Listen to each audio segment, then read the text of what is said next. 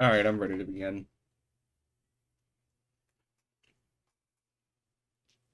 So we're going to continue on with episode 3.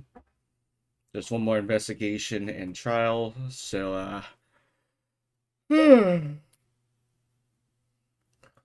hopefully things start picking up.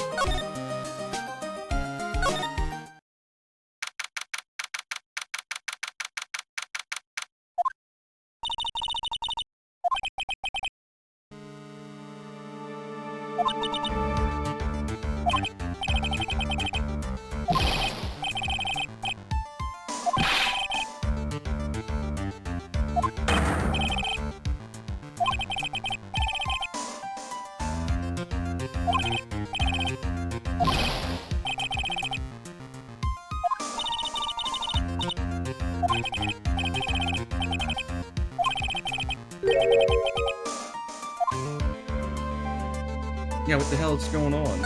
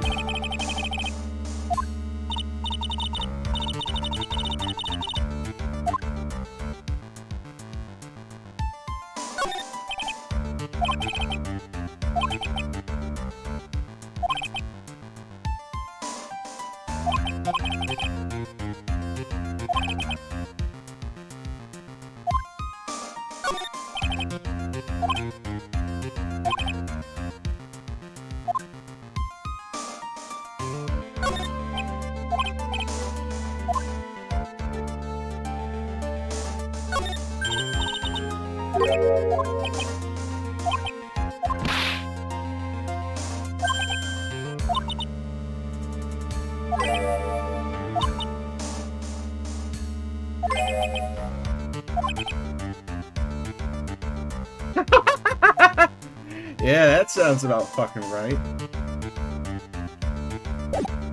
Wait, I can't do shit here. To the detention center.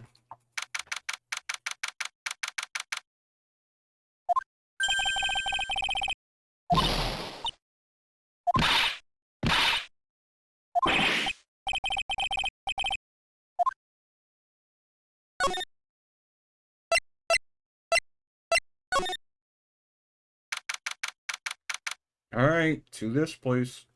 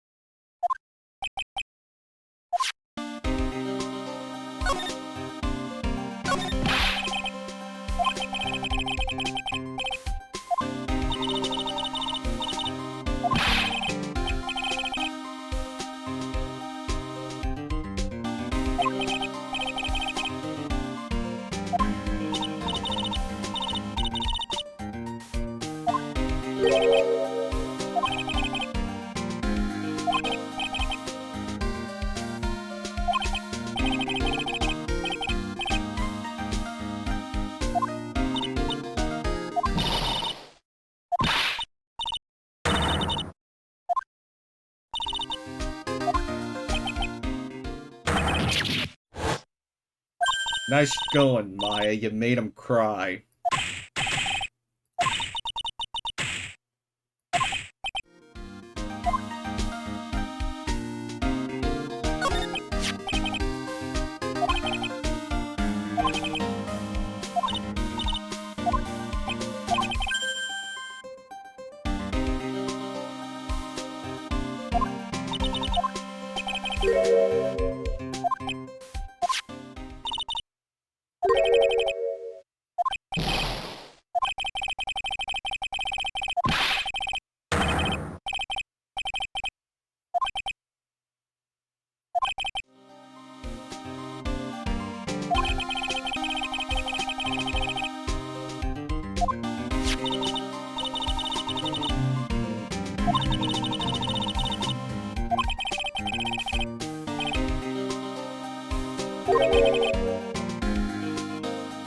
Yeah, other than that, he's a computer programmer and he has an ear injury.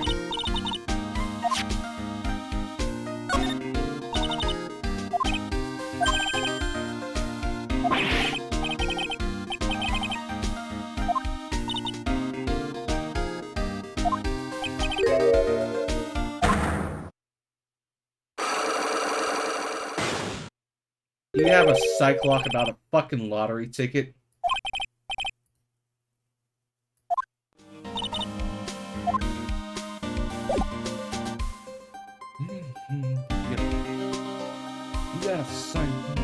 He's gonna fucking... I'm sorry, I'm just mumbling to myself. Like, the dude has a fucking cyclops over the goddamn lottery. Whatever. Kitchen. I'll get back to you later.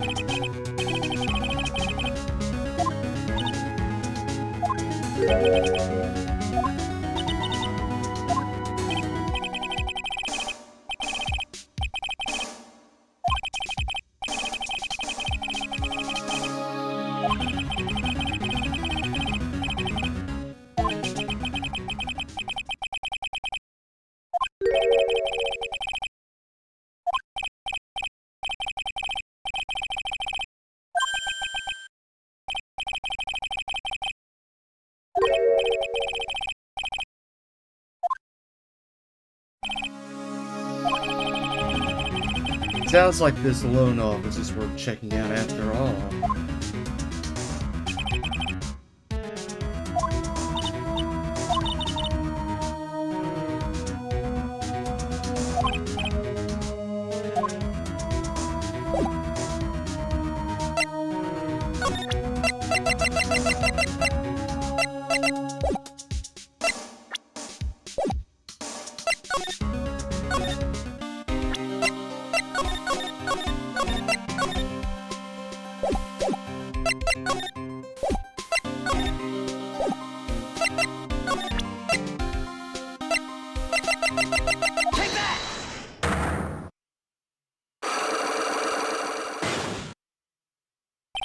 The radio.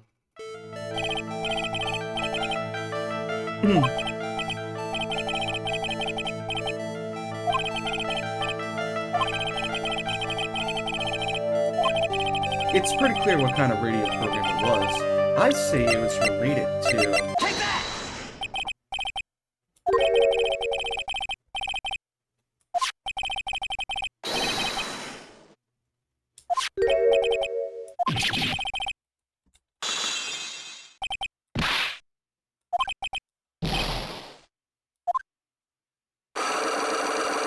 Oh, that was easy. Alright.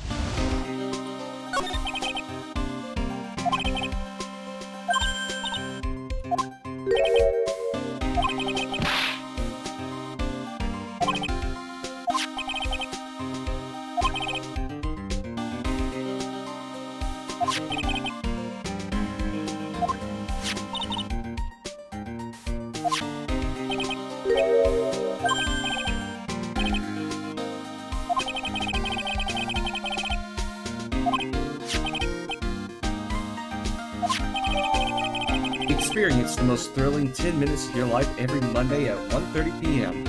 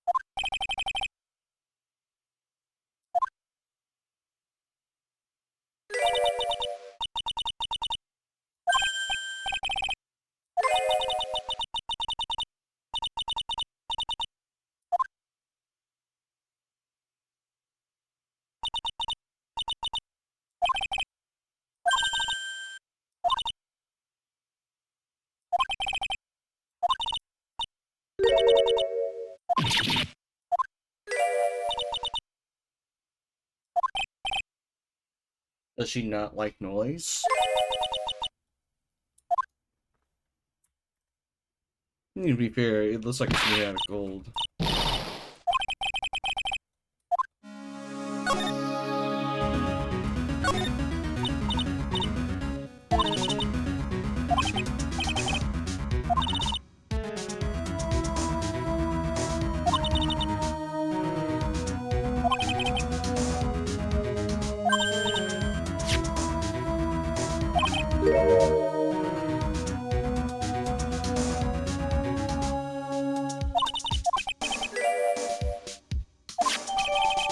Matches used for advertising found lying in Tinder Lender.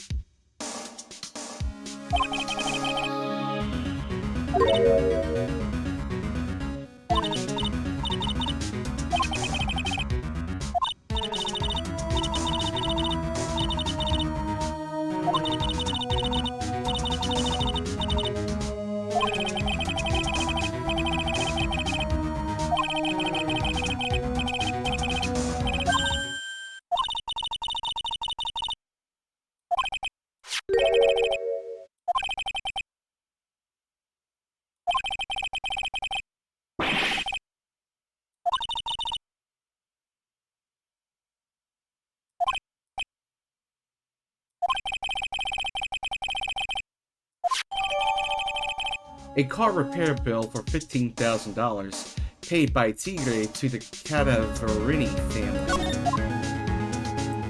Mobster, mobster, mobster.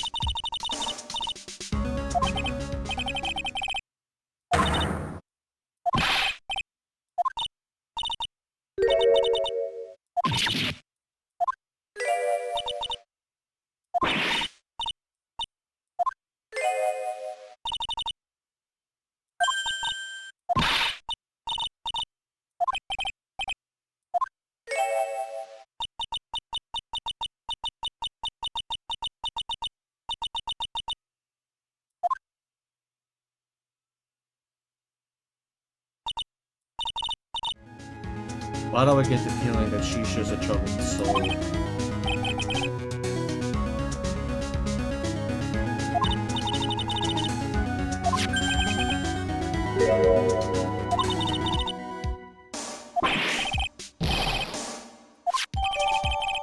Found at Tinder Lender, made of cardboard and painted to look authentic.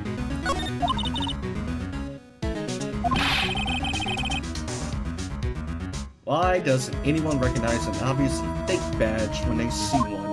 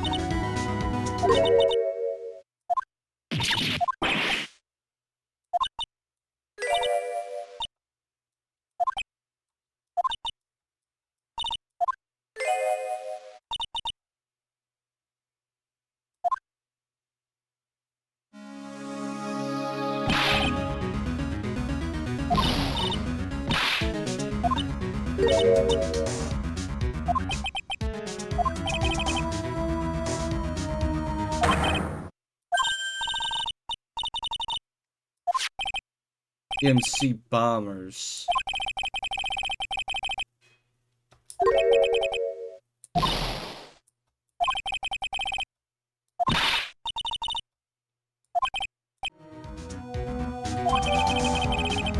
Found at Tinder Linder, a sample disc with the name written in the marker.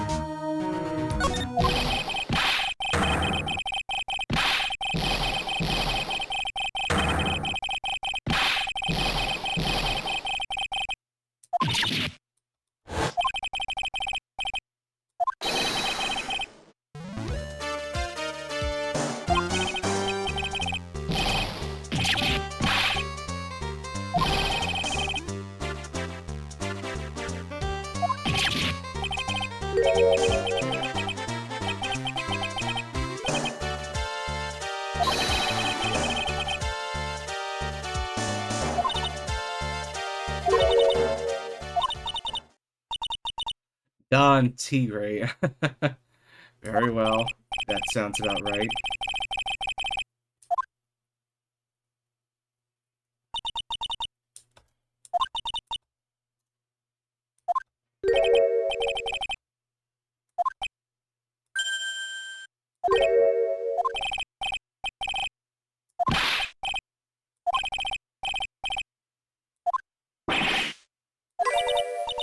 So unfair.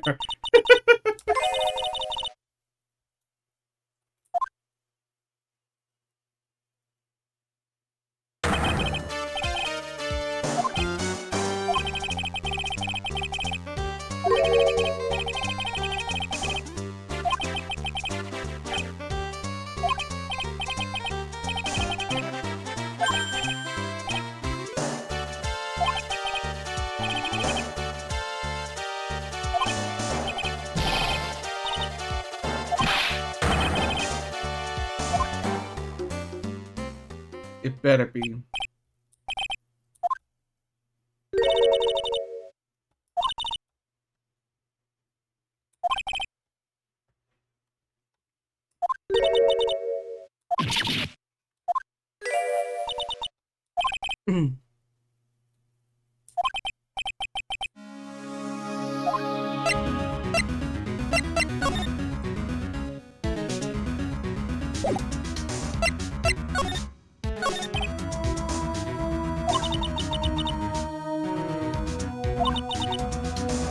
Yeah, family-sized business sounds about fucking right.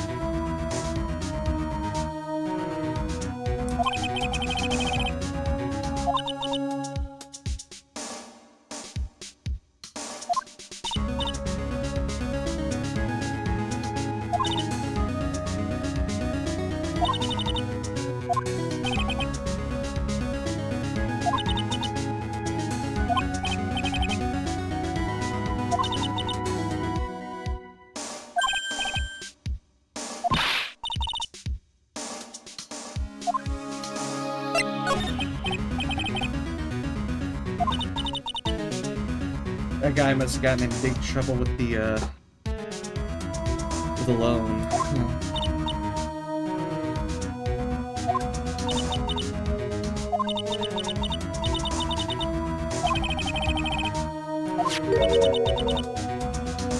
Curio TV.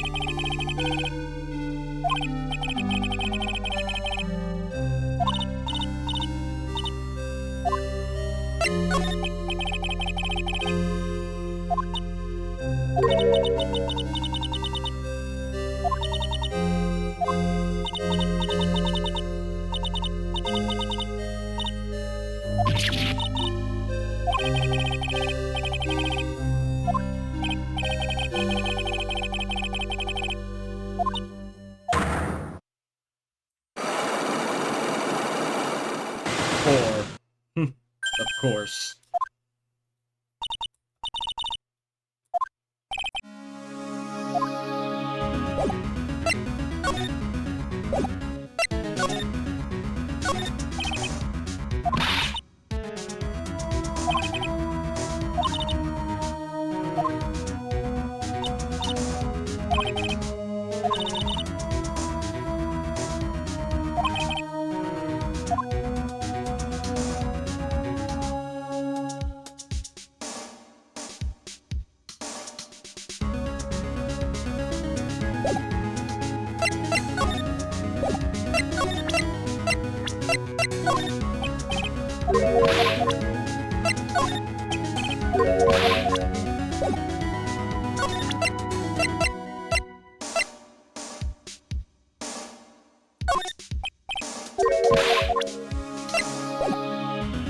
Better not. I'll be back for you later.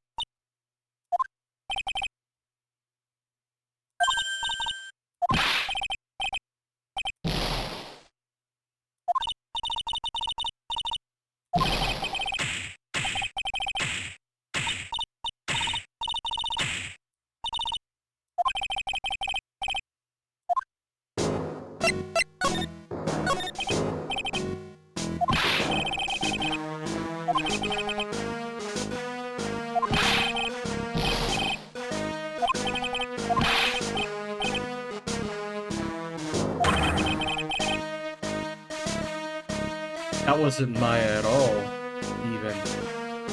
That must have been Violetta. Especially if she was the one who did it.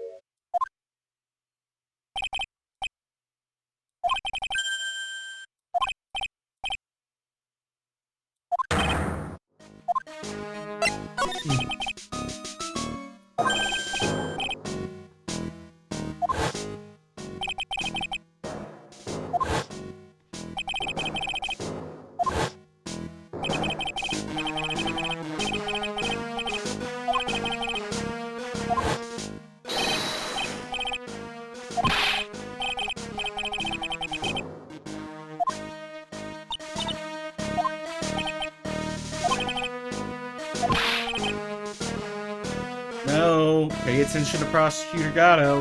He said he took his sweet time finding a payphone.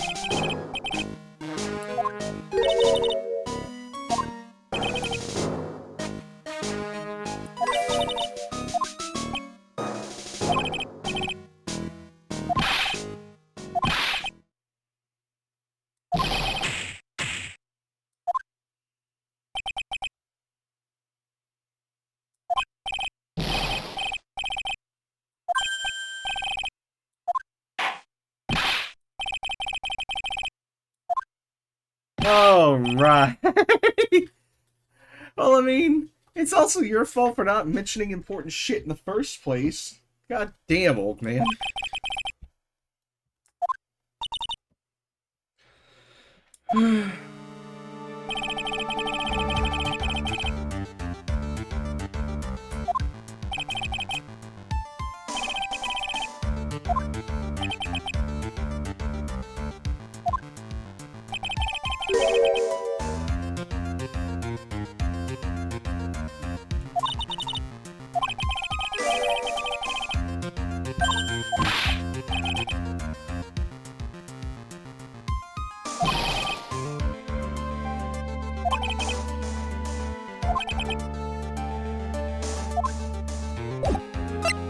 Thank you for your time, but we're out of here.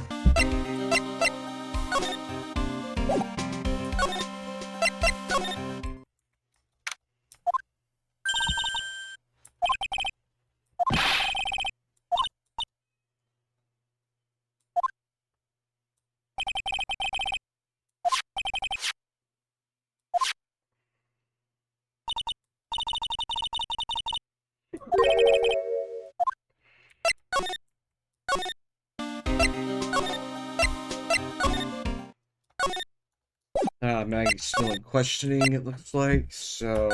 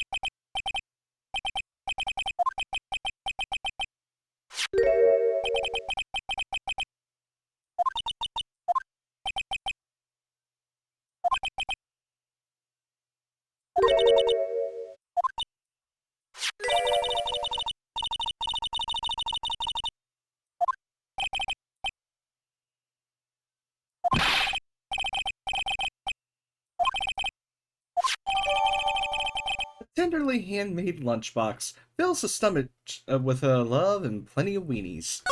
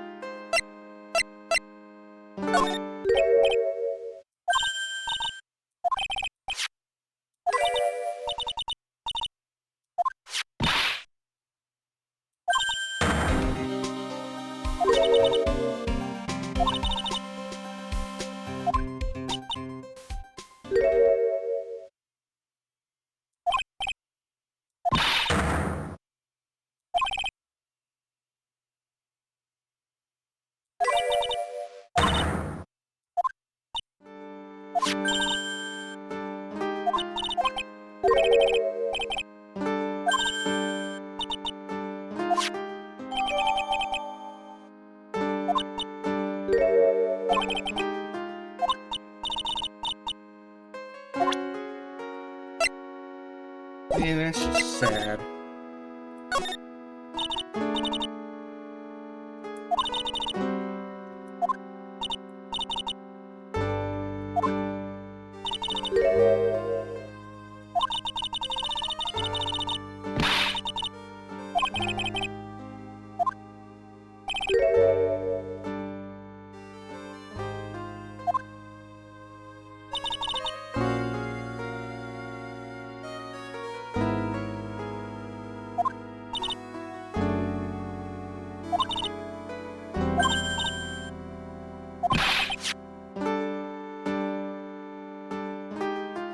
Alright, we got some things lining up here.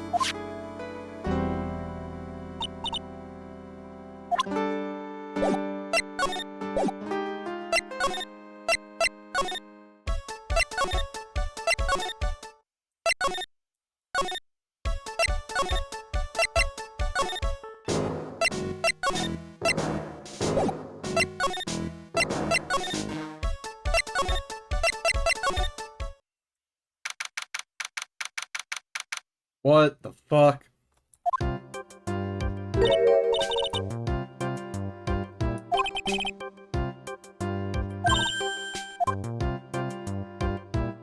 Oh wow, that's actually a nice outfit. It even lights up.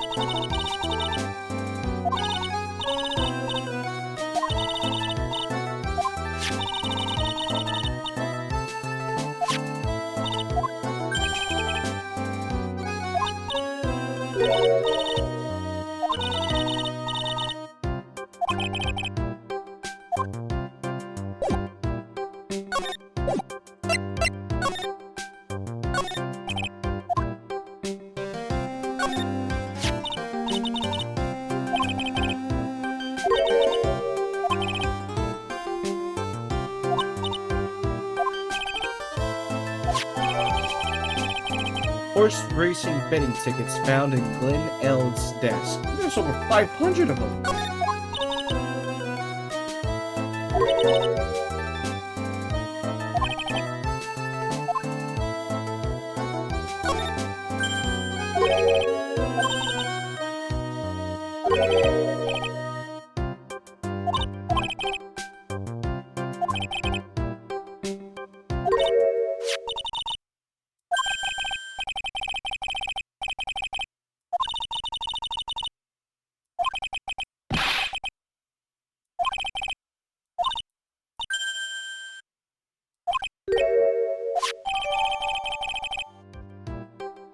Note saying meet with the tiger. Alright. Considering where he was poisoned, that would clearly indicate that someone else should have been there.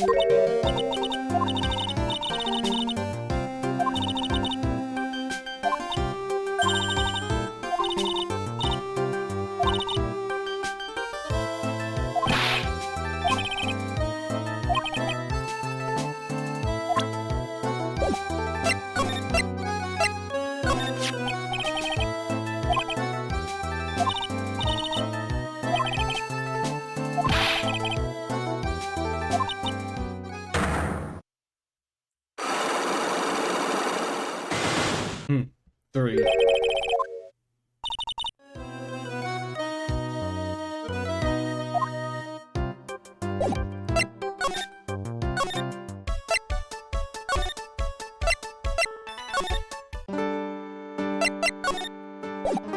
I'm not gonna be able to get anywhere else with her,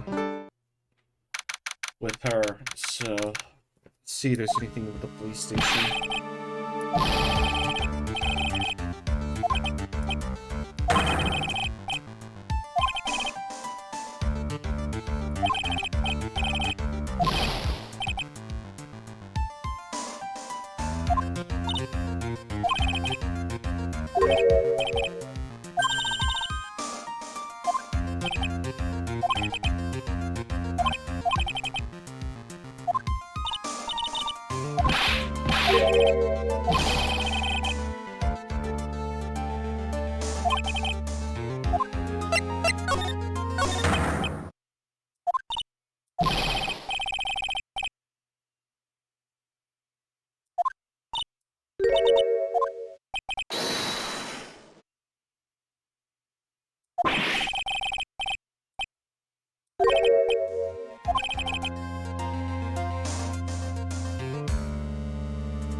Tenderlander is considered to be even fishier than the average illegal loan shark, and it seems it ran into trouble just recently.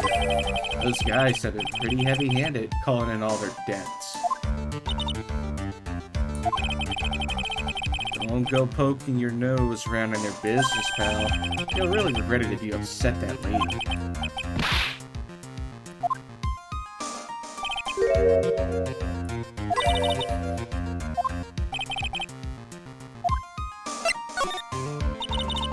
I'll press some about Violetta first, or after this.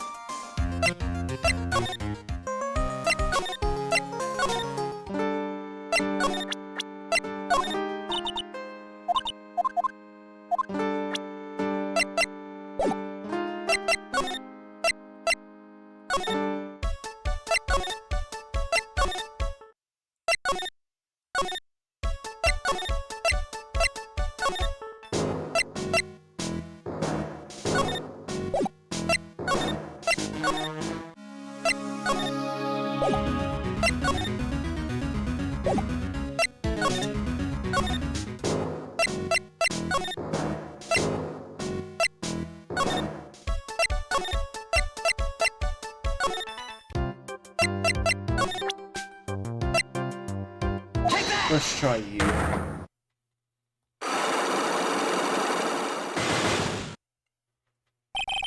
Glenn's Troubles.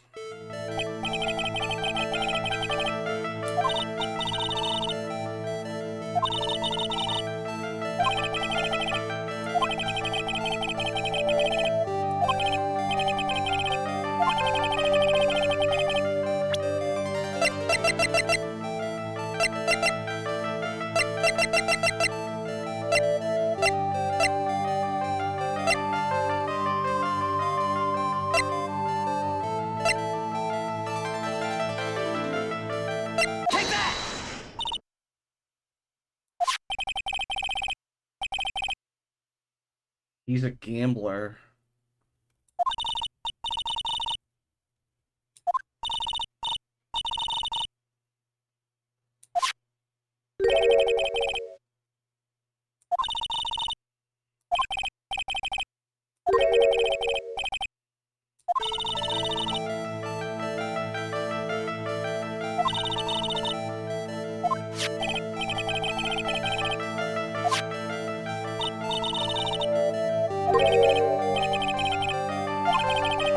Mr. Ellis's gambling wasn't restricted to horse races, was it? Take that!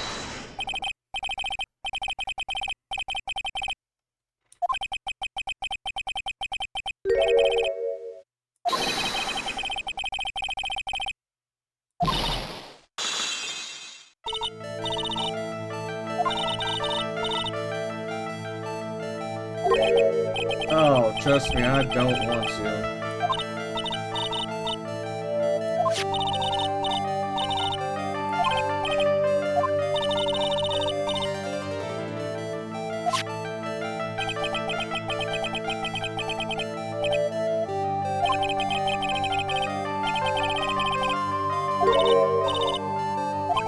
Mr. Ellis's real problem was with someone or something more terrifying and ferocious. Take that!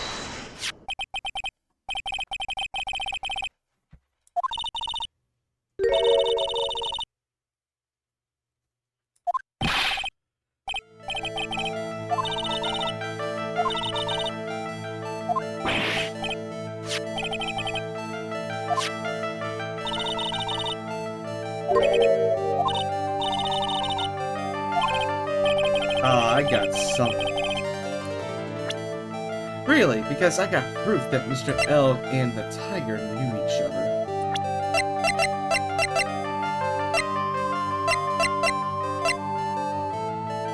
That would be... It's either going to be the bomb, the thing, or even the,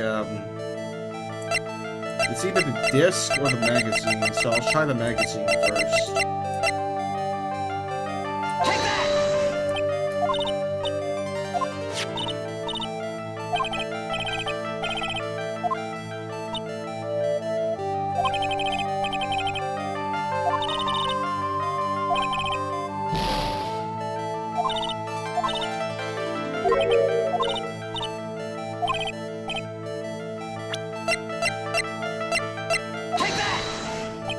No?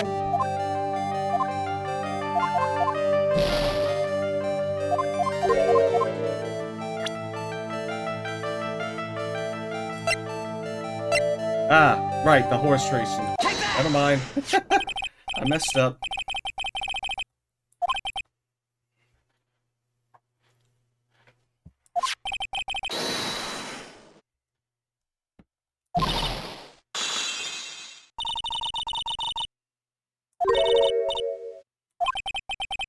Now I can move on to the sports magazine.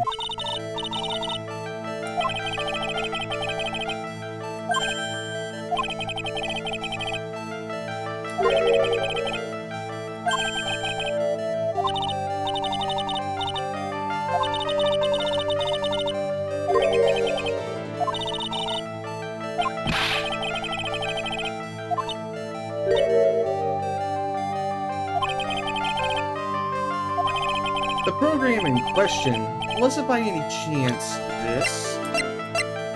Okay, again, either the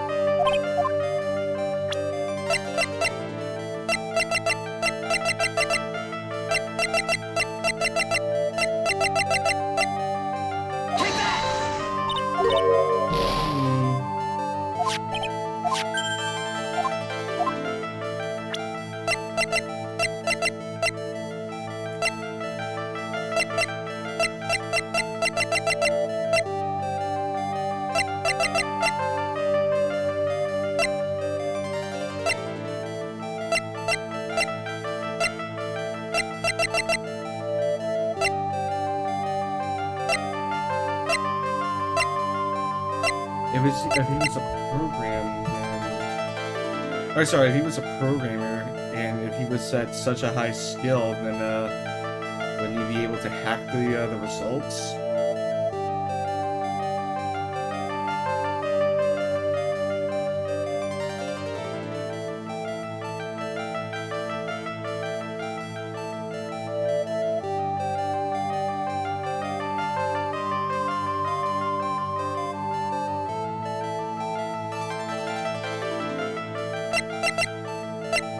Wait.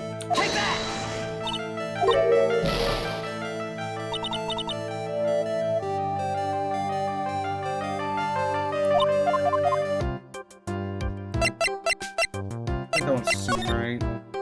I know I got it right, right?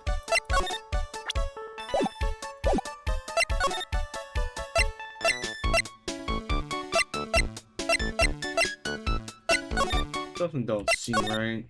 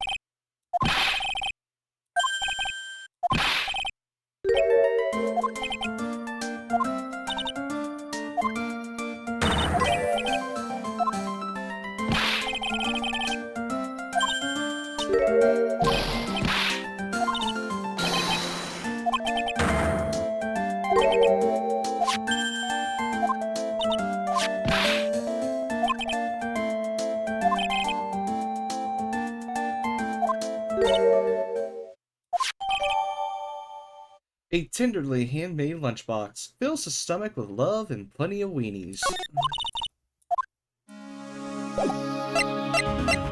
Now that they got the disc updated, I'm moving back to blue screen.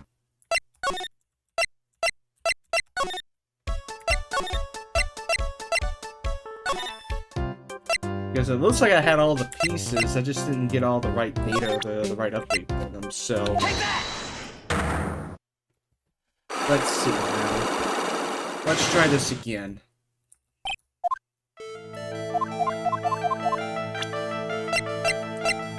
Take that!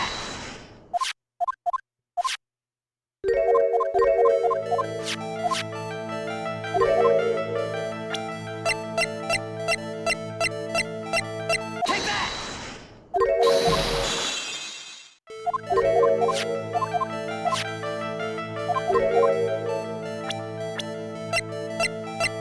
Take that!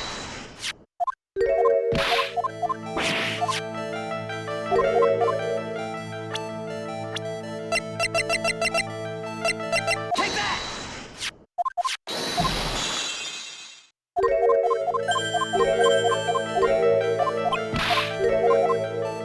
The program in question, was it by any chance this?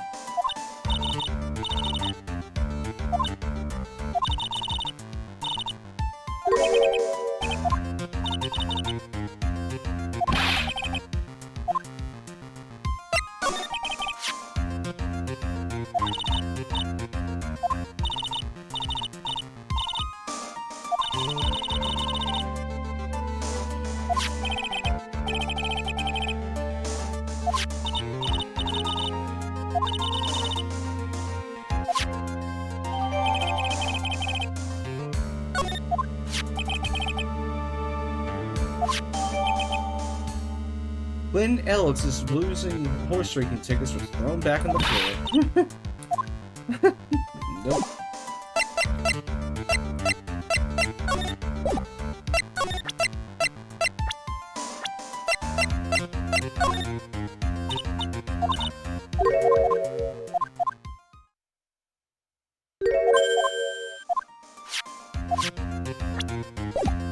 It looks like we're done here.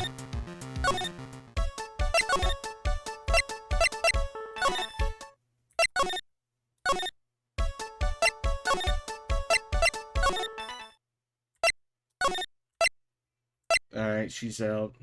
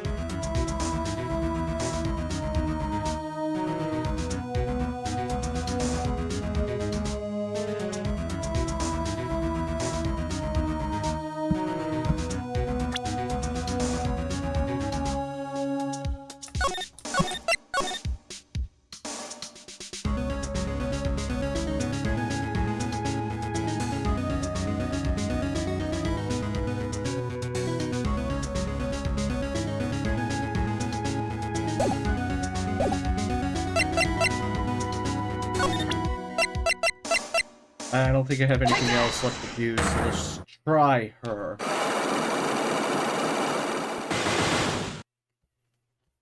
The head bandage.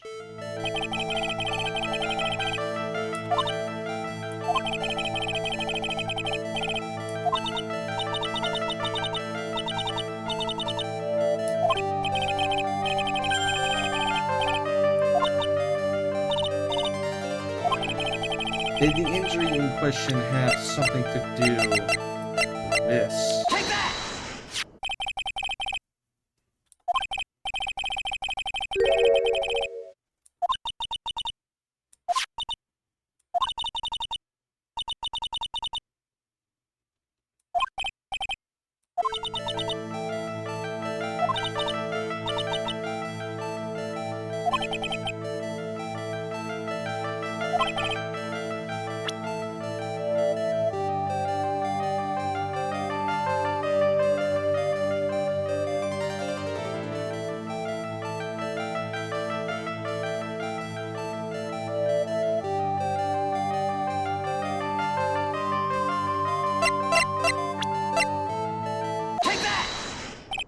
Yeah, I already know the right answer was the thing.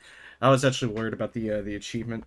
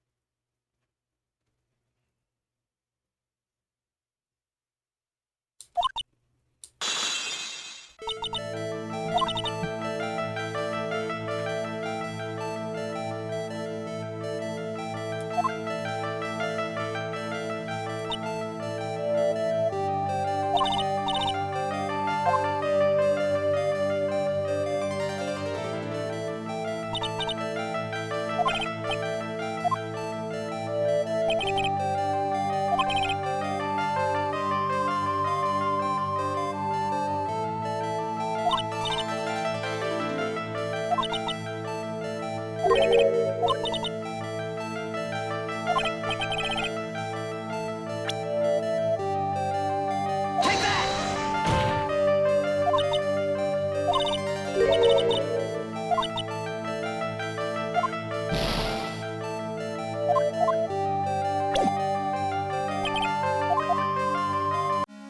I'm gonna see it first. If she's offering a donut, then Take that! might as well get it wrong.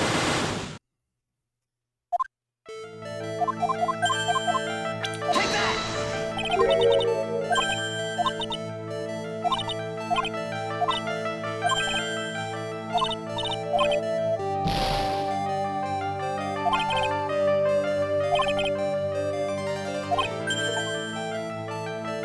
Alright, there we go.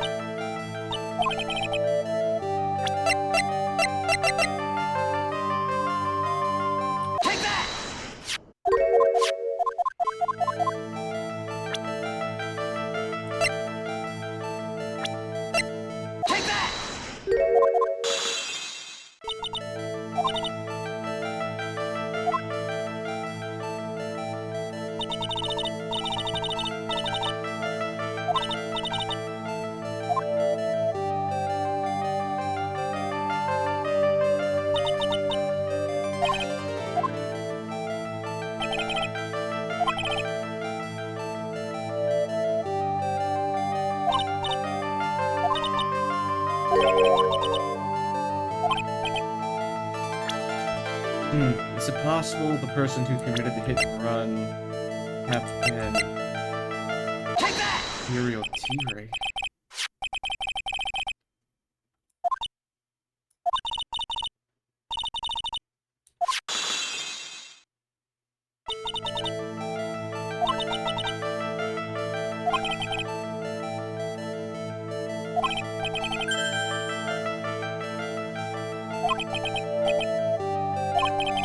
But I have proof that the tiger was involved in the traffic accident on his bike.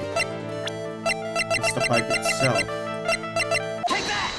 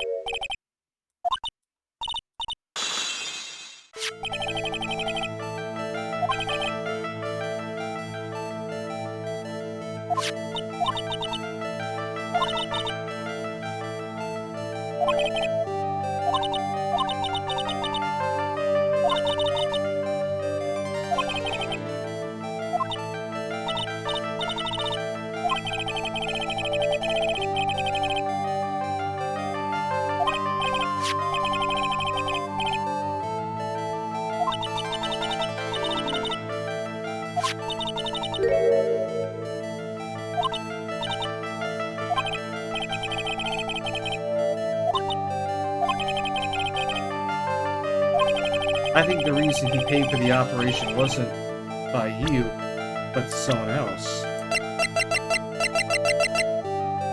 Take that! There's only one other person that it could have been. He's the head of a major crime family, even bigger than his.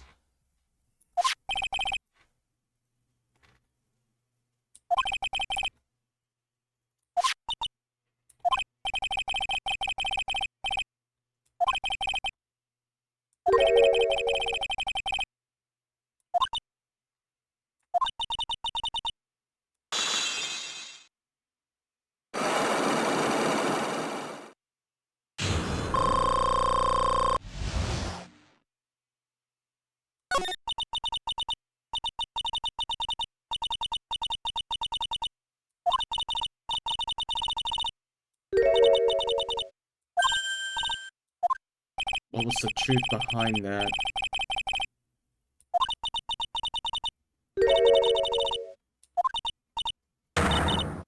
For something so minor.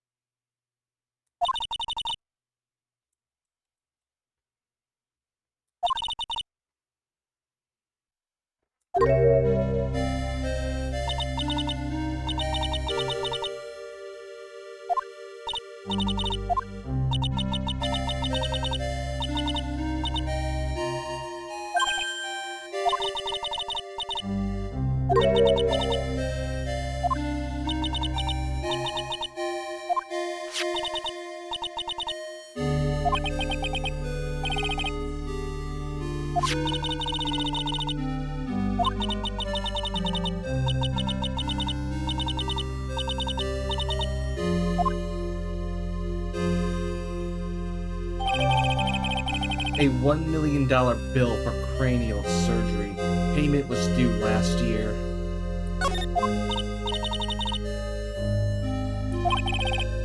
Yeah, I do too.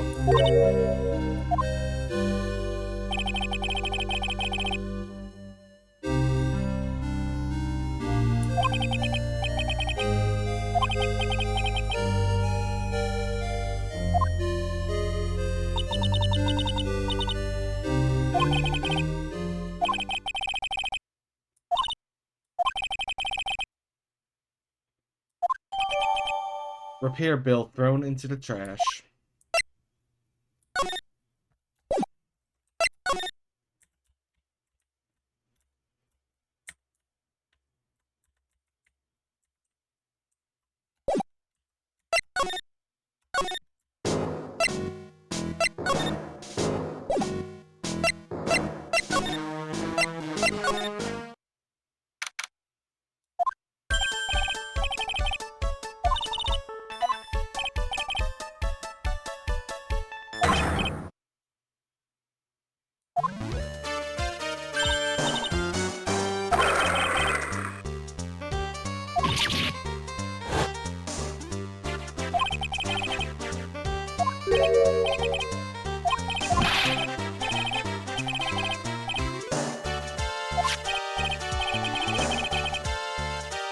How did he know they were missing?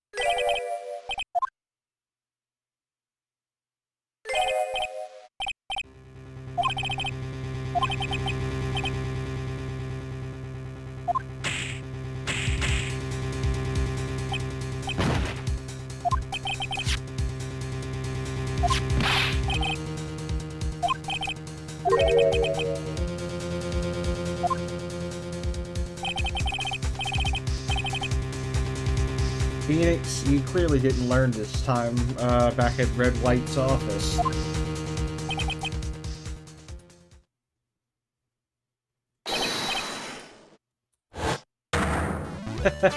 Always gotta rely on him.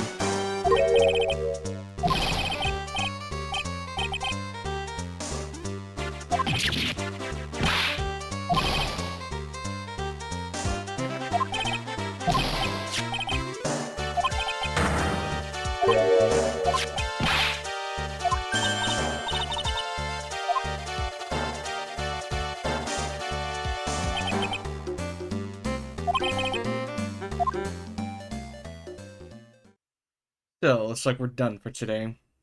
Or at least for that part.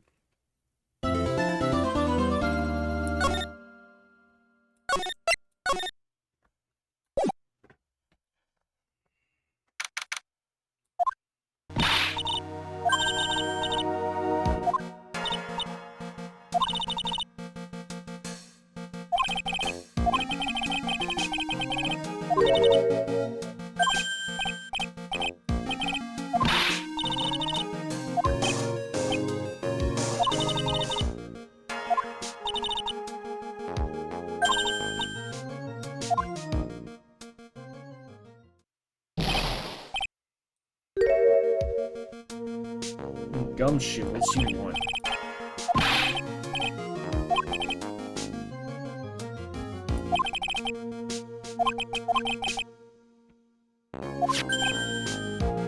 Oh, that's right. We gave that bottle to you on the first investigation day, and we haven't heard back from that yet. So what's going on here?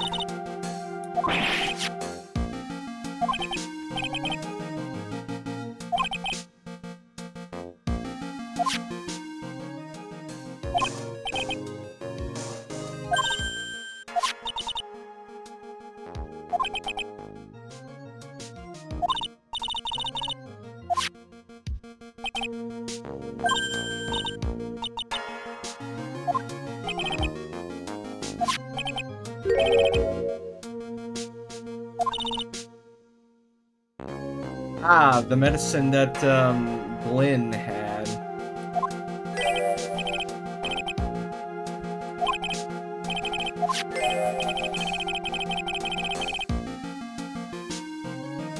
So why was that missing? Or how did that get missing and why?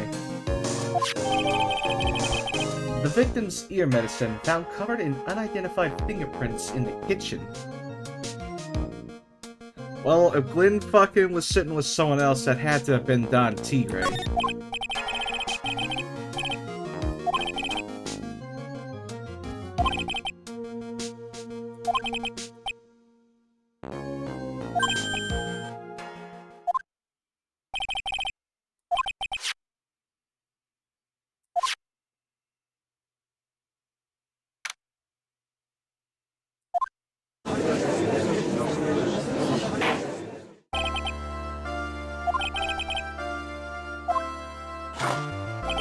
Ready and waiting as always, Your Honor.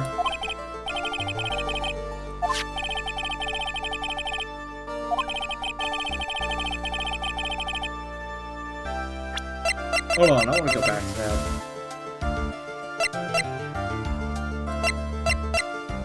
Okay, never mind.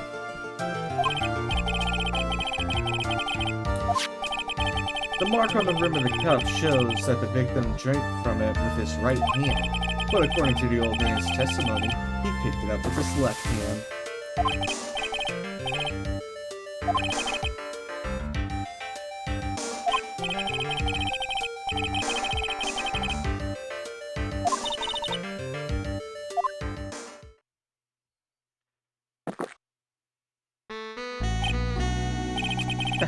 Allow me to enlighten you, Your Honor.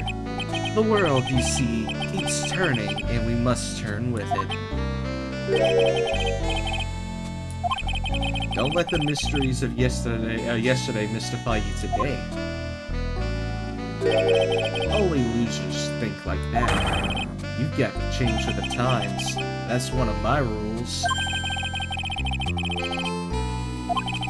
You know the answers to these riddles? Yep. The old guy wasn't just throwing seed in here, he was throwing us off the scent. And today I'll prove it.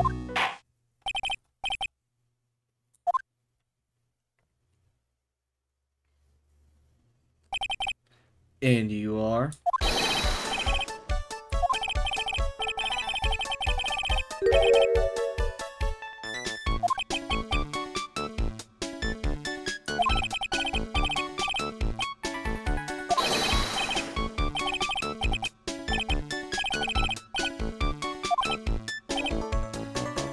Even the judge doesn't know. On the day of the incident, you were in Tribulations' kitchen. Isn't that right?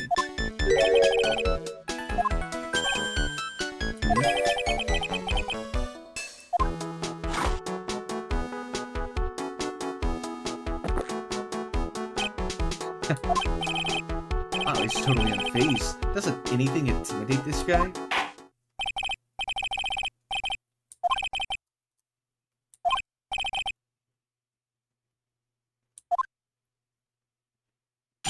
At Tribulations.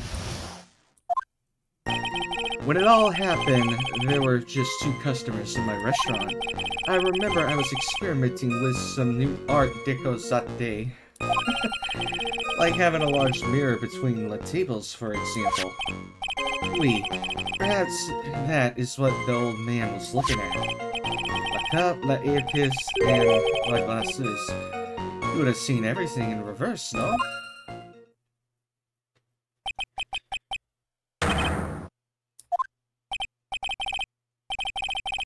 Yeah, a fucking mirror. Where and how?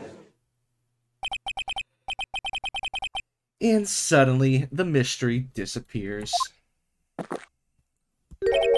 Like I said, the world keeps turning, so roll with it.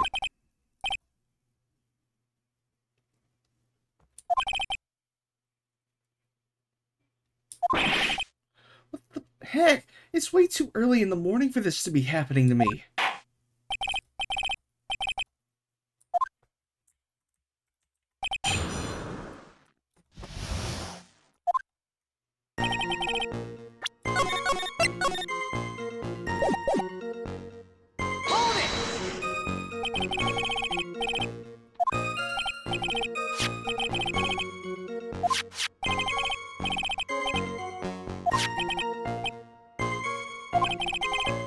What about the other man Maggie says she saw at the table?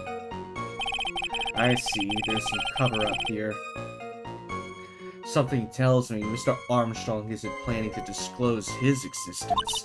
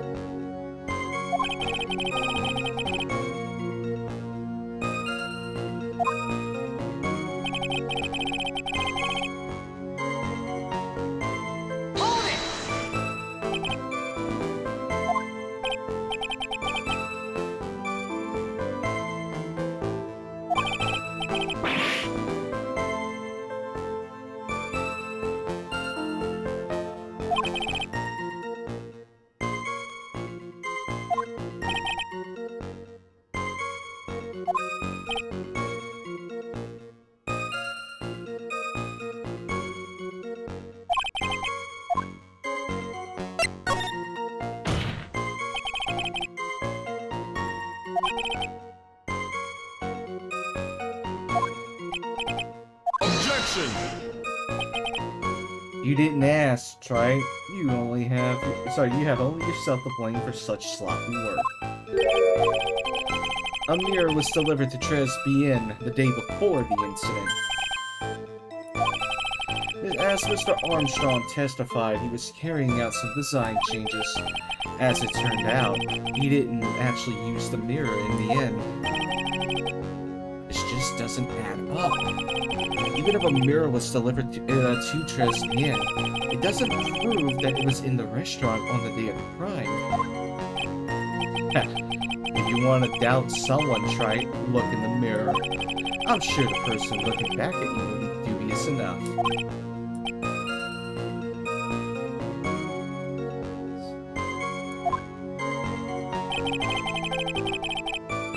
Hold it!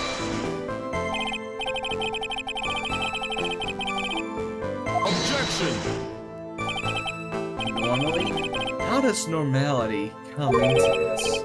That's lame, Trite. Even for you.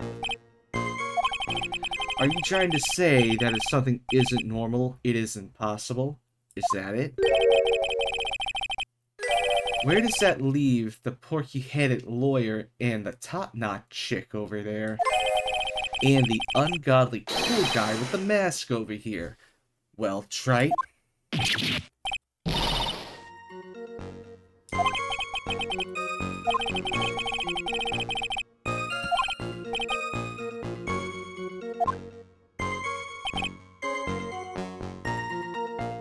Hold it!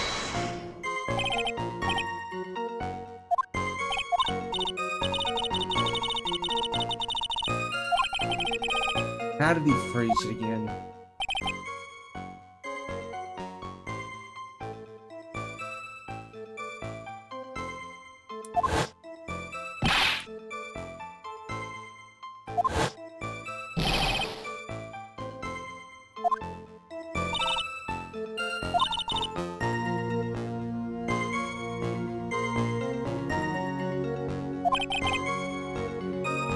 And that clears up all the problems with this testimony, I guess. Doesn't it?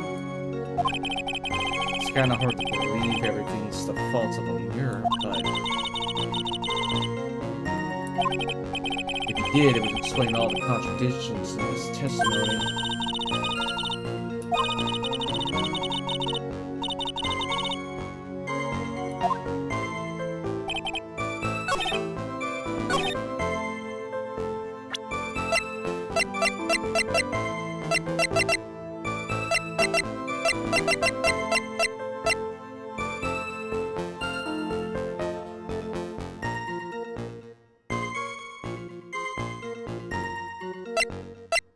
This is centered around his testimony.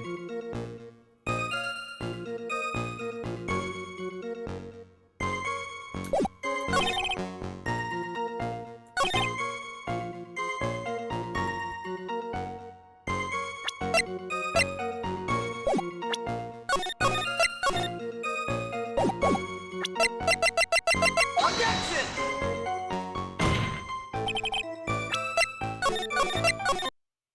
No.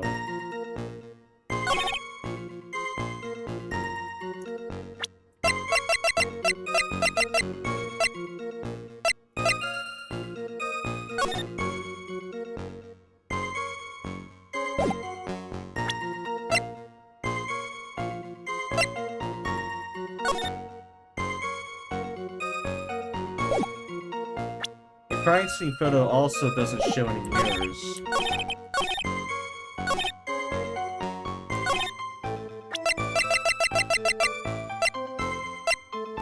Objection!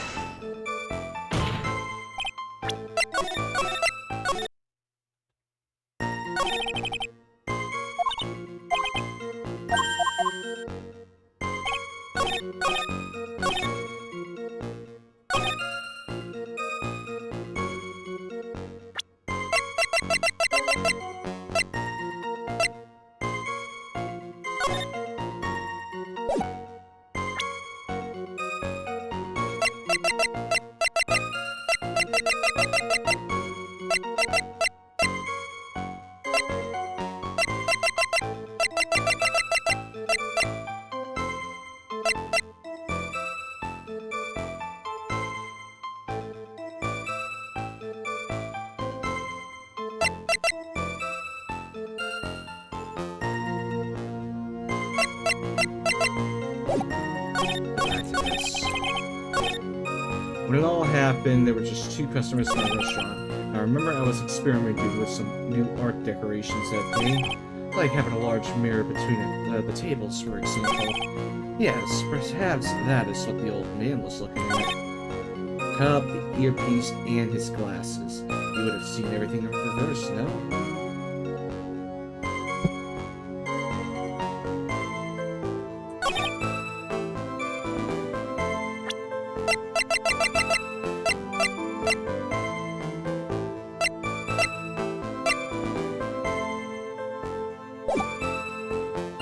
In the end, he decided not to use it, though. That's the problem.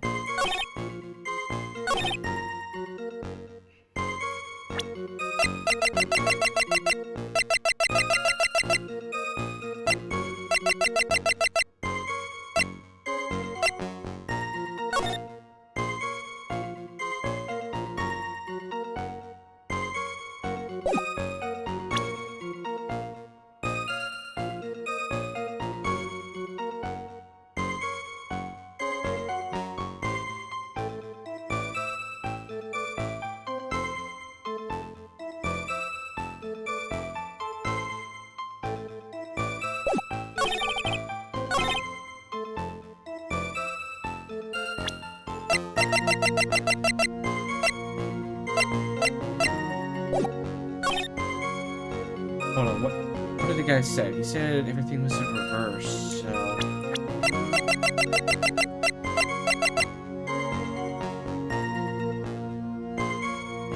Over left eye. Left eardrum was ruptured.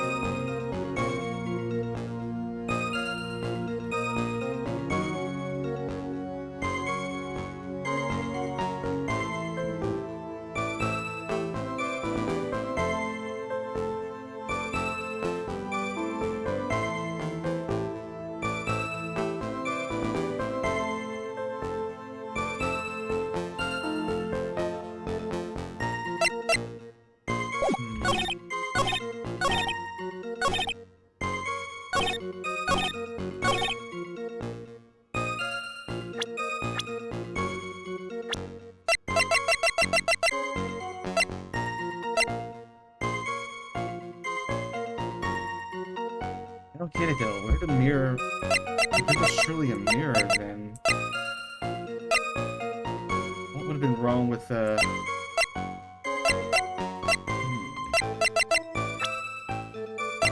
Now, yeah, this is about the victim here.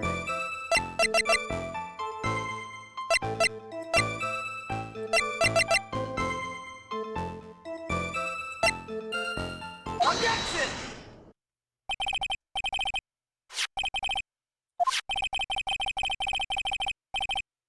Yeah, I don't even have a transcript of the testimony. The only thing his fucking testimony said, at least in my court record, was that he broke the vase on his side, which...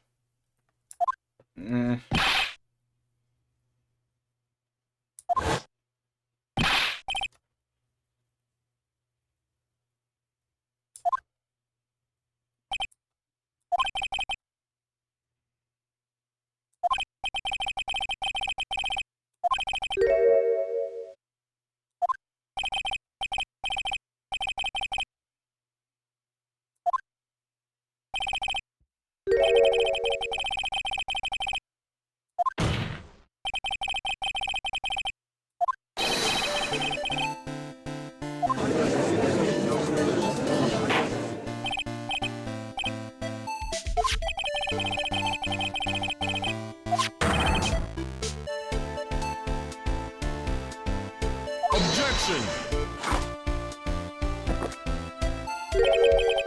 How bitter. Try it. You should have a taste of this bitterness. It'll calm you down in no time. You don't understand the way the witness thinks. You remember this, I presume?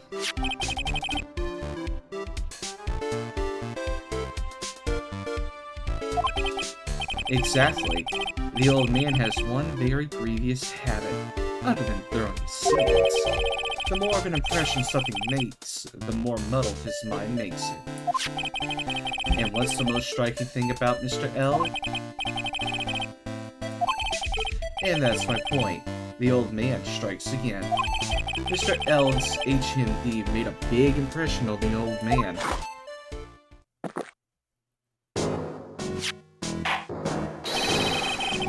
I saw the earpiece and those newfangled spectacles he was wearing. Oh yes, they were both on his left ear. Did you hear? His left ear. Damn. Well, Trey.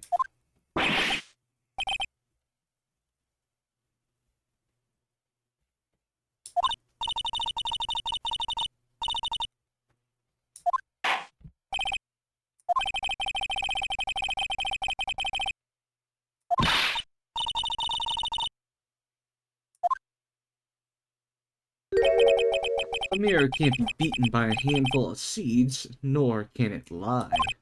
So, what exactly was the old man looking at? Fill us in, Mr. Armstrong. Go on, tell the court. We're all ears.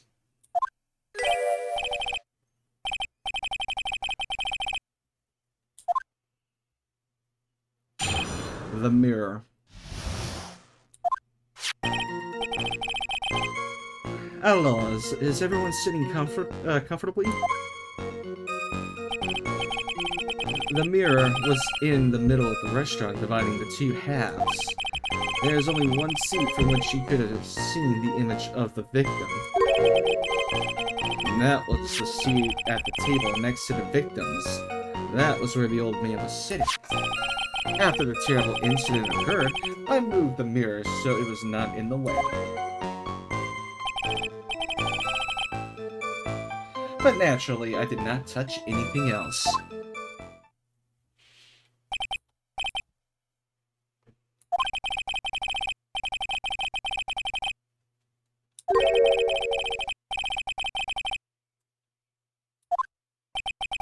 Don't worry about it. We can keep up, except for the guy breaking out in a cold sweat over there again. I hate that guy.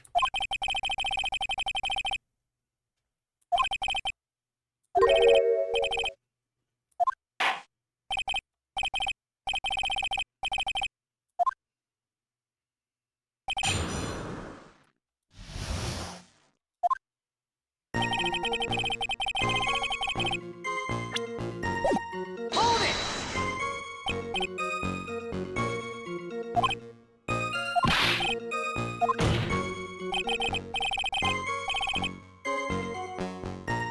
Objection!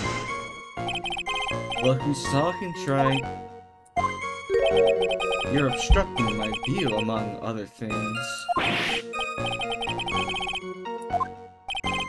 Dressbean's charm is that it gives you the impression that you're the only customer. Temporarily placing a mirror in that spot would hardly be in the way. Unlike you, Trite.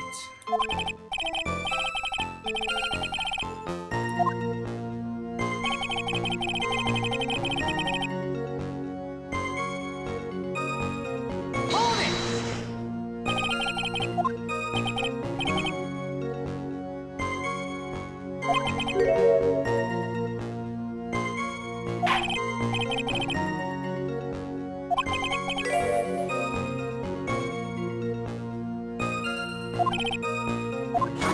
Get with it. I'm already seeing a very hot someone, so I'm afraid you'll be waiting for a long time.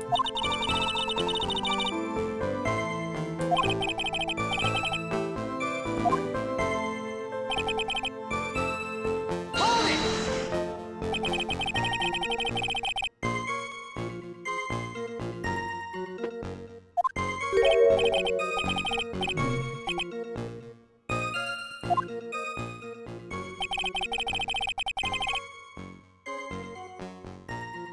Huh.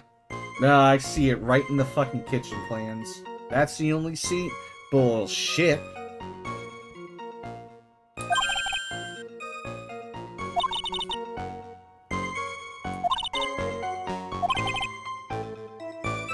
The old man was sitting at the table next to the victim.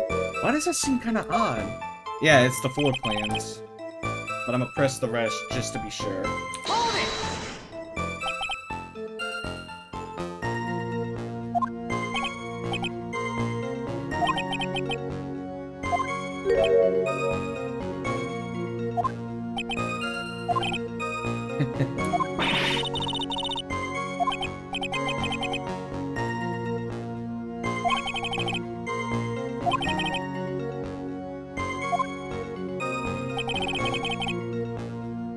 Hold it!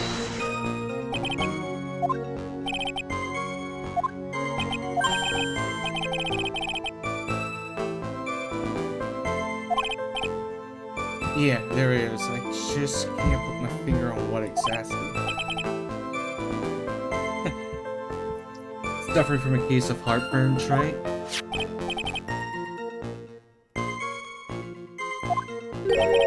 Add a few drops to your coffee and voila! Enjoy. Focus, Phoenix. Deep, breathe. I just need to ignore these two and just find some evidence.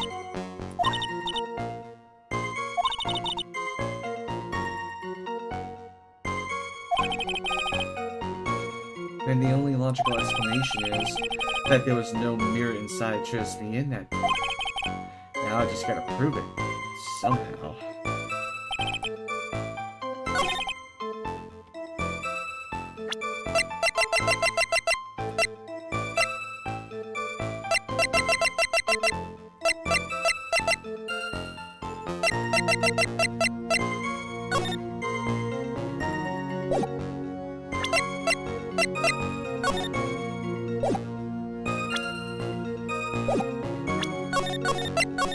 Try the floor plans on this statement.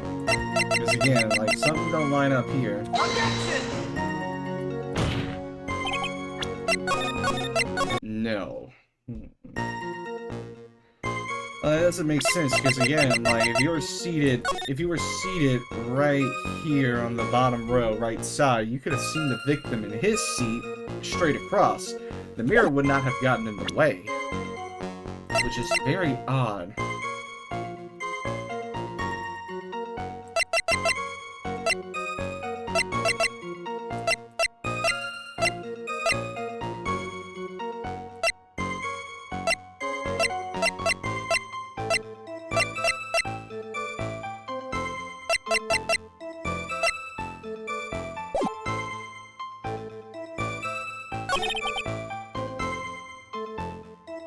Hold it!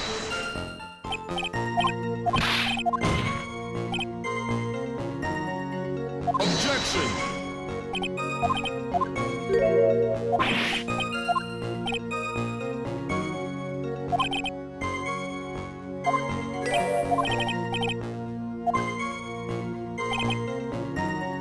Hold it!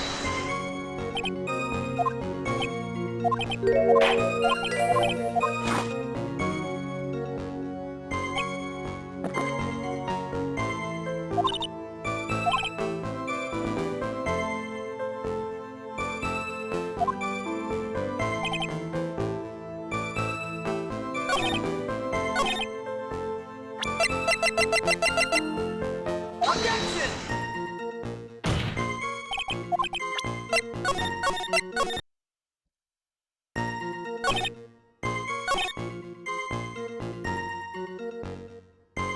Hold it!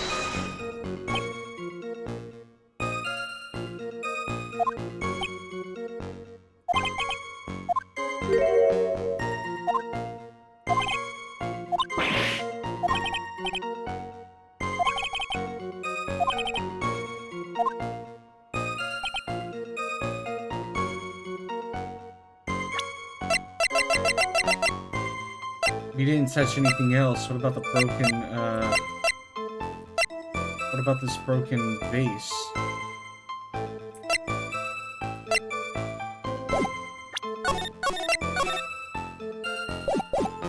Because if I remember right, there was no broken vase anyways, right?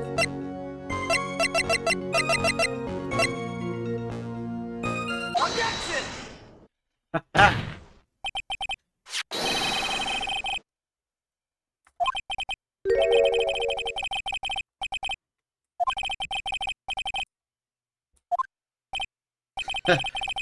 I guess useless people are only really good at identifying useless things.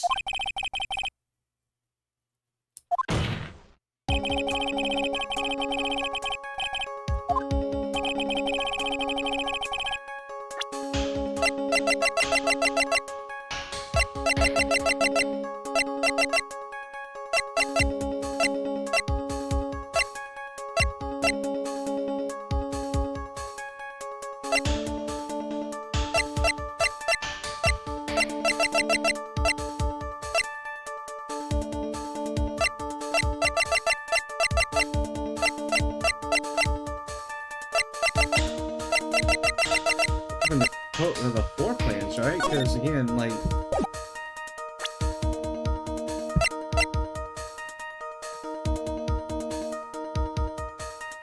I can only think it has to do with the floor plans. Again, he broke the vase, so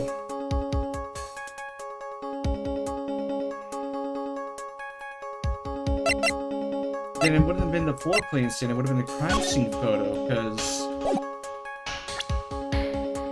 if he was sitting right there... Take that!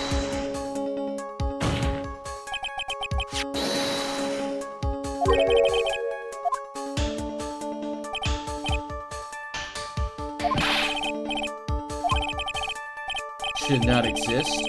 Ha! Sounds like you're describing yourself, Trite.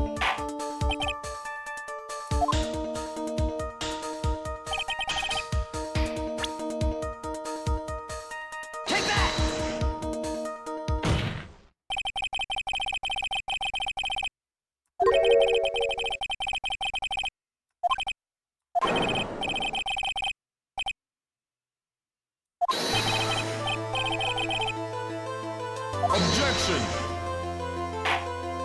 Don't be an idiot, Trite. That's impossible. That seat's the only one Kudo could have seen the victim's reflection from.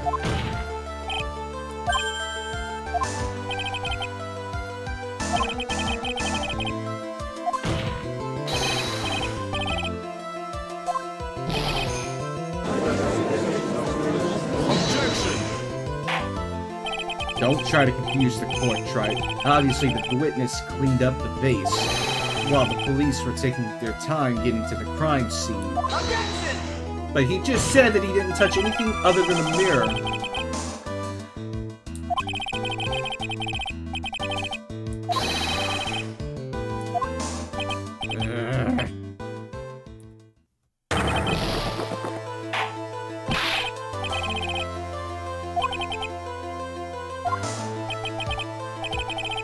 I was right. There was no mirror in the restaurant that day.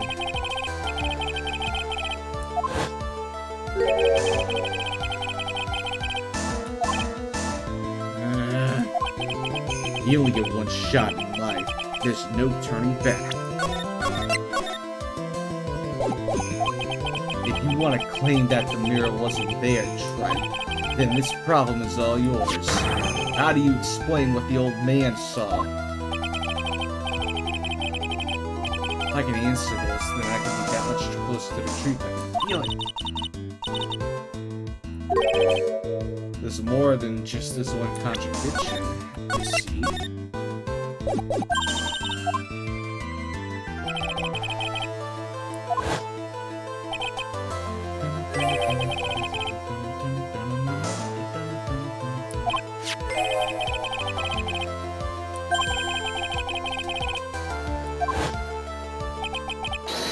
I think I know the reason why nothing in this case is adding up.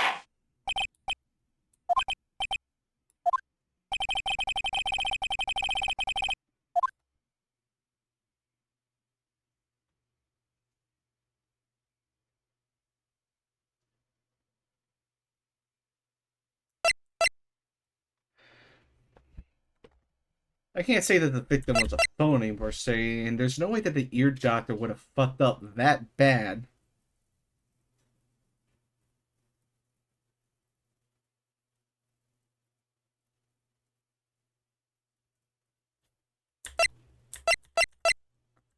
No, Kudo swears he didn't make a mistake, and there's no way the ear doctor would have made out, so...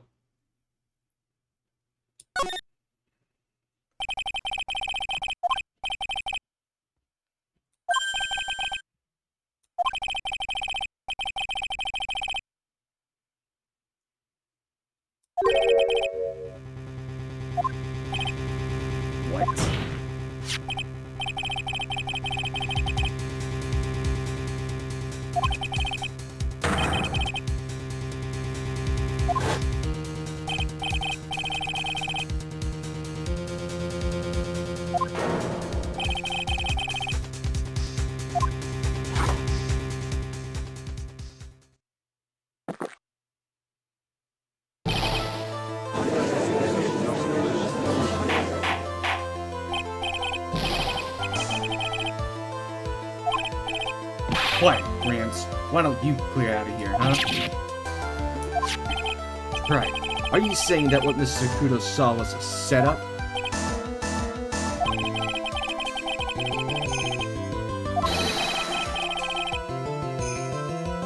Objection! Get real, Trite. Why would anyone want to do that?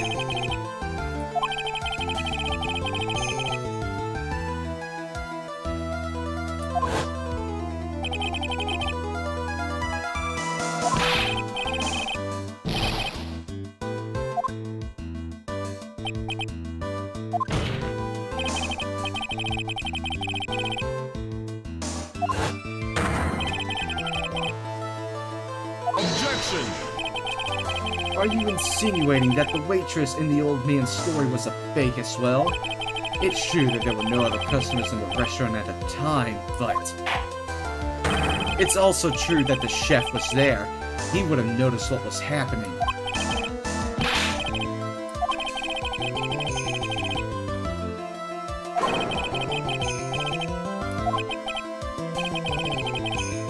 Objection! No, it's quite simple. All you have to do is testify. You are under oath, after all. Was there, in fact, a phony at Dresmian that day? The defense demands that Mr. Armstrong tell the whole truth about what happened.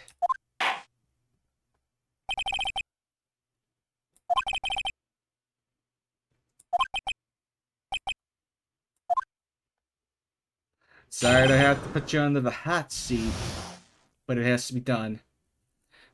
In the restaurant. The victim, Monsieur Eve, he came to my restaurant alone. I remember the old man arrived not long after him. There was no other customers. When he got word he won the lottery, Monsieur L became very excited. It was approximately 5 minutes later that the poisoning incident occurred. No, there was no time for our phone to do the acting.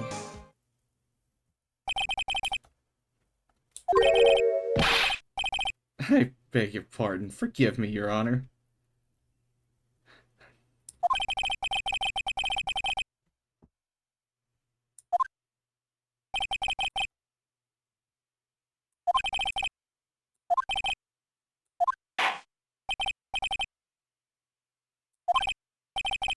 He took that perjury charge a bit too well.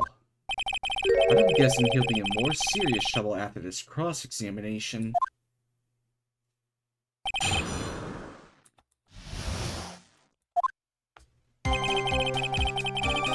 Hold it!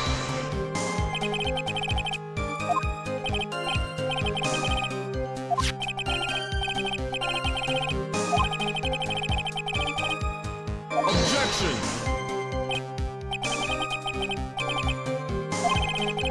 Unfortunately for you, Chai, yesterday's witness also testified that the victim was alone.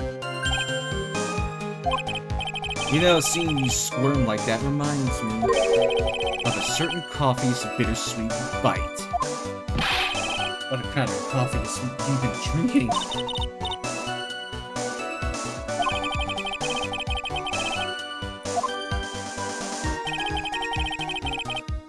Hold it!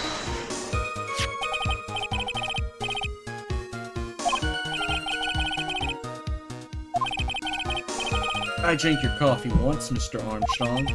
It's special. I'll give you that. It's worth a sip just for the experience. Yeah, but he told you flat out that it was the worst. I said it was worth one sip and nothing more. So old Mr. Kudo arrived at the restaurant around the same time as the victim. I think I should ask about his arrival in more detail.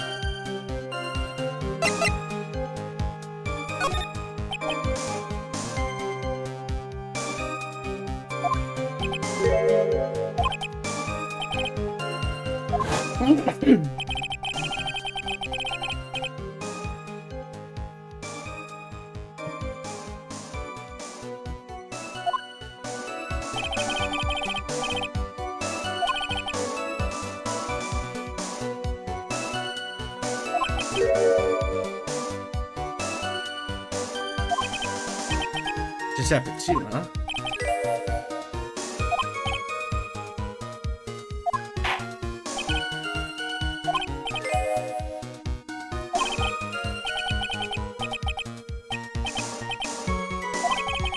I'm glad at least one person is in a good mood.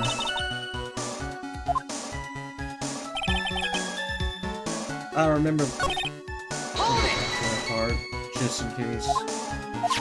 Objection!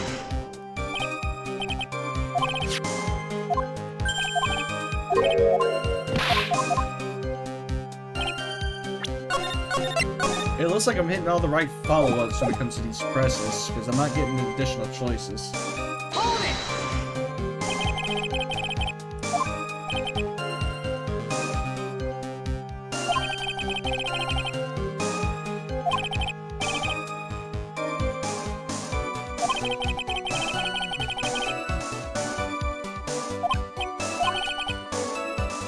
I guess you should never get between a hungry judge and this judge. Yep.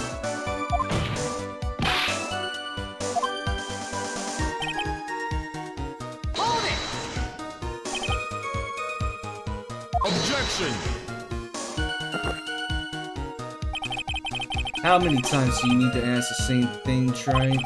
You never catch me drinking the same blend twice. You're trying to establish the presence of a phony victim in the restaurant, but you're wasting your time. You can't grind bird seed to make coffee, if you catch my drift. There's a hole in his testimony somewhere, I'm sure of it.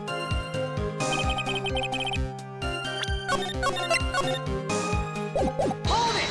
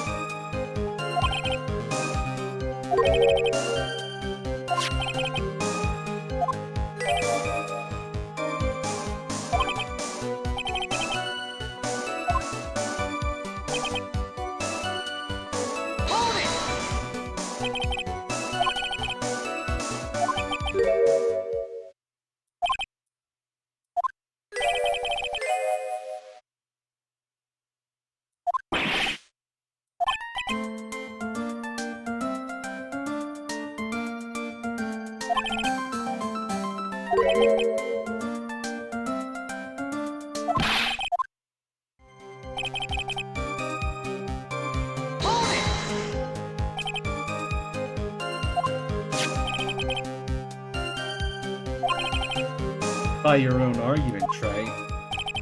The purpose of this phony victim's performance was so the old man could see it. In other words, once the incident occurred, this opportunity would completely disappear.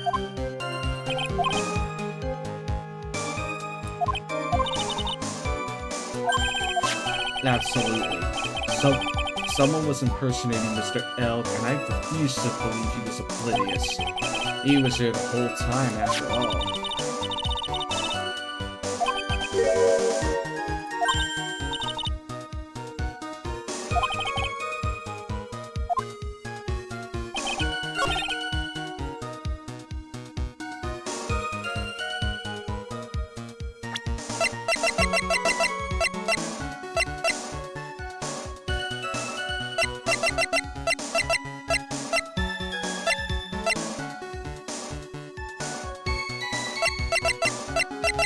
One thing doesn't line up, right? Especially if you heard the results of the fucking lottery. Then wouldn't that just most thoroughly 10 minutes of your life every Monday at 1:30 p.m.? That means it would have ended at 1:30. How is it that this happened after 2?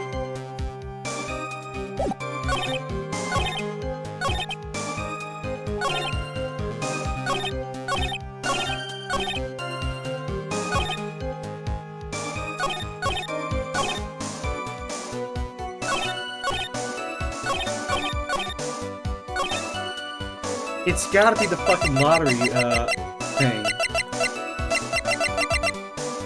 It's gotta be the lottery thing, but for which statement? Because, like, again, the time that it starts doesn't line up with when he arrives.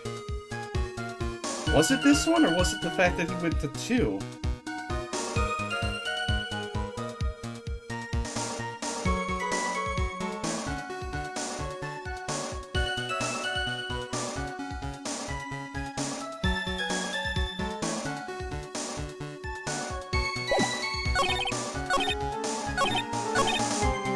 It is the fucking... Yeah, what the fuck? Objection! Hold on!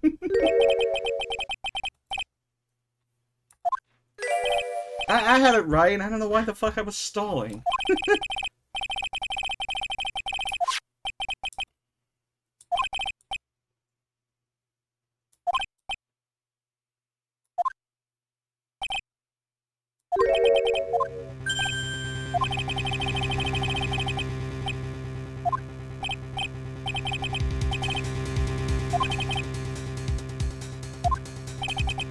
Get to the point, try if you have one.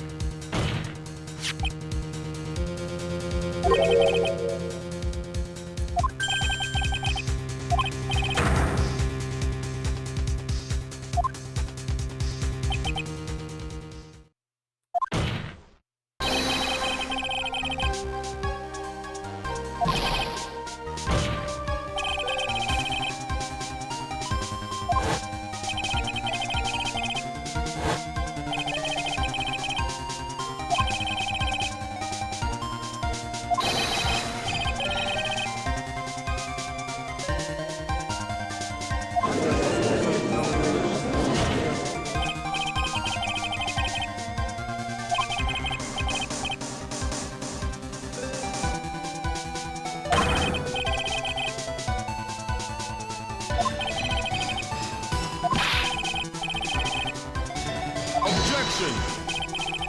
By the performance shite, you were almost on a roll.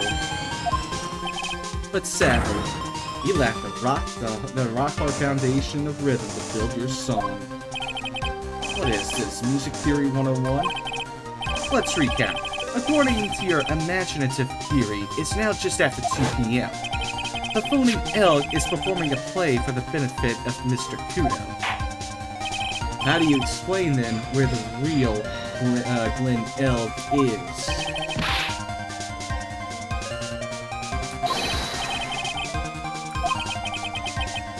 Objection!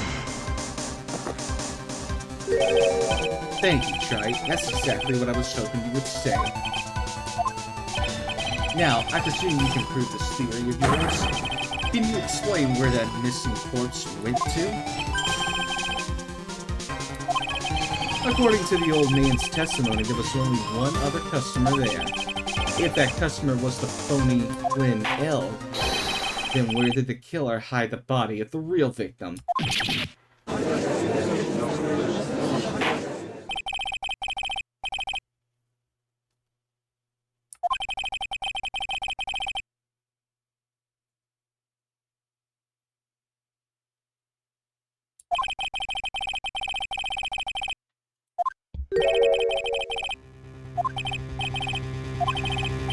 No conjecture, Trite. Let's use some facts for once.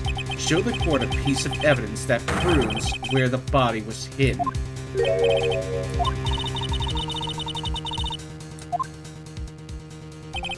I thought I had him with that contradiction. But he's turned it all around and backed me into a corner instead.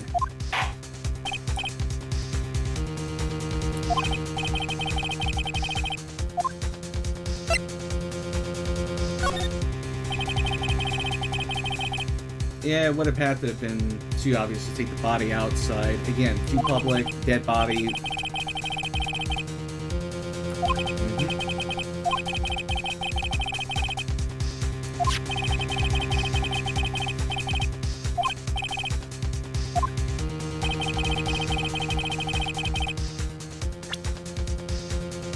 Especially since he had to get this guy out of the restaurant to call the cops. He's the only one in, other than the supposedly unconscious waitress, the only other employee working under him, who it would have to have been in an employee-only area then, especially if Take that!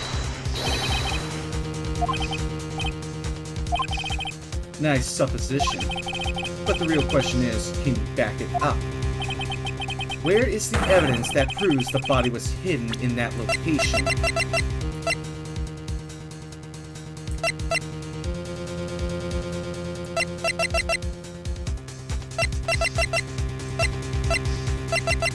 Right, it was found in the kitchen. Take that!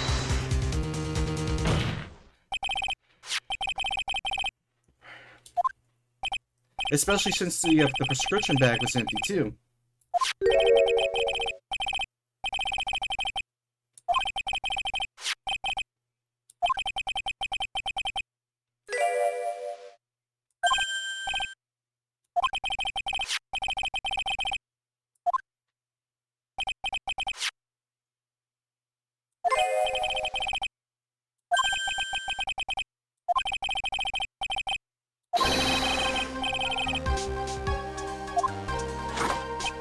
He can't be serious.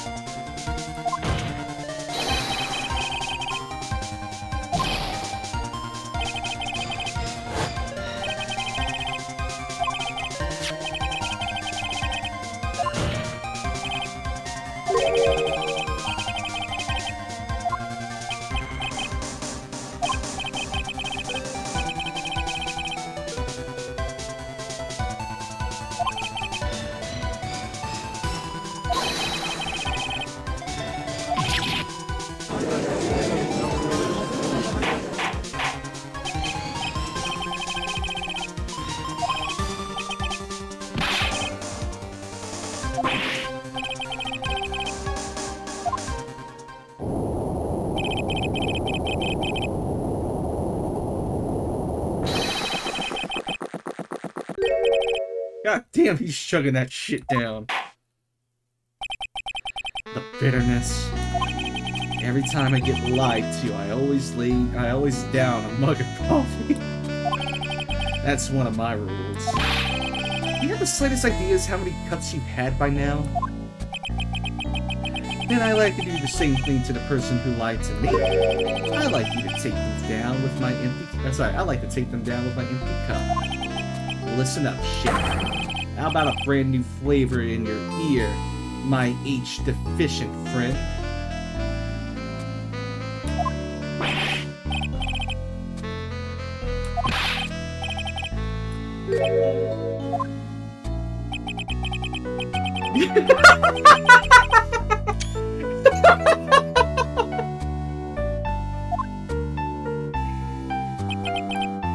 I'm only going to ask you once.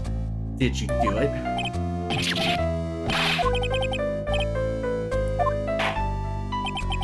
Let's hear it. You've got one shot, right, Gramps?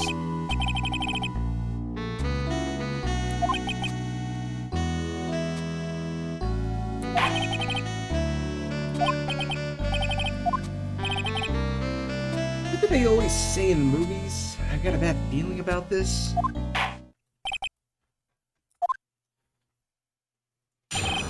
The confession. It is true, I hid the body in the kitchen. A man forced me to do it. I had no choice. I had to go along with him because there was a reason why I could not refuse. That's the statement that I'm gonna have to present. I ain't gonna need to press anything else. But let's continue. But I did not kill him, I swear it. You must believe me.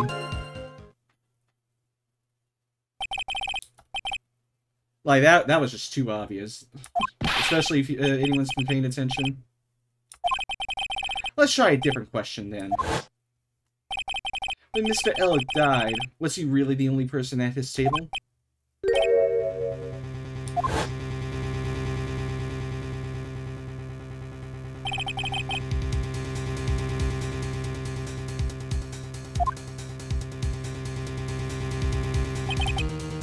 I knew it.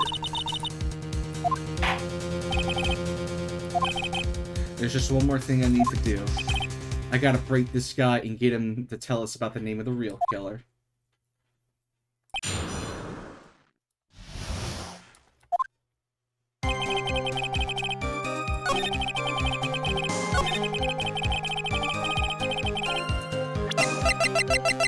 Objection!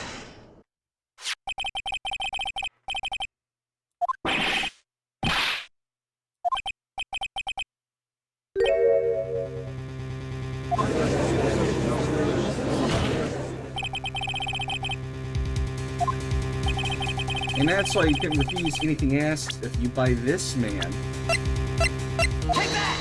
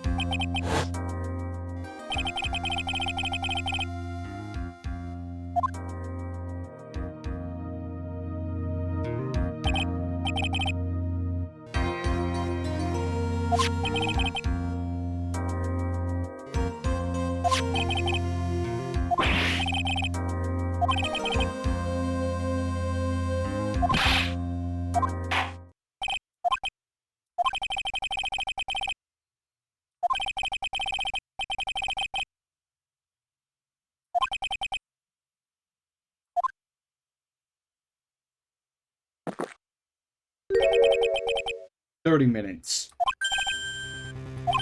The trial will go on. I'll see to it myself. I need half an hour to get that guy on the stand. Not a minute more. Don't sit back and relax yet, Trey.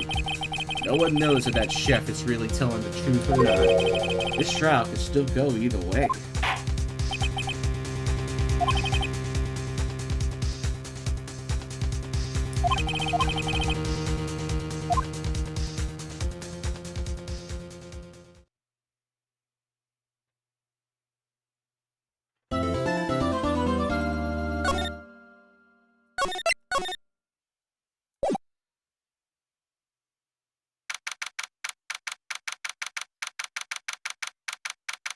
Before I continue, I'm feeling hungry, so I'm gonna take a step back to eat.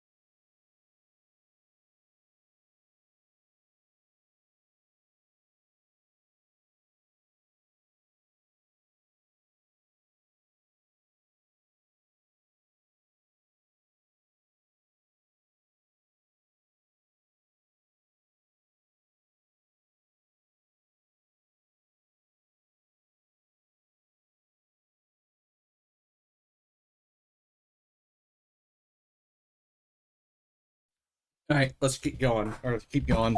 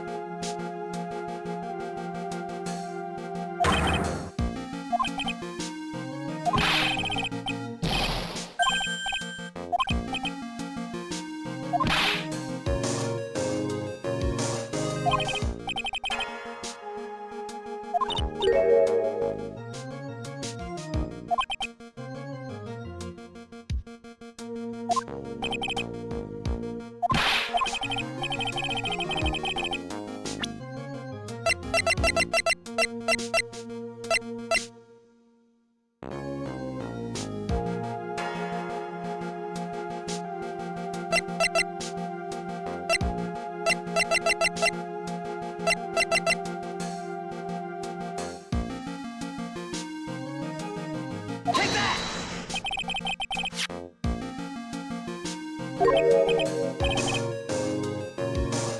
Right, that's the only thing that did not have Prince identified.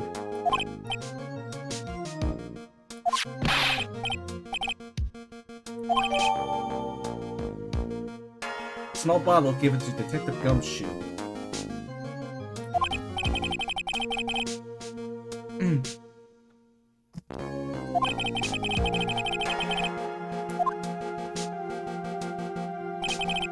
We're gonna try to hold on. Here we go. Final showdown.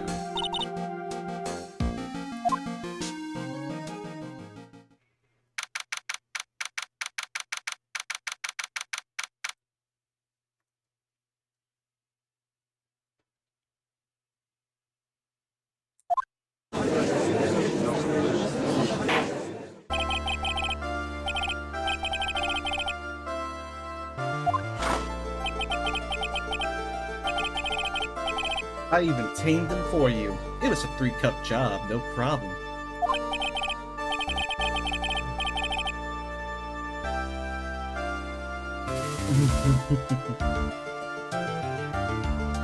Tamed him?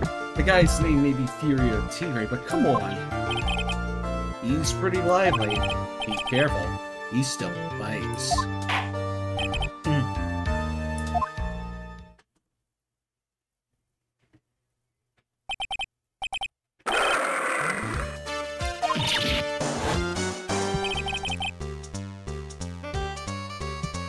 Don't hide under the table, Maya, unless there's room for me down there, too.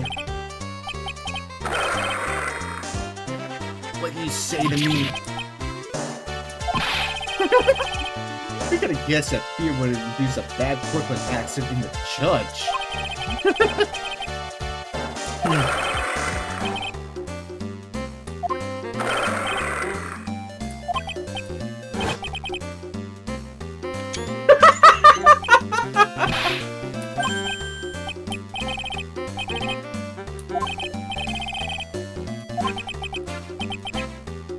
That's it, we're doomed.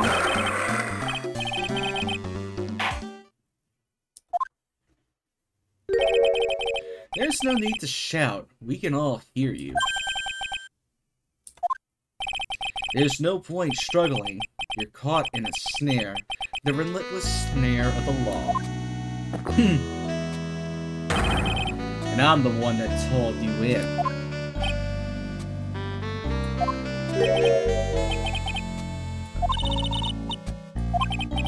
Let's start with the basics. You know about the incident in question, correct?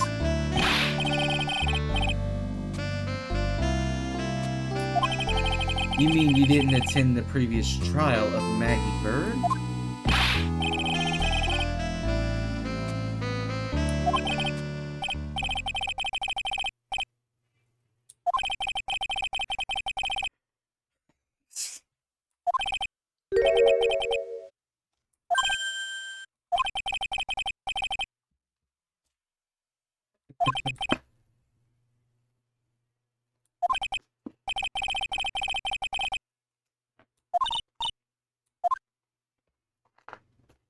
The tiger's alibi. I don't know nothing about no murder. I was tied up with business in December last year. Spent all of my time in my office. I got whales lined up to borrow cash and tend to Linda every single day.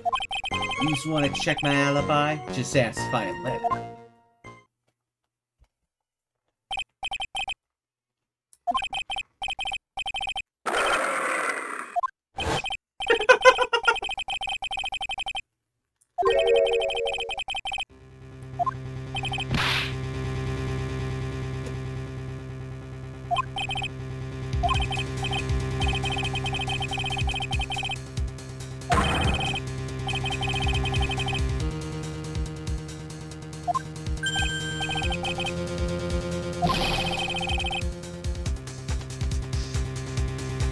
Don't think it ain't gonna hurt when you tangle with the tiger. He wants to play rough, huh? I love a good spectator sport. This witness is, how can I put it, a hungry tiger roaming in the urban jungle. Get on his bad side and he'll bite everyone's heads off. Yours too.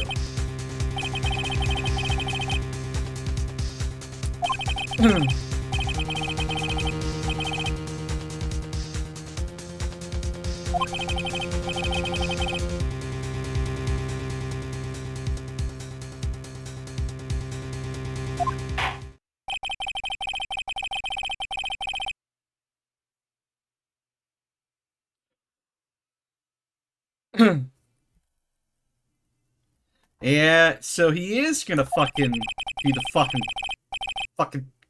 circus case penalty bullshit.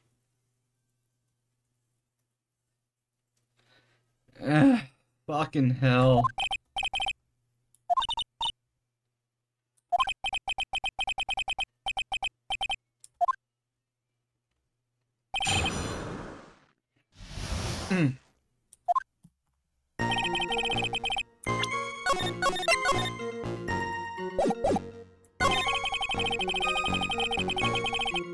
Hold it!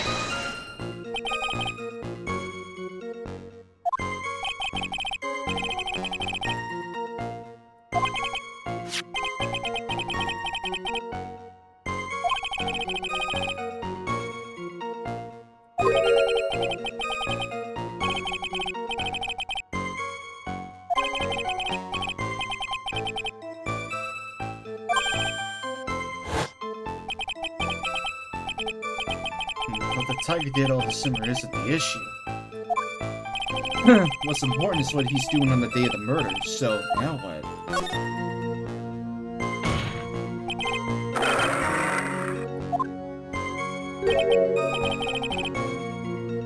Objection! This is a dead end, Trite. You know it. Remember the rules. Objection!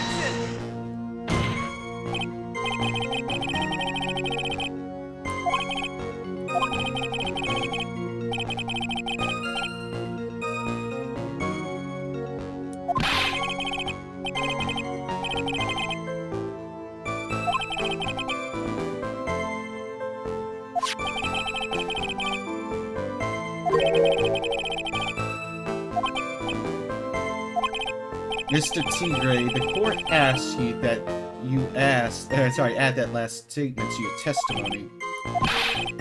When an animal beat, you be a man, Your Honor, and ask him yourself.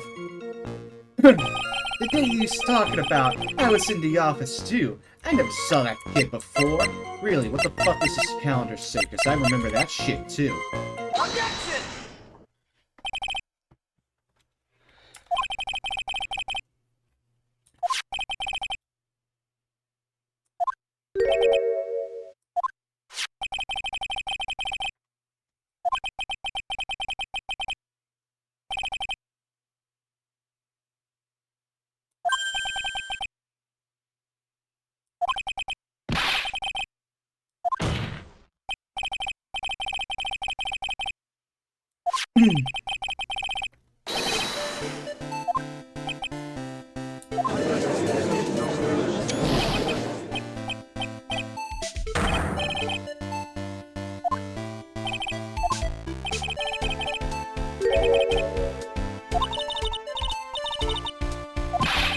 That sort of compliment I could do without. Plus, he's lying through his teeth.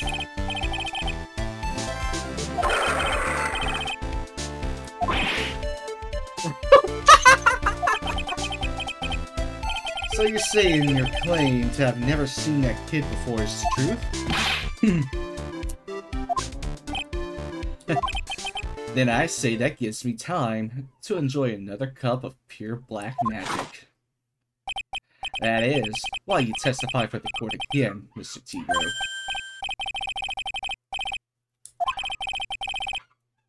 Hold on 1 second.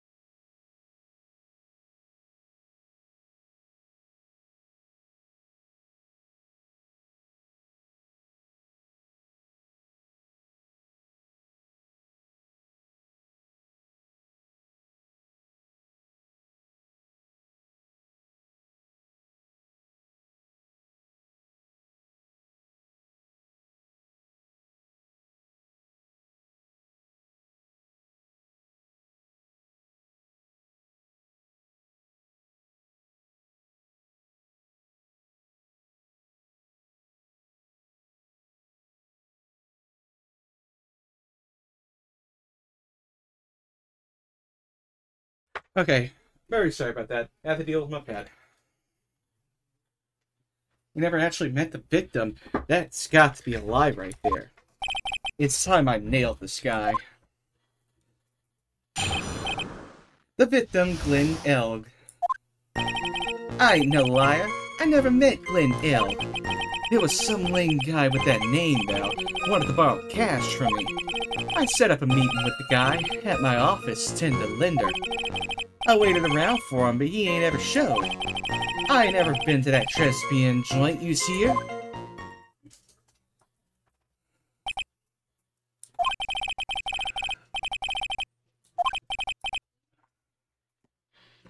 I've heard it's pretty hard to keep appointments when you're dead.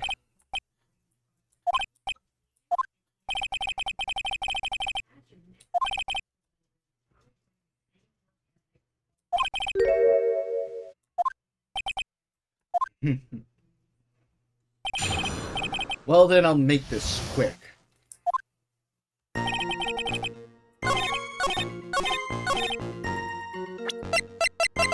Explain the matches. Found lying in Tinder Linder. Objection!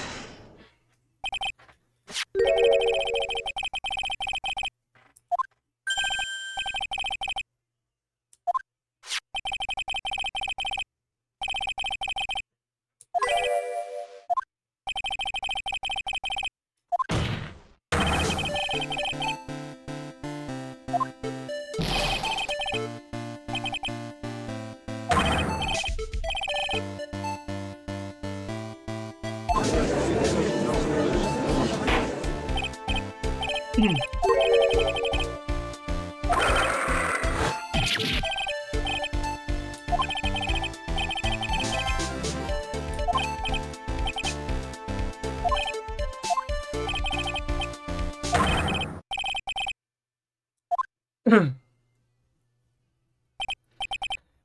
well. Looks like an order just came in for another testimony. I'm this close to proving it was him. He did meet Clint Elk that day, and he did put poison in his coffee. He must have. At Tresbian Allegro, I was supposed to meet with the kid at the restaurant that afternoon. When I opened the door to the joint, I saw one ugly scene. The guy was laid out over the table, stiff as concrete. I figured if the place wasn't hot already, it was gonna be, so I split. I heard the cops' sirens on my way out, and I went straight back to my office.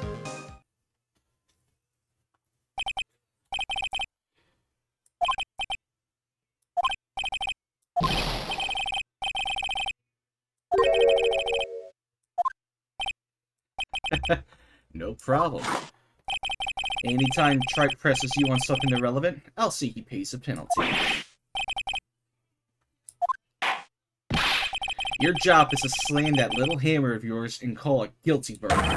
So do it.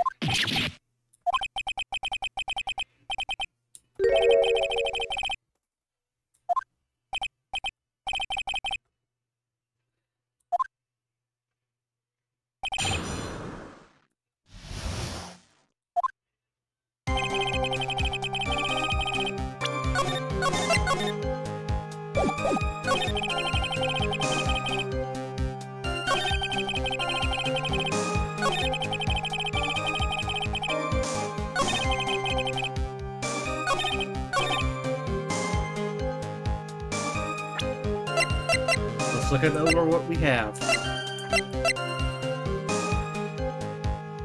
I'm gonna have to give that to Maggie once I resolve this. I just fucking know it. Because there's no way I still have it in my inventory now.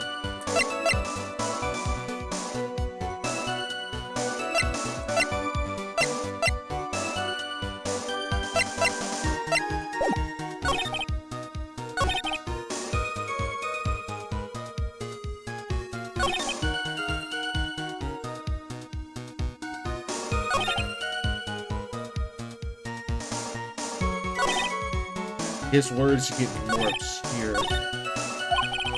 He's running out of ways to avoid the truth. I need to press him fast before he has time to think things through.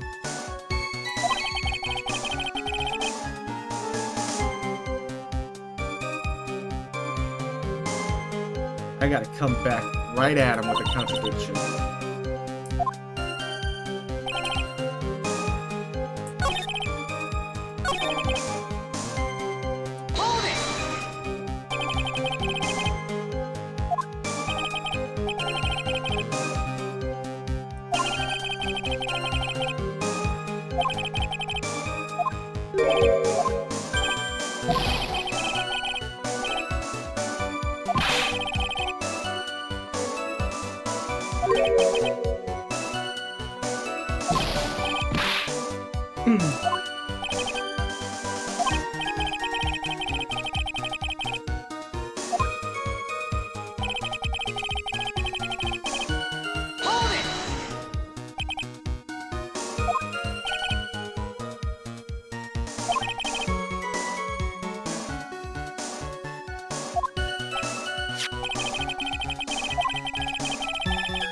There are matches just inside the front door.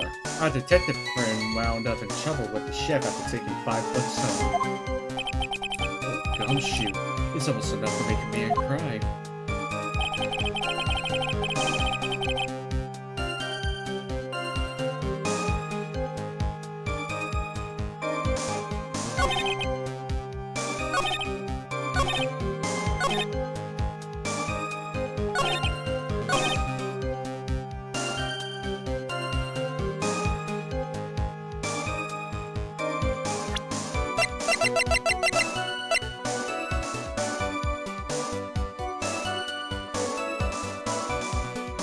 That's true, given the layout of the restaurant. Objection!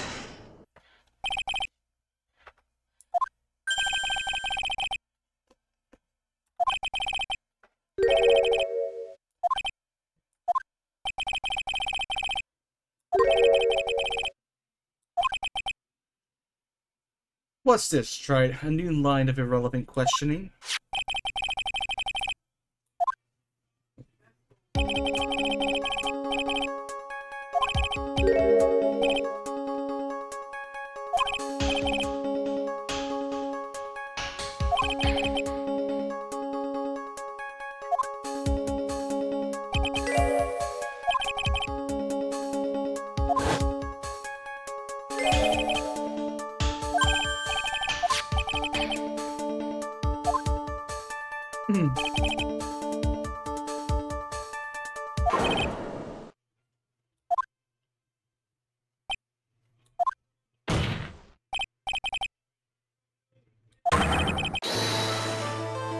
Objection! Wrong. Have you forgotten the old man's testimony yesterday? The victim was alone at his table. Objection!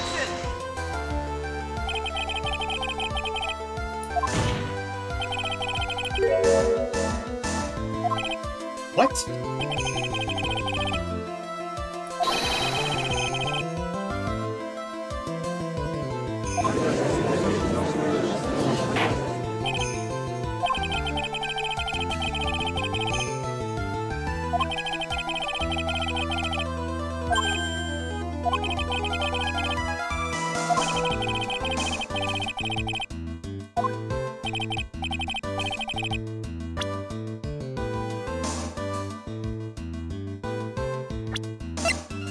It could have only had to have been him, right?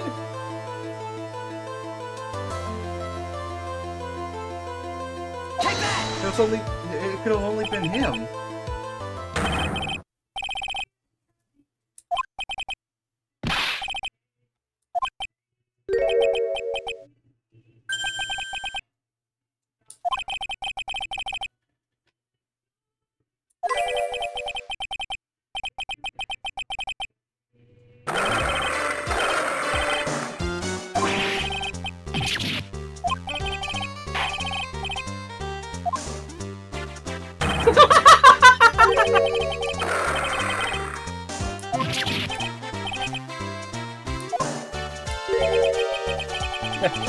Perhaps I can end this embarrassment. Let's just go back over Mr. Cooter's testimony one more time. The old man didn't just see just a victim. Oh, no, no, no.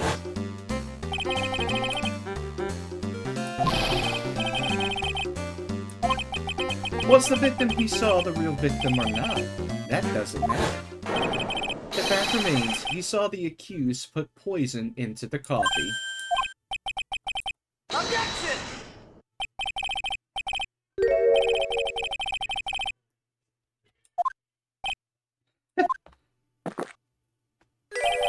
Found your pin at last, right?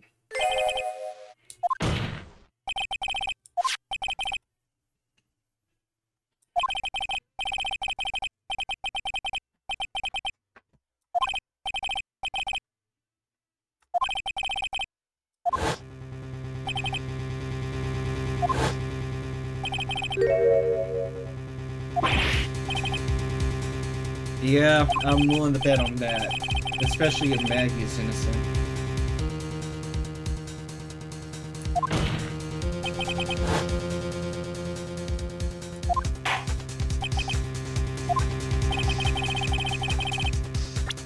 Especially if he's working with an accomplice, the only one that it could have been is violent.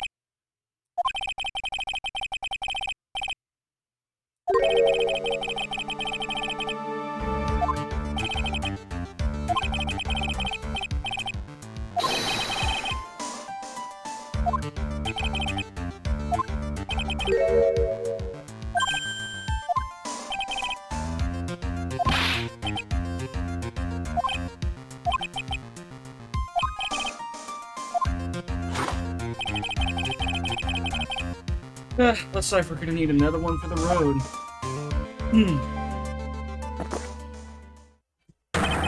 One more steaming cup of hot testimony.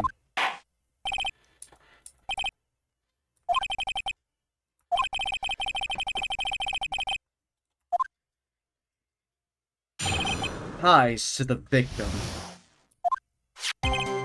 Yeah, I owe El Cash about $100,000. That day we was due to have a little chat. The kid had hit his paycheck date, or his payback date, see? So anyway, he tells me he's got no way to pay up. I'm about to flatten the guy when he starts screaming, "Yes, I won! $500,000! He got lucky, you know, real lucky."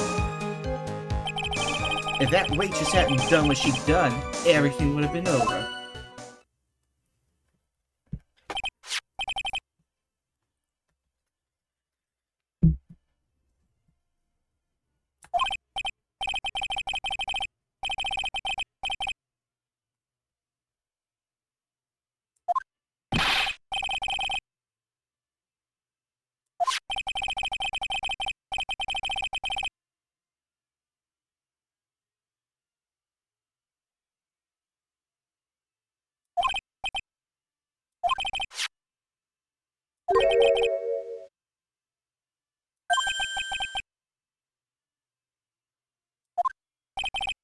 His motive, He has to have one, but what is it?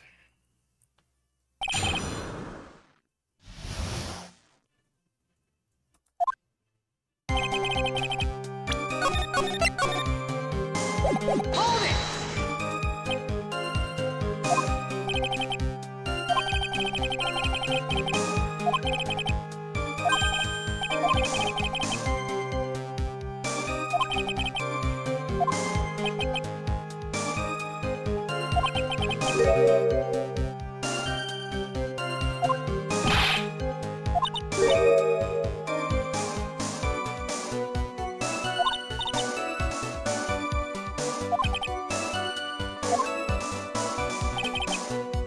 Hold it!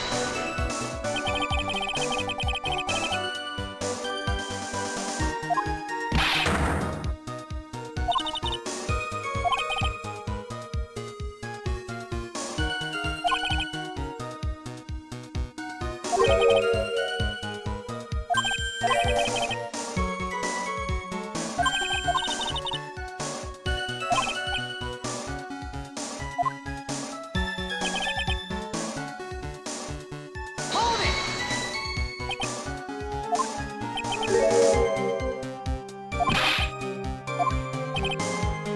We're talking about a guy who had 58 cents in his wallet.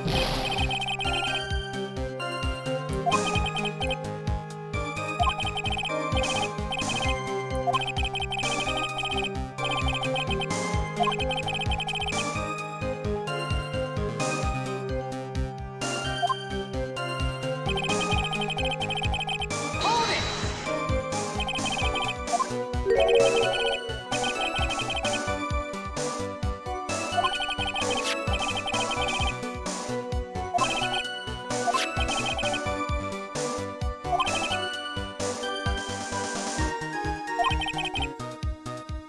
And the whole scene was after that again 30 minutes later. All so that Mr. Kudo would see it.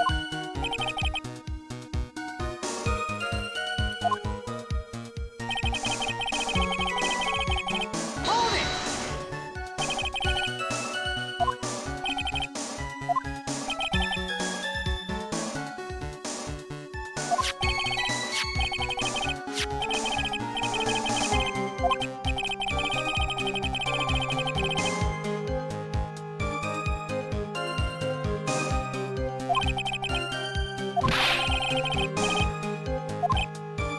Huh.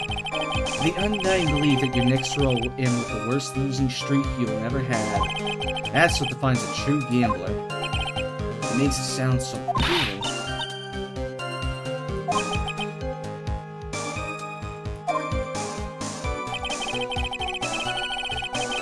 Hold it!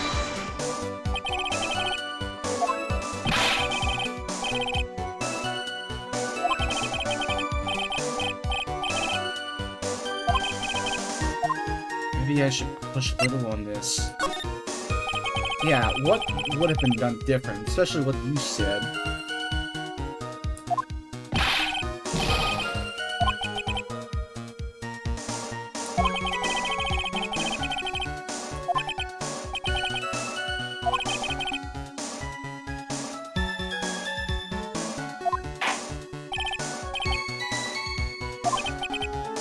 The Tiger's motive, huh? I was after the $100,000. I didn't have no other reason to kill the guy. Hold it!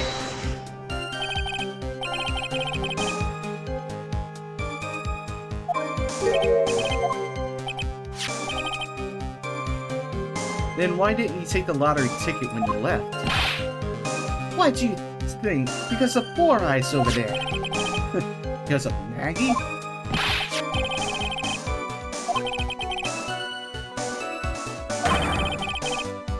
Objection! Objection! Let's not forget this witness was actually at the scene, Wright.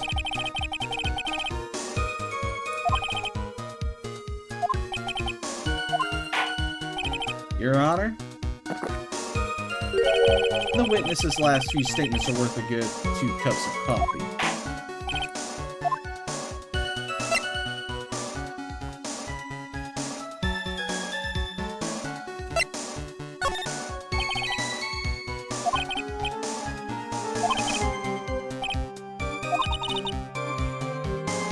So the Tiger was meeting Glenn L. to get his money back, but Mr. L had just given him the lottery ticket. That would have been the end of it. This is the big one. If I don't manage to undermine his testimony, it's all over for us. Why would he have to poison Mr. L? And why did he loan him the money in the first place when he knew he couldn't repay him?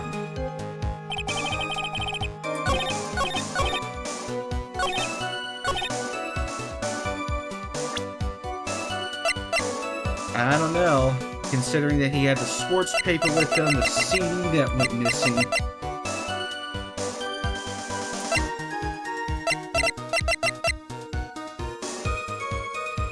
Considering how that CD is worth $1 million and he's a loan shark.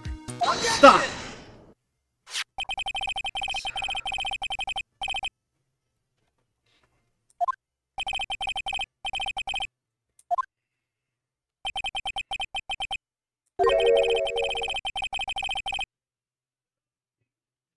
Objection!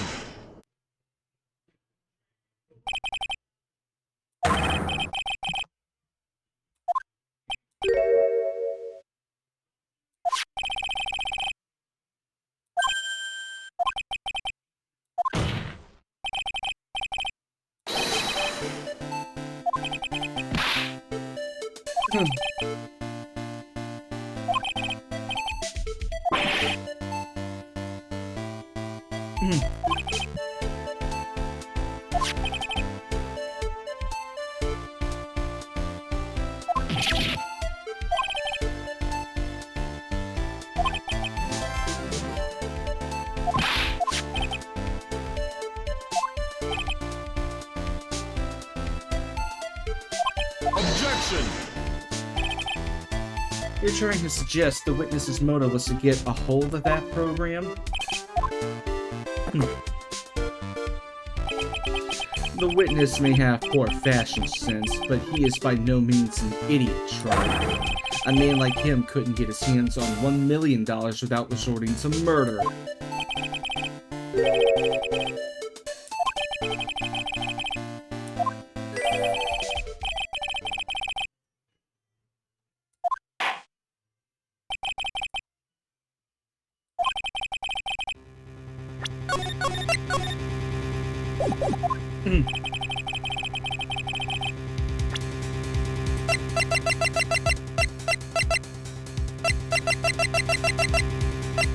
brazen dead himself. Take that!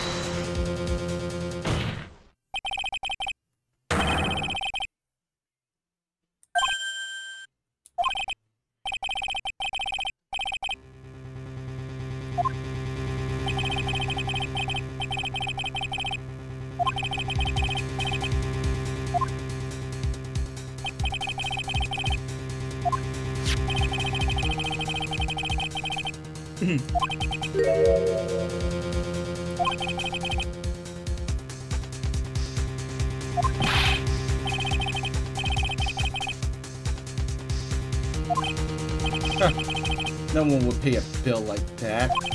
If the medical association got wind of it, the hospital would wind up dead as a morgue.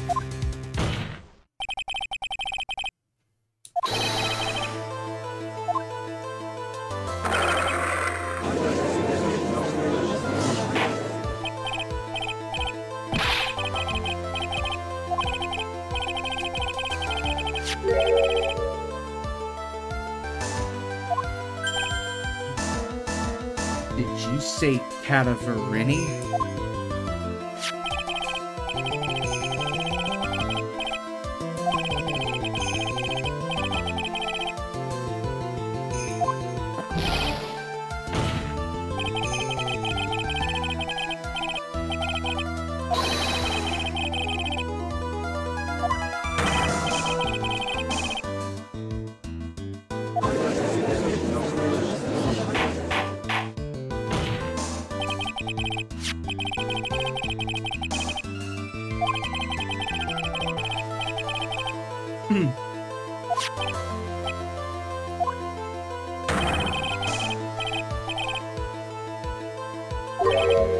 A lottery win?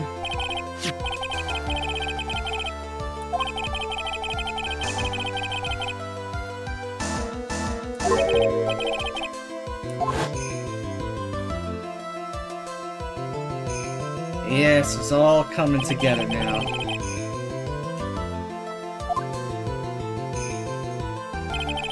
That's crazy.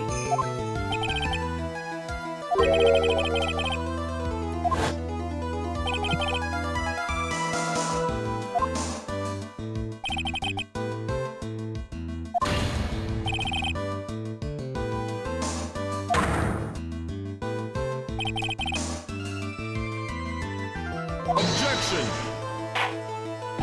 Like I said, Trike, that's crazy. No one could pull off a stunt like that. For starters, there's no way the chef could have been kept in the dark about it. Objection!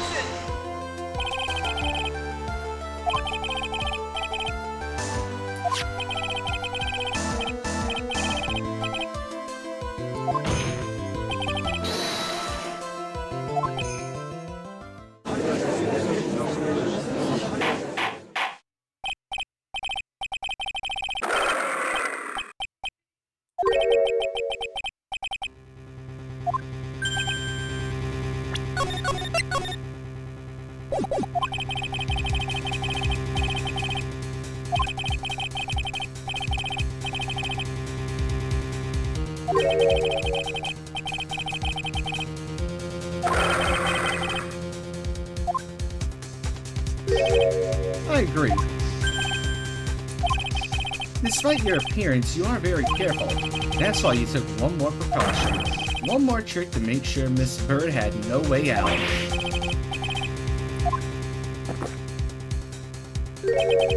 Interesting. Why don't you fill us all in, Trite? What was the trick you say Mr. Tigre performed to frame the accused? Take that!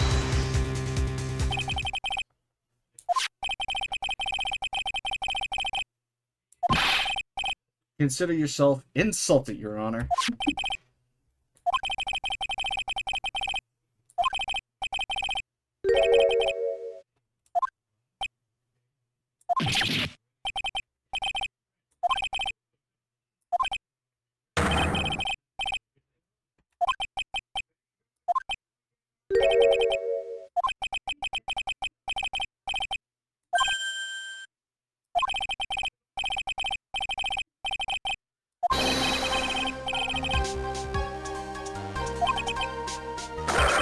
It's over. Objection! Can you prove that, Gramps? Prove the attorney who represented the accused here a month ago was this man? Are you prepared to take the stand and testify that it was him?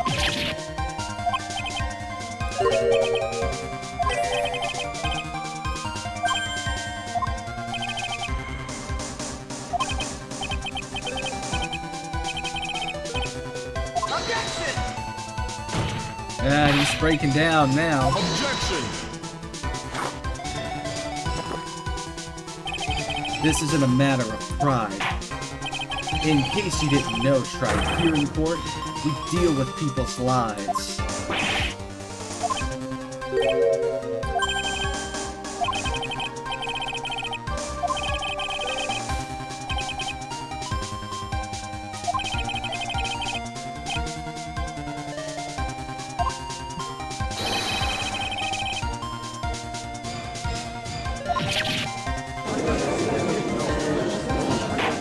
I had to push one last nail in, huh?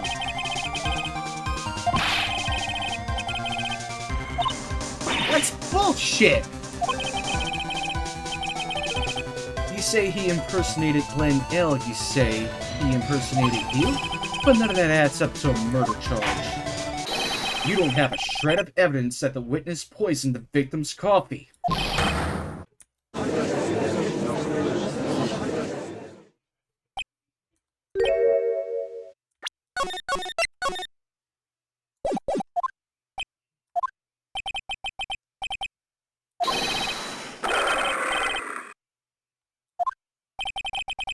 All we managed to do here was chase him around a bit, but it was so close to getting him to admit his own guilt. Looks like I won't be needing a refill. If I just have one more piece of evidence, that bottle. One more piece of evidence and maybe I could get Maggie off the hook.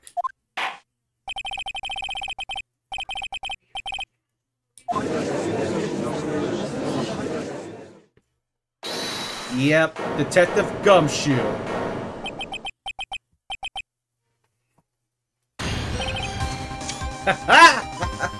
Right on fucking time.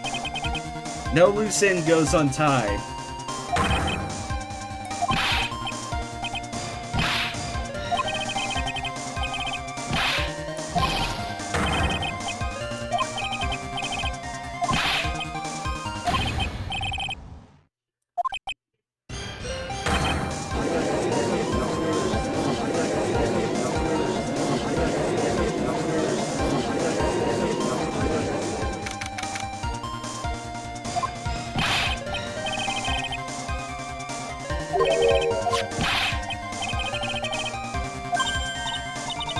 So whose prince is on it?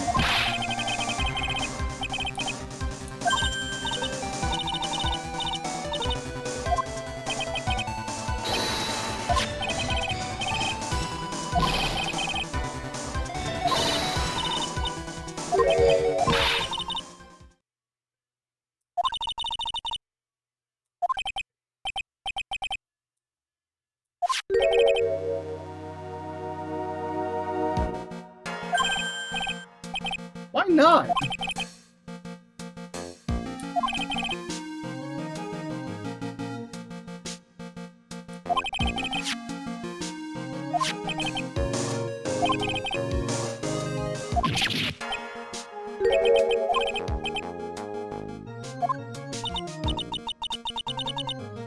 Yeah, things are ramping up here, but I so wish it wasn't tied behind that fucking penalty press.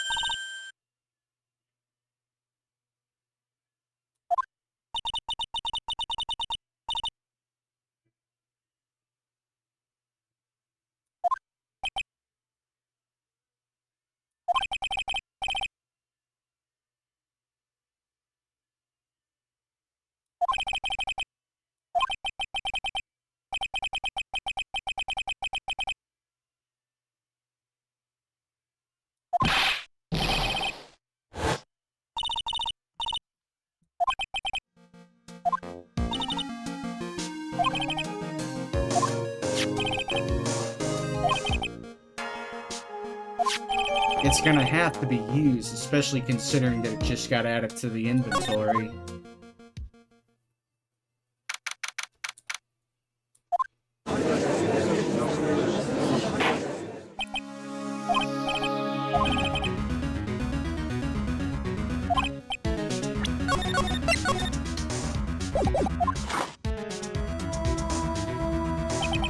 Don't keep us all in suspense, Strike. Show us. Naturally, we can assume this evidence that will actually stand up in court, can't we? Think, Phoenix. Don't let Gumshoe's hard work go to waste. How much...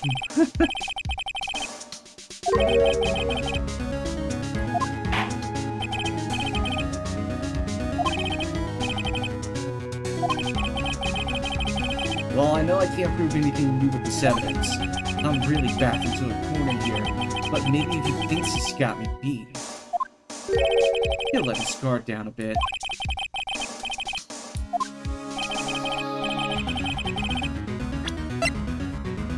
Well, it's gonna have to be this.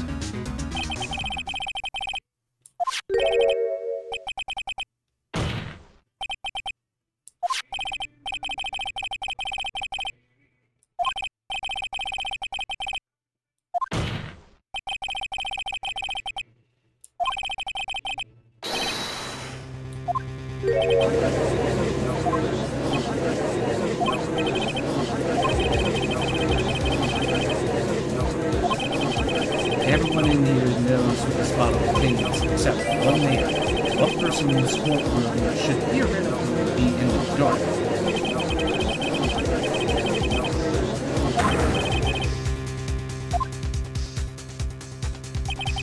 A phony trial, a phony lawyer, phony clues. Everything about this case has been phony. Seems like the perfect excuse for some phony evidence.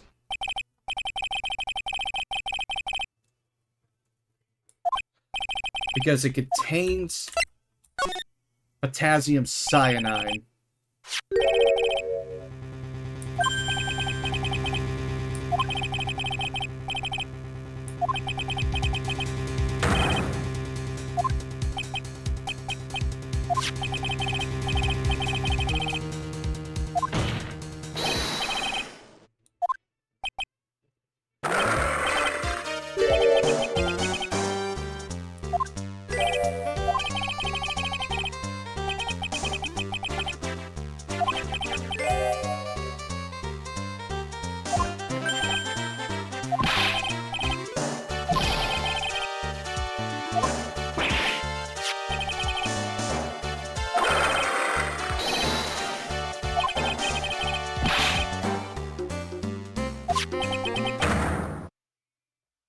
Nice job.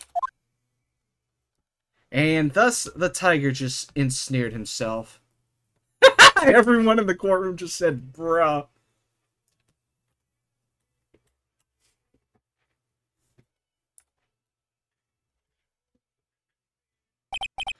Got him. At last.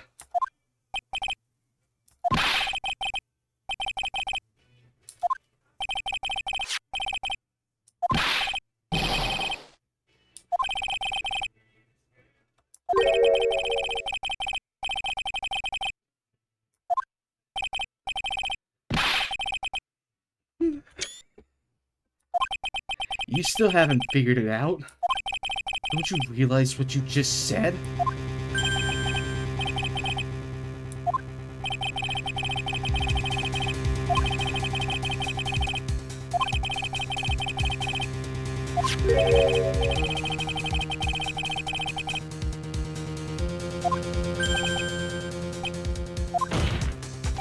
But just now, you slipped up in front of every single person in this courtroom.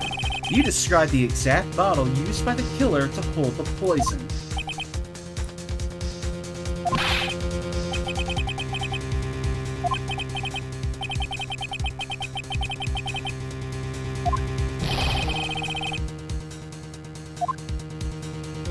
Sure, the last piece of evidence was phony. But that's just what you deserve. The phony trial with a phony lawyer, it was all played out by you, the biggest phony of all.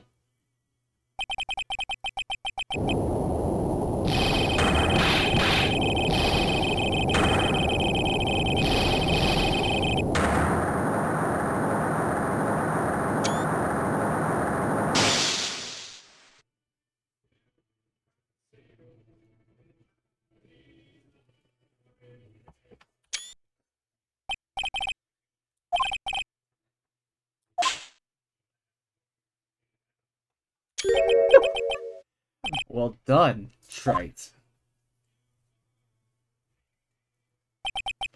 I saved my 17th cup of coffee just for you. Savor it. While you watch the police restrain your prey.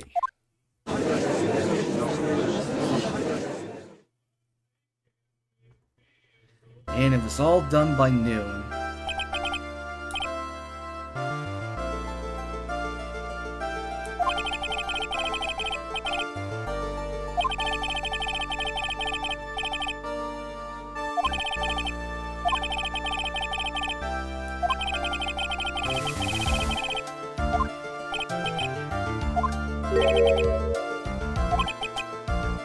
And in the absence of genuine evidence, but the tiger made one mistake.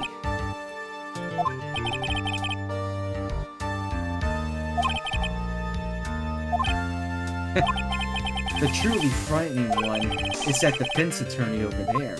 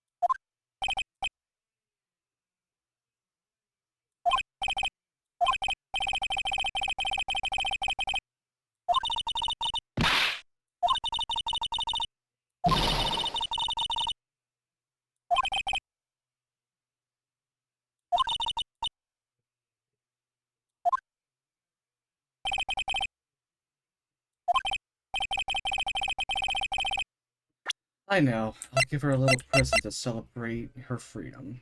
Take that!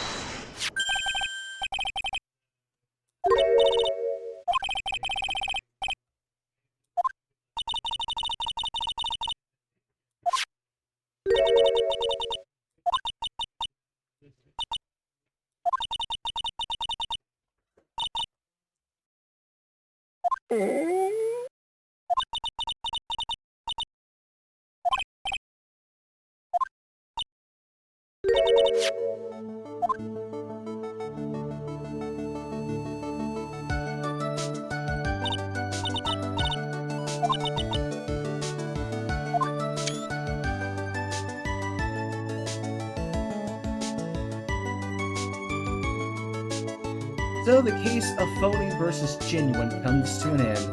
The false allegations surrounding... Okay, are you skipping this shit? I'll just stop.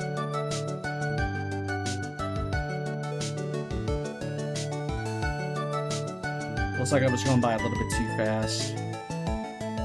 But we're done with episode 3. Whew! That was fun. Only thing I didn't like about it was just the fucking, what was it? The penalty system for pressing. And I know, like, I get the context of it, but, like, I hated it in the... I hated that in the fucking case, the circus case. I hated it now. It's just... It's the only flaw I see, but it definitely ramps things up. You know, that episode. So now what is this one here?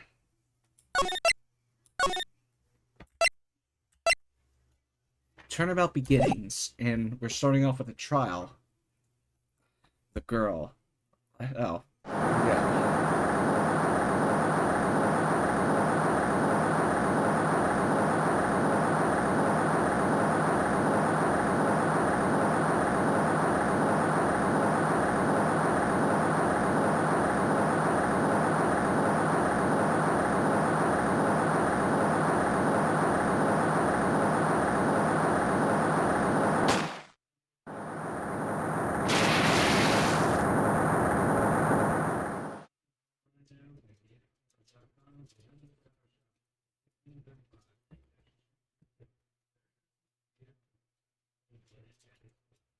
I'm reading through the file of an old court case. It was the first case of my longtime mentor, Mia Fey. Fugitive data. Name Terry Falls. Charged kidnapping, murder. Sentenced death penalty. After escaping, Falls met with and then murdered Sergeant Valerie Hawthorne, who captured him on Eagle Mountain about 8 hours after his escape. Her very first client was a death row inmate who had recently broken out of prison. That was a whole year before Mia and I ever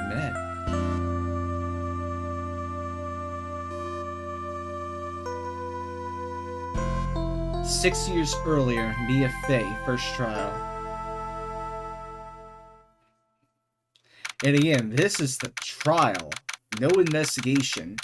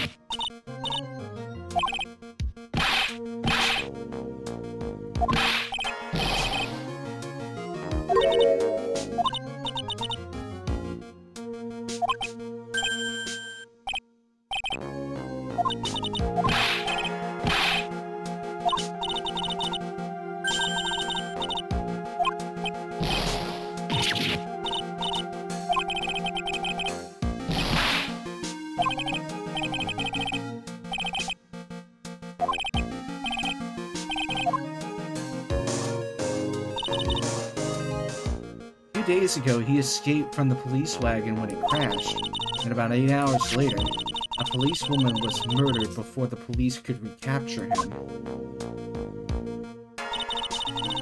The police believe that Terry Falls did it.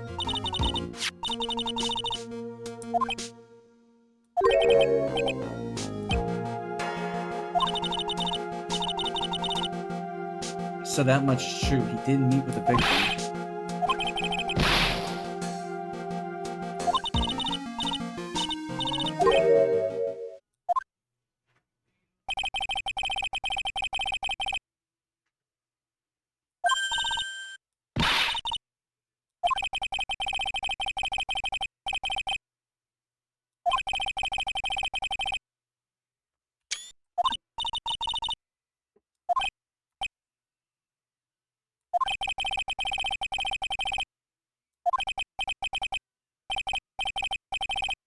Diego Armando.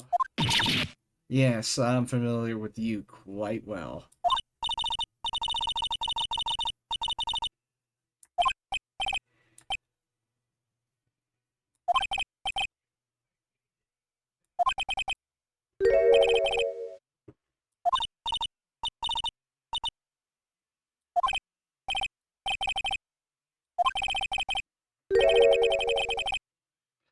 Fresh, the prosecutor for today is fresh. However, unlike a certain somebody who I won't mention, he's earned a reputation as a genius since beginning his law career. Well, it's about time to head in, kitten. Sharpen those claws of yours. It's go time. A solitary confinement cell for the condemned must be the world's loneliest place. And that's what my client ran away from. Every other lawyer gave up on him, but not me. When I saw those overflowing eyes and heard that simple childlike voice, I just had the feeling that he was telling the truth.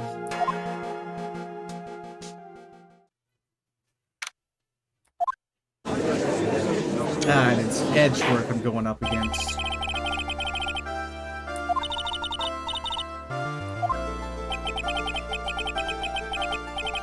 The prosecution has been ready for a while, Your Honor.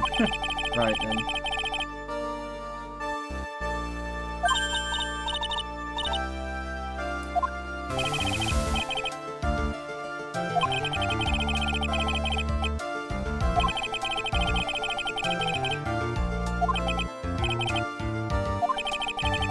I guess our little kitten hasn't earned herself much of a reputation yet, huh?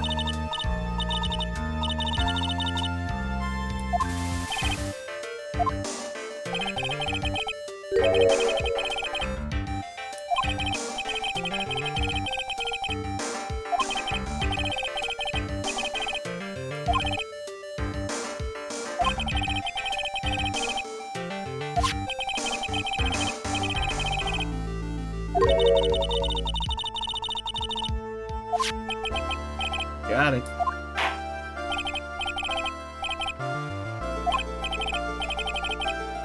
It was 5 years ago. The defendant, Terry Falls, was sentenced to death in this very court.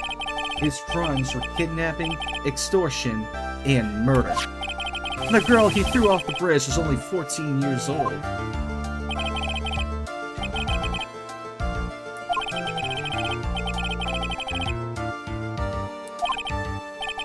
Correct, but in the end, what finally decided the case was a certain witness's testimony.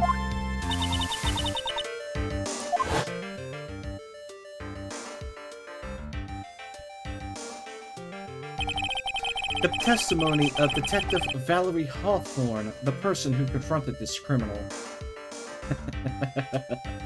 Hawthorne, huh? She arrested Mr. Falls at the scene and later testified against him. She says she witnessed Mr. Falls throw this young victim into the river.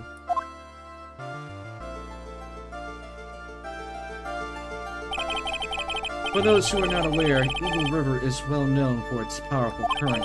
Most bodies that fall in are never recovered. So Miss Hawthorne's testimony was the one that put him away. Exactly, the victim, the same woman that was killed 2 days ago. Police Sergeant Valerie Hawthorne.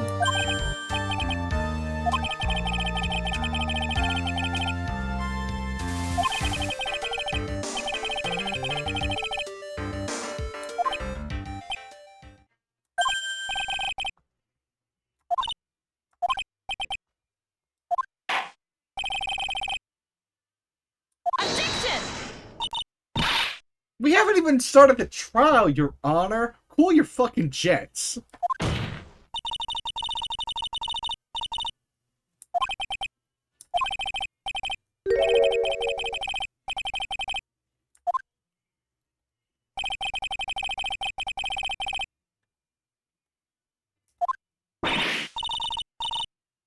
You're even younger than me, you hypocrite. I called the detective who was in charge of the initial investigation of this case. Dick Gumshoe again.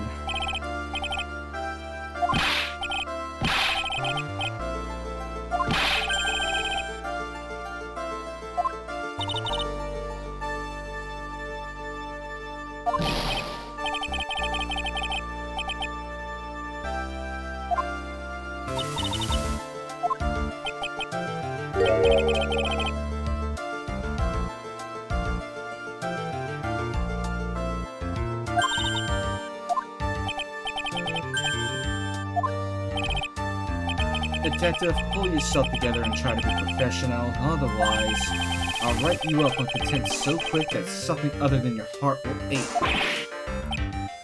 Yep. Here we go. The victim was Sergeant Valerie Hawthorne, a veteran on the police force. She was stabbed in the back with a knife and died from excessive blood loss.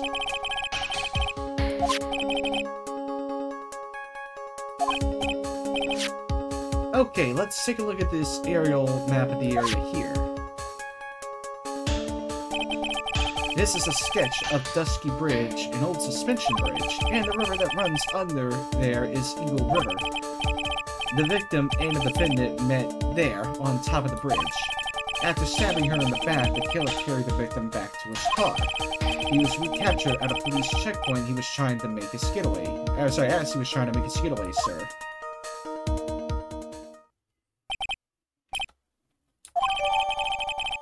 Bridge located 40 feet above Eagle River.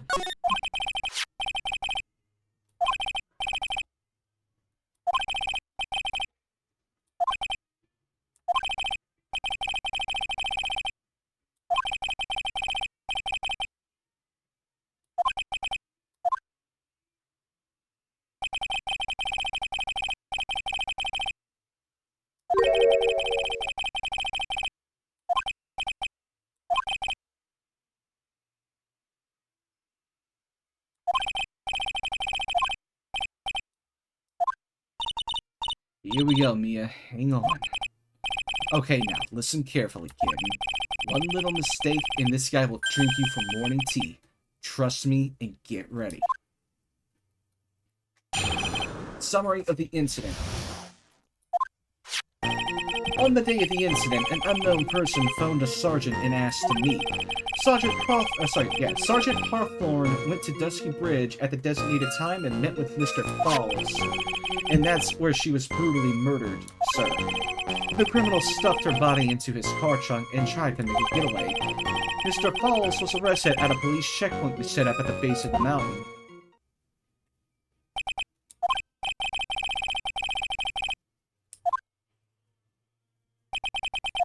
Now.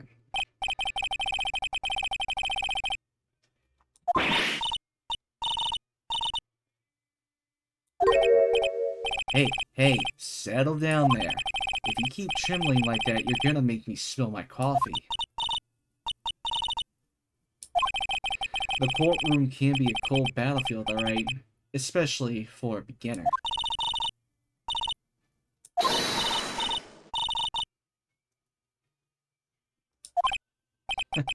You got me there. But maybe you should keep your claws out and show them what you got. It's okay, stay calm. Just remember those court procedure videos you stayed up all night last night watching.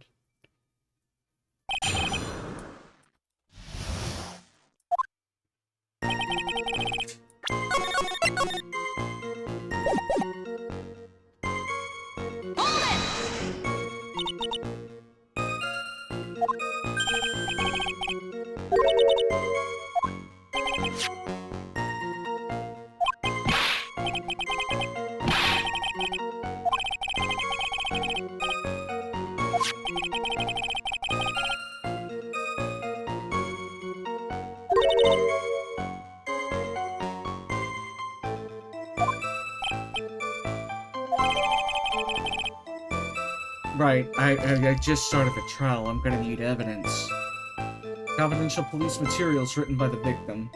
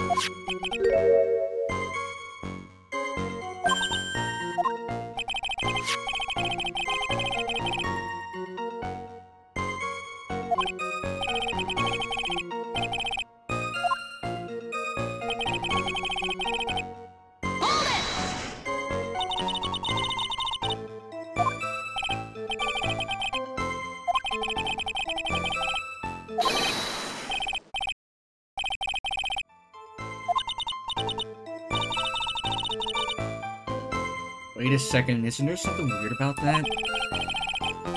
The location was a suspension bridge up in the mountains, so how did they find out about the crime so quickly?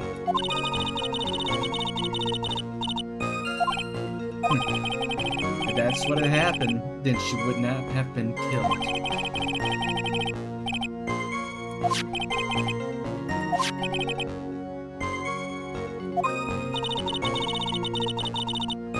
Wonder why she didn't mention the phone call to anyone.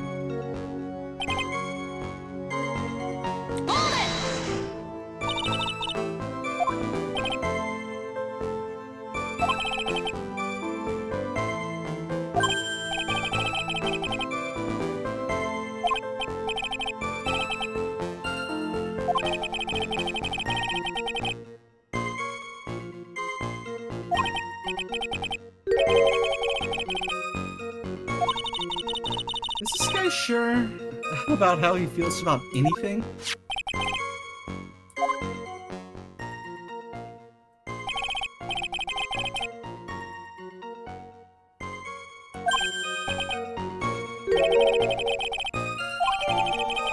A photo of the trunk of Falls' car.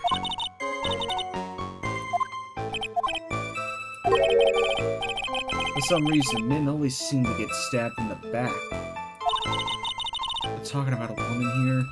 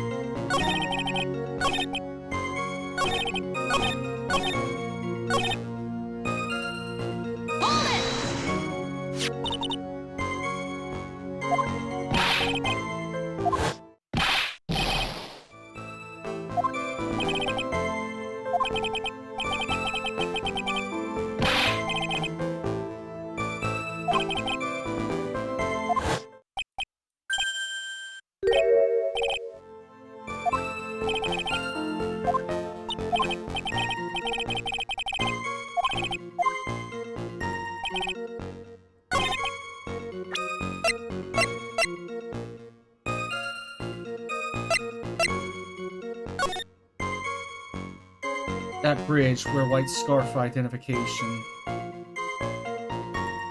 Talk to Dahlia. Tell her this time the whole truth must come out.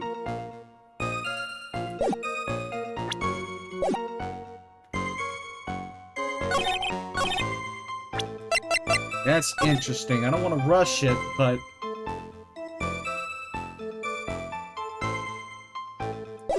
Where's the scarf? Gotta press everything else first.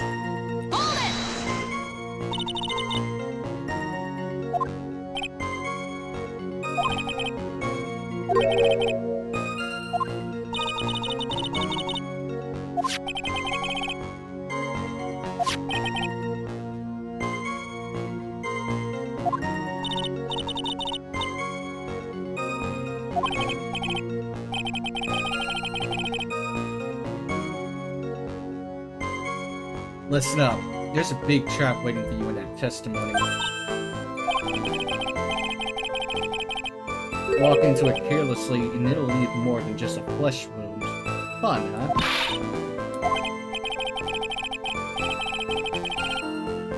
Well, if you want it to have any good chance at all, you better get some more information.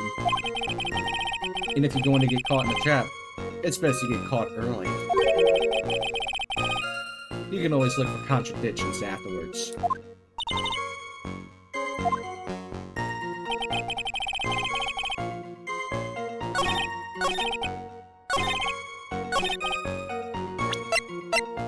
Objection!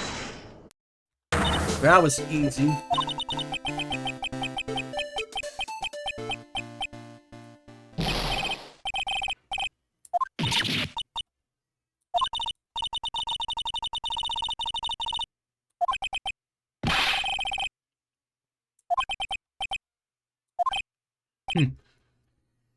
Stay there, little kitten. Want a piece of my coffee candy? Well, you're still too young to be drinking real coffee.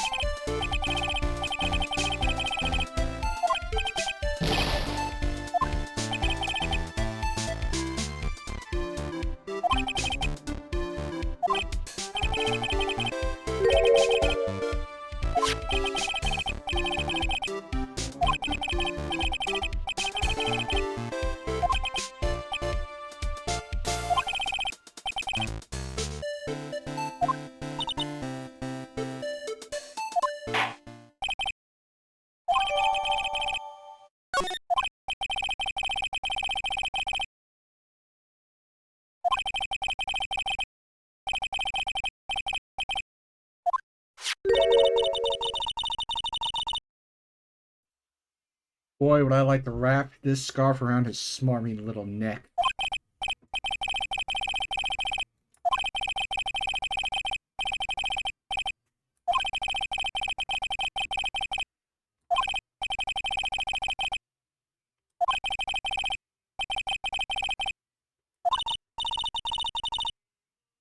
Everything is moving at its whim.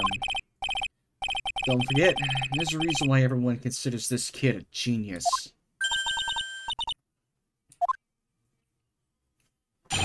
Events on Dusky Bridge. Actually, there is an eyewitness who was there when the incident took place. This photo was accidentally taken by the witness. It shows the Vic wearing the scarf.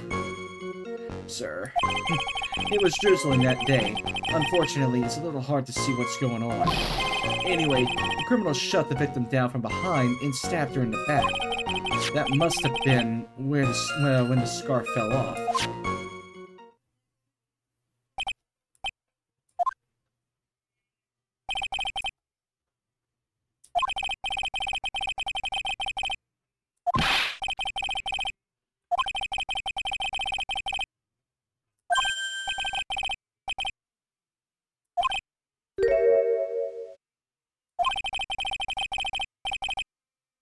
The person in question is very delicate, Your Honor. Besides, as long as we have this photo, we see no reason to compel them to testify. It seems to have been taken by the witness.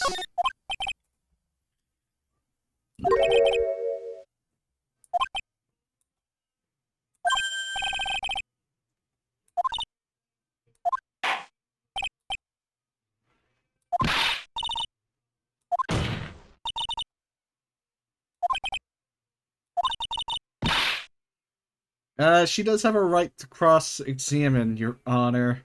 Cool your jets again.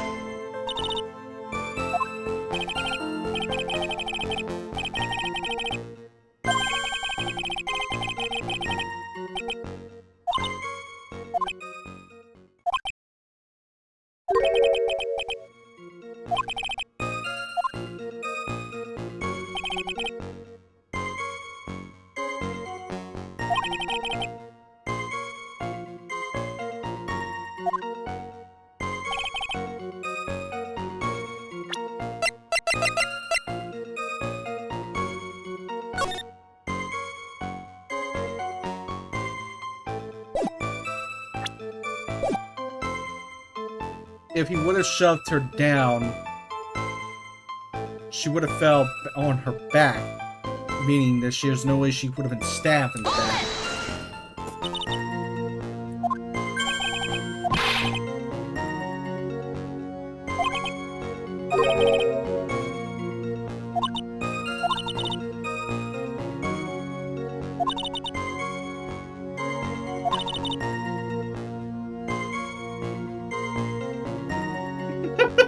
With his mind-boggling tales and the way he said brutal, I wonder if he's Canadian. Save your nasty look for the right person. Take a look. Poor baby. The court record seems to have wet itself.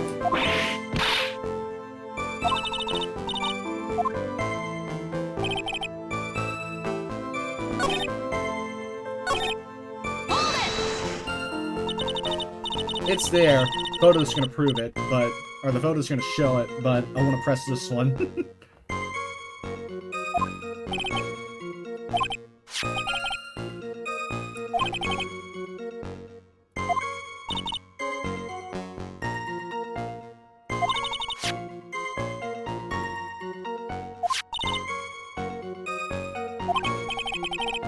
Talk about a surprise. I had no idea that was a photo. You really still believe him? Mr. Crybaby, I mean. So the little kitten believes in fairy tales, huh? In that case, the answer is obvious. If what you believe is the truth, then that means that somewhere hidden in that testimony is a contradiction. One huge contradiction waiting to be discovered. That's your chance.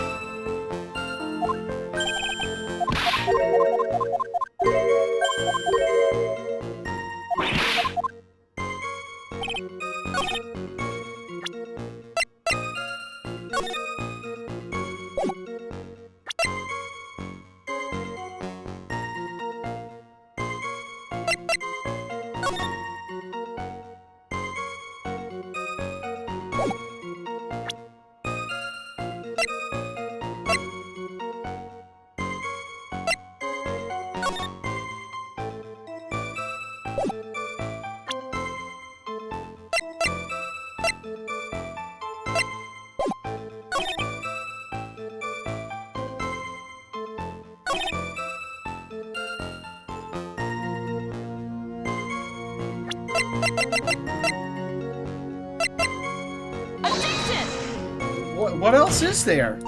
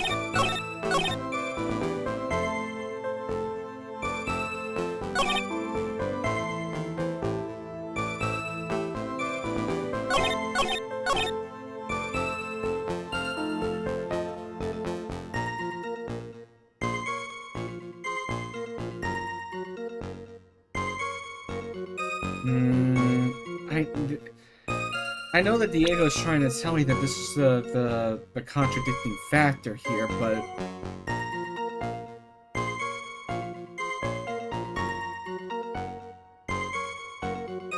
the fuck was it?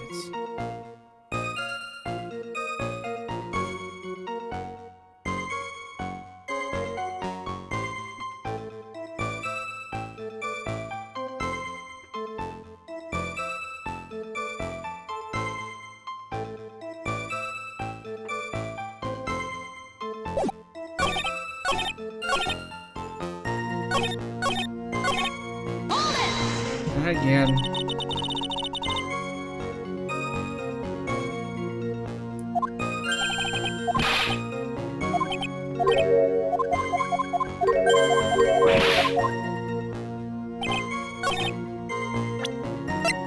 Well, it's not much for me to actually try. Because the only other thing here would have been the... Wait, the fucking scarf is muddy. Objection!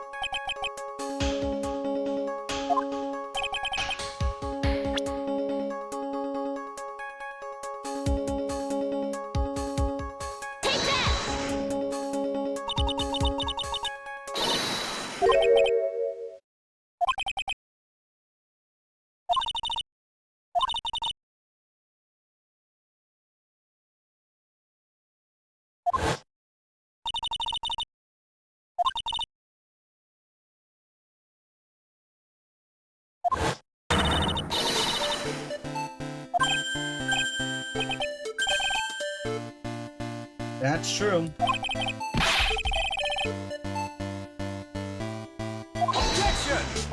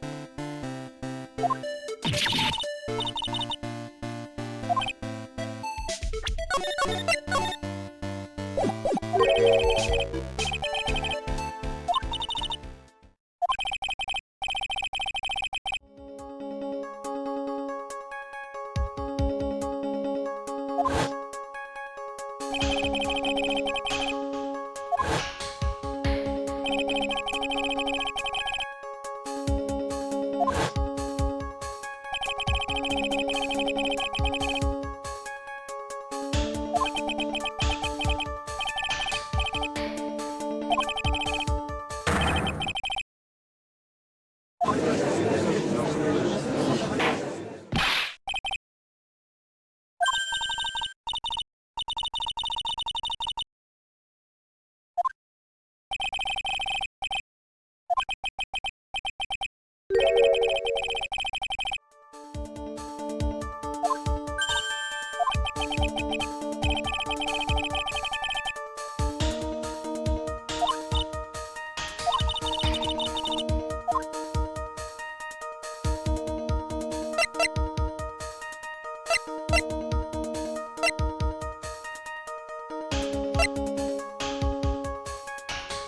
talking over everything with the fucking, I'm talking over everything with the microphone still mute, so I'll say now. The witness's photo is absolute.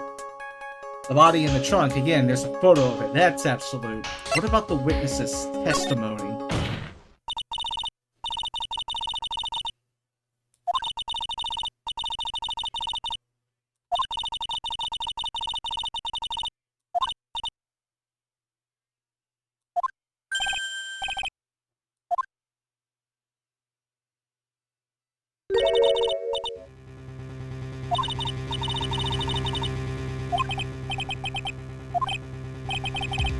It's not just true, it's the truth. If there was truly a decisive witness in this case, I'm certain that boy Wonder over there would have called them in the first place.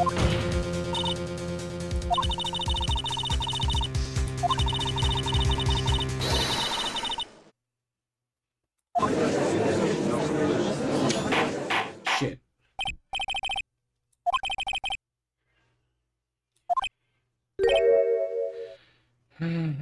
You should brace yourself for the brutal truth.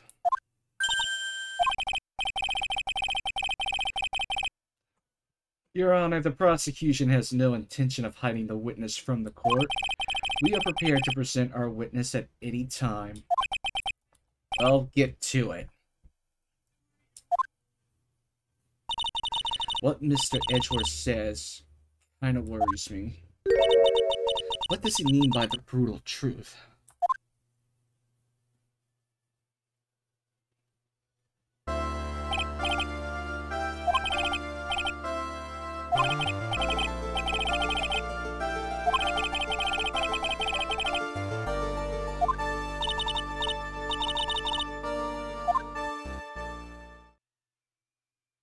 Who is she?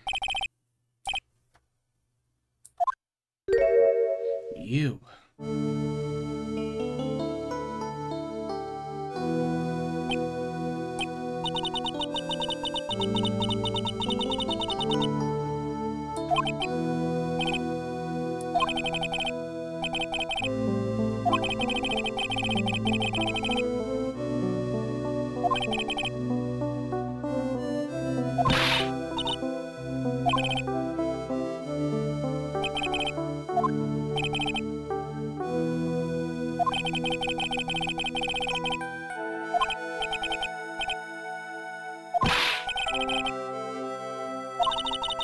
He's such a gentleman, he sure doesn't act like one to me.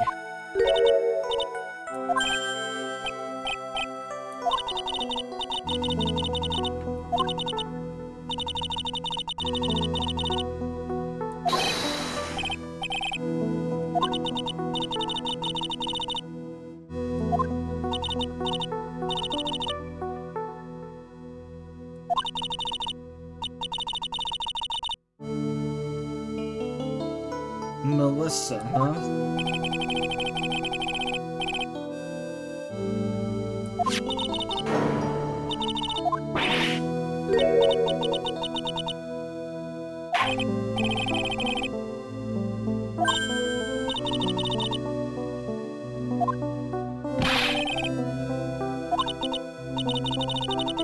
I don't like the turn this is taking.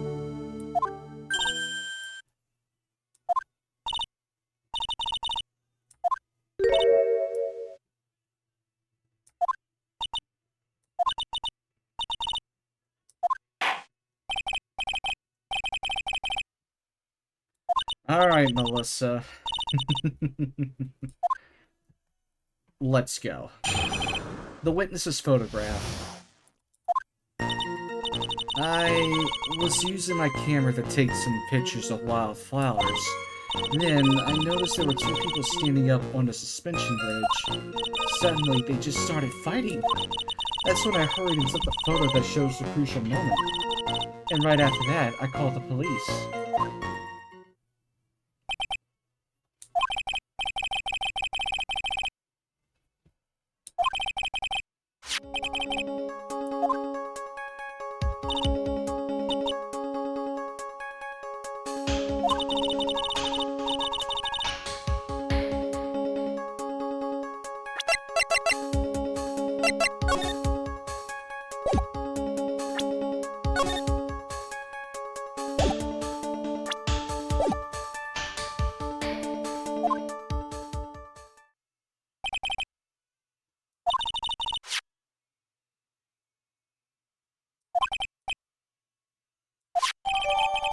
Melissa Foster took the witness's photo with this, a small but powerful model.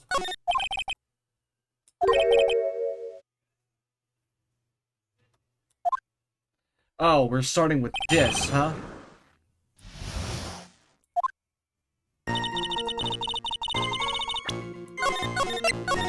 don't know how I want to do this.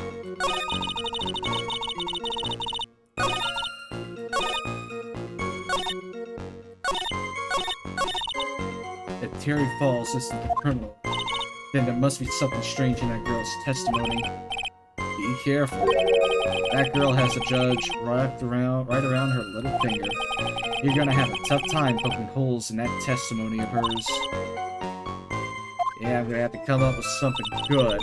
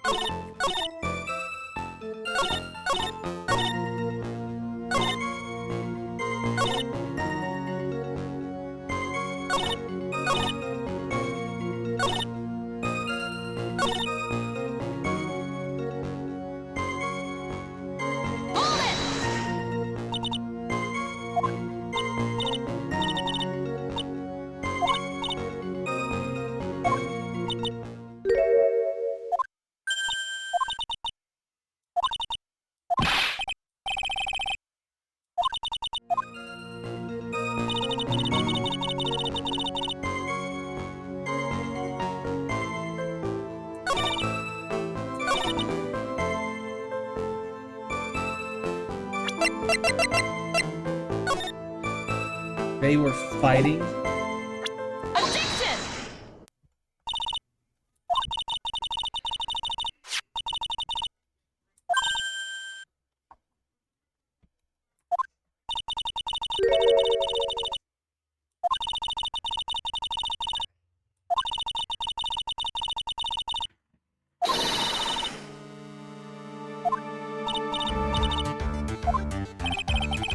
The photo you presented was the only one there was.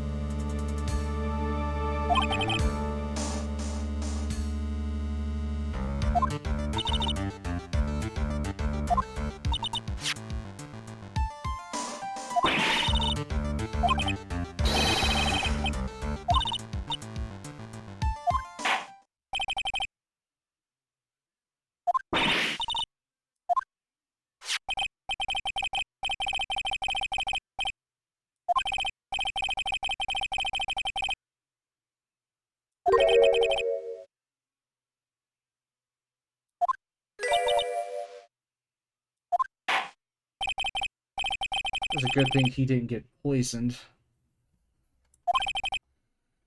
It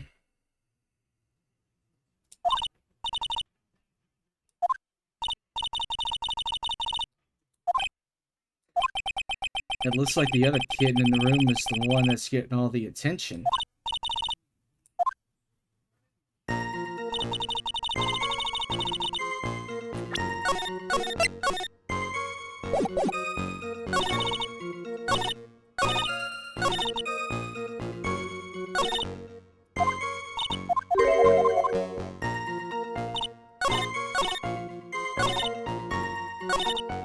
She only got about 10 yards before she was stabbed in the back.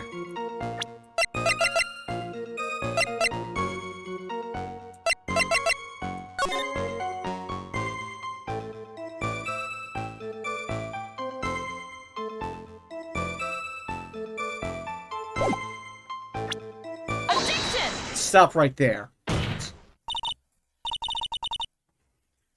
Especially considering where she was when she took the photo and what position these two were in. How is she in any position to even get away from this guy?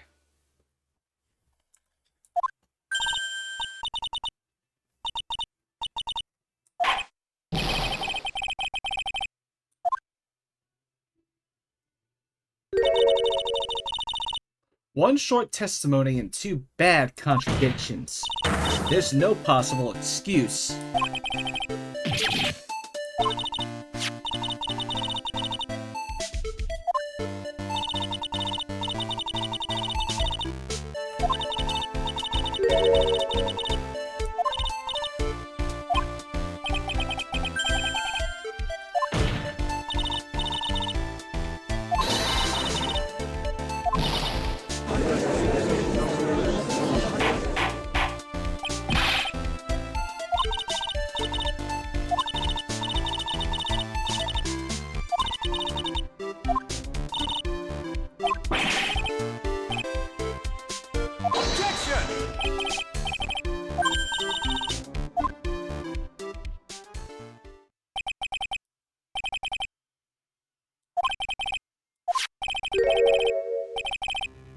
There is one major mistake in this diagram. Oh, what the fuck is that?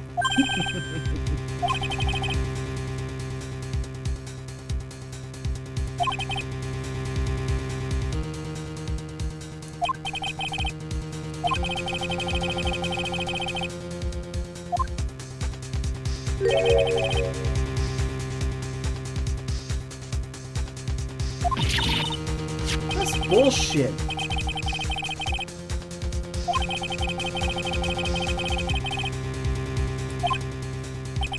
Yeah, just like the fucking revised autopsy report.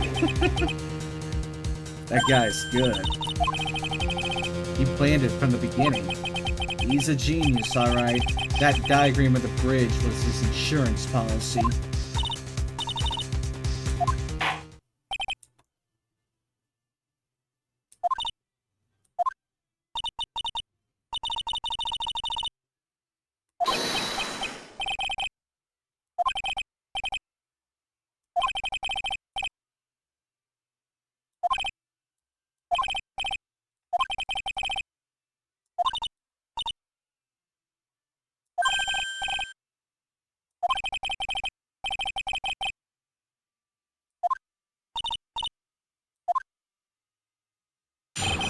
Running from the crime. After he stabbed her in the back, he quickly picked her up in his arms. Then he carried her over to the car.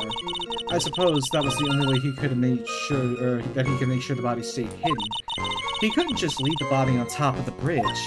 Oh, I'm sorry. I'm only supposed to talk about what I saw.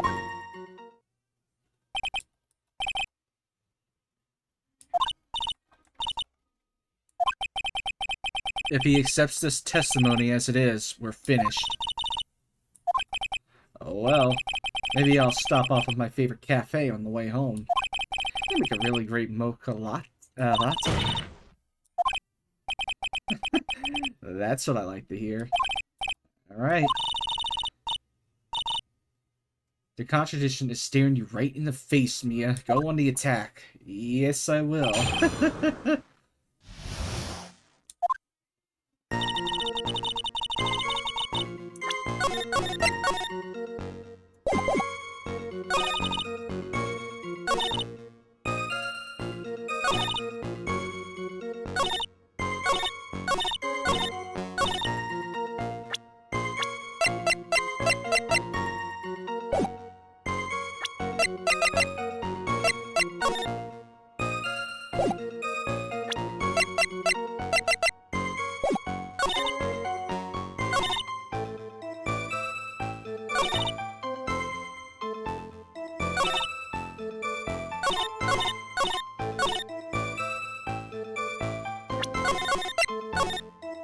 I don't even think I need to press anything here, because again, after he stabbed her in the back, he quickly picked her up in his arms.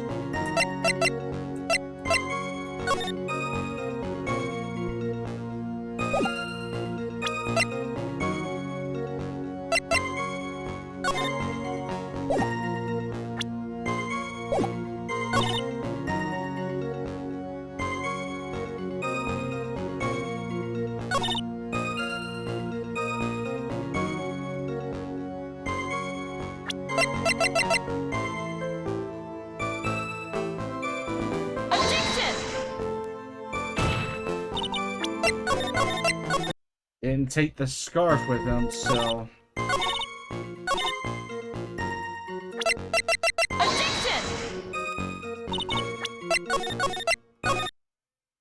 No.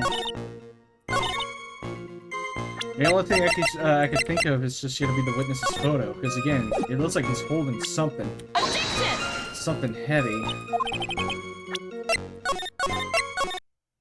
Fine. I'll press for more information.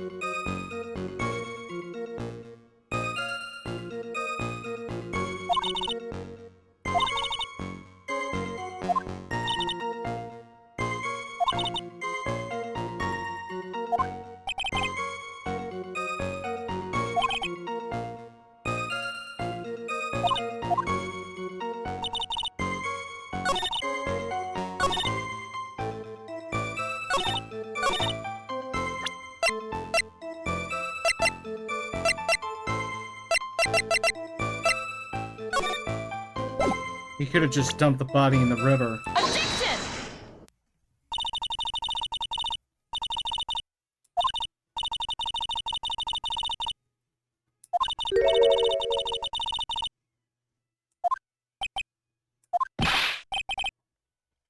And it's what Mr. Edgeworth just said himself. Bodies thrown in, or things thrown in that river are usually never recovered because of the current. So, sorry, Edgeworth or Edgy Boy, you hung yourself with that one.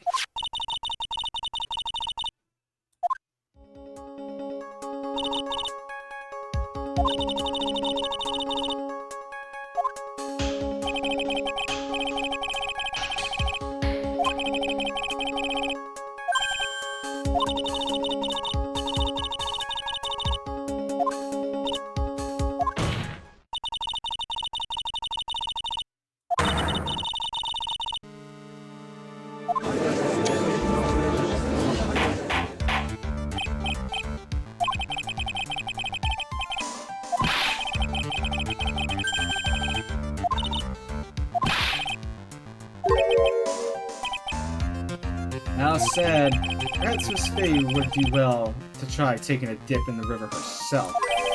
After all, you claim to be such an expert in the ways of nature. Objection!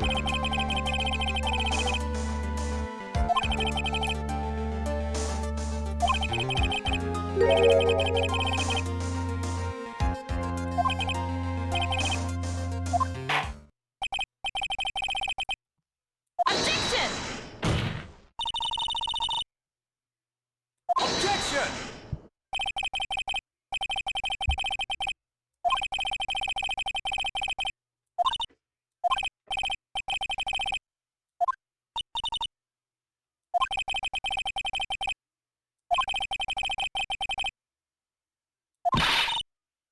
Who is he talking about?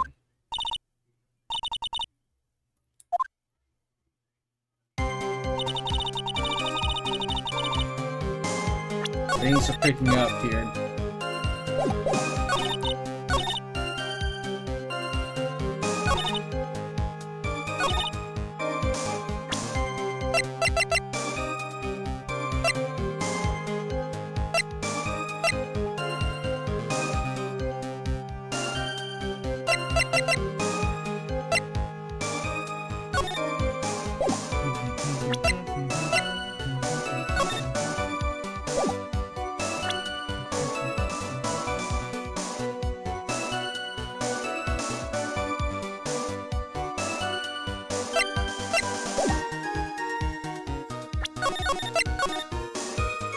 Hold it!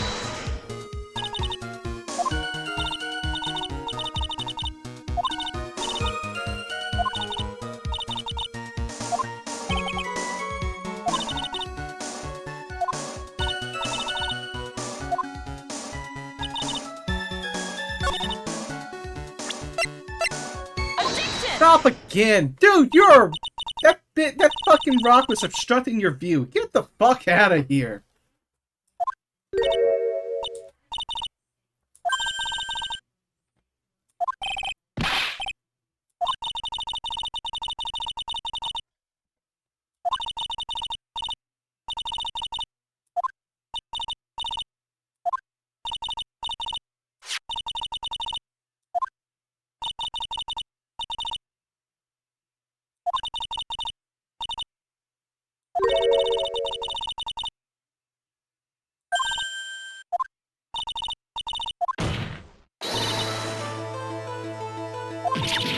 Objection!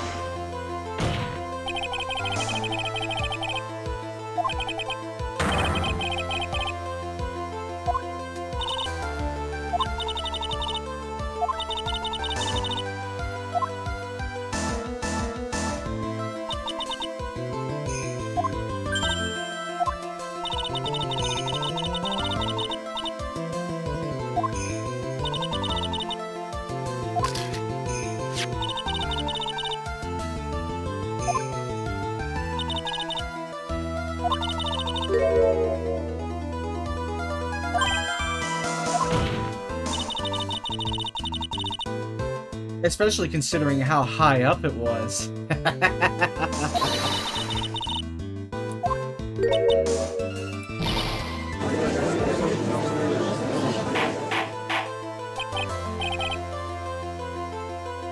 Objection!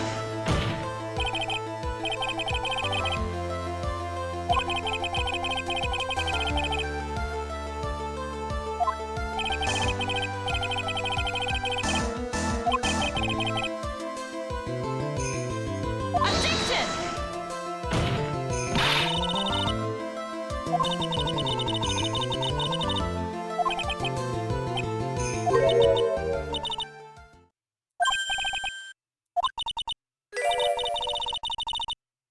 Hold it! Objection!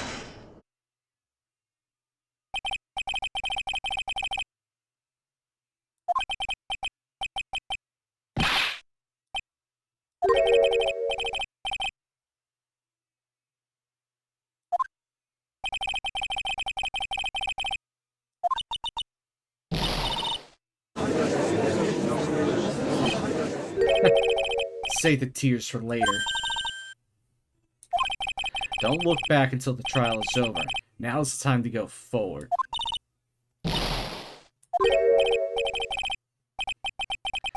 You need to relax, then you need to remember the other kitten's testimony.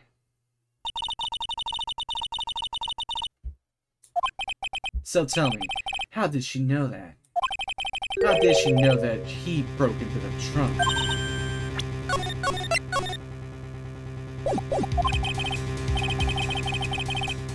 Well, Miss Foster, until you can explain how you do that, you're going to have a lot of very suspicious people on this side of the courtroom.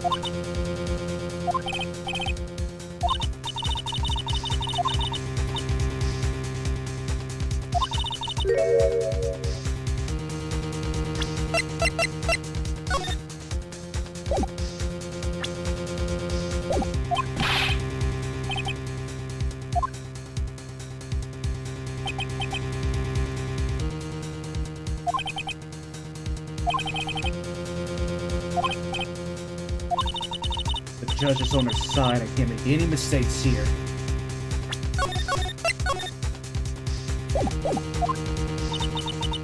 What she just said, is there a contradiction in there somewhere?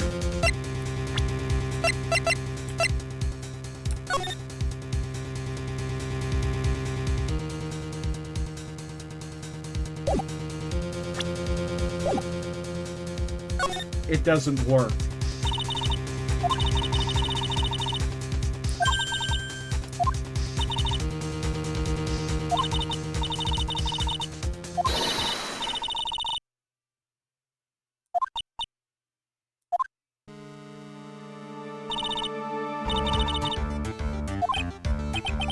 I'm getting pretty tired of waiting over here.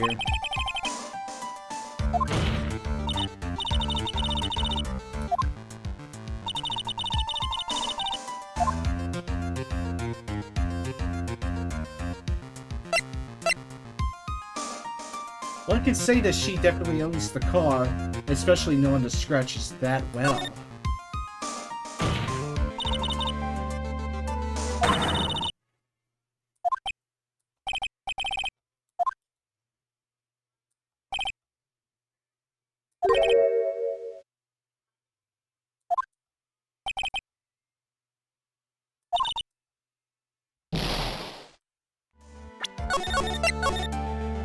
Fine, I'll save here.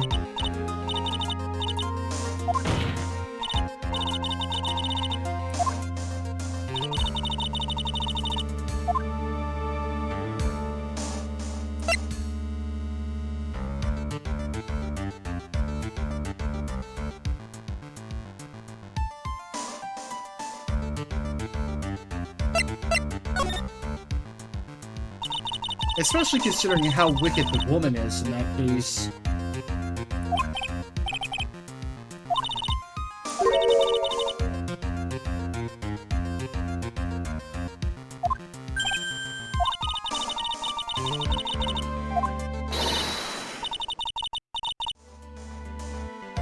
Especially considering that note.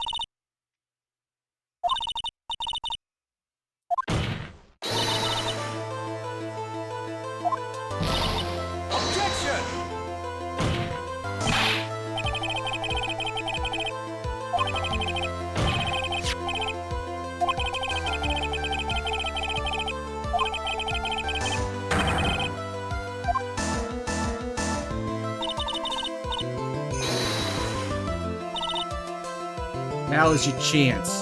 Finish it. She said so herself, too, that the camera was on a timer.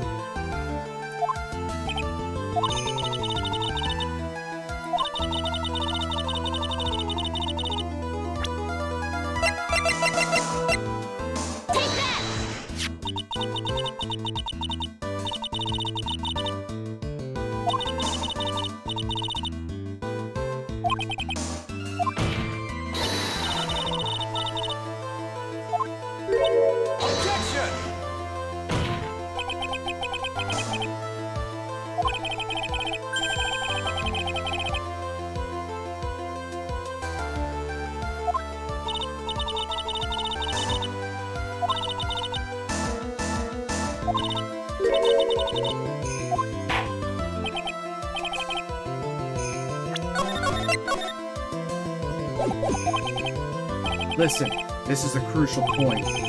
Where was Miss Foster when the incident occurred?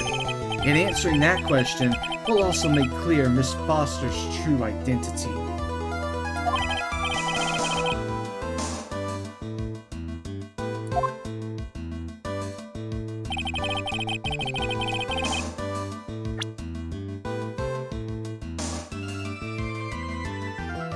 Especially considering she is nowheres on this side of the bridge.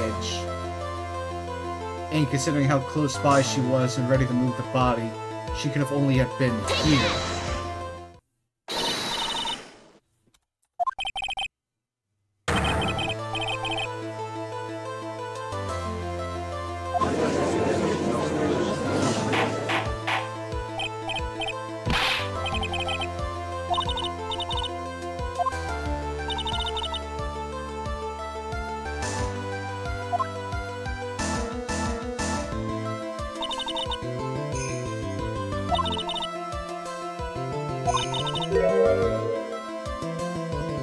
Objection!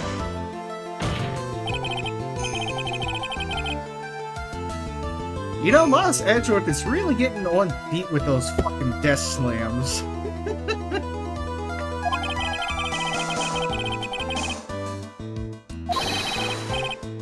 Objection! Objection!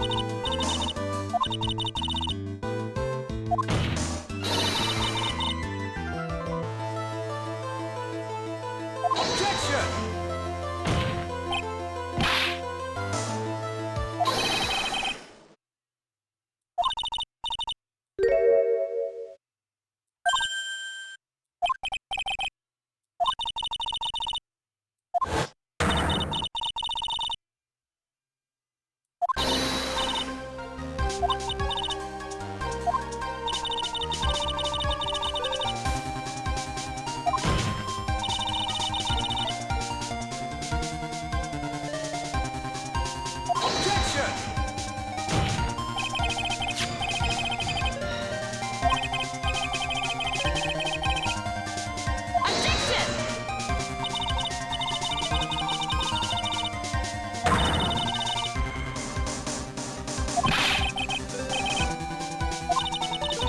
Got it all right here. This piece of evidence will blow this case wide open.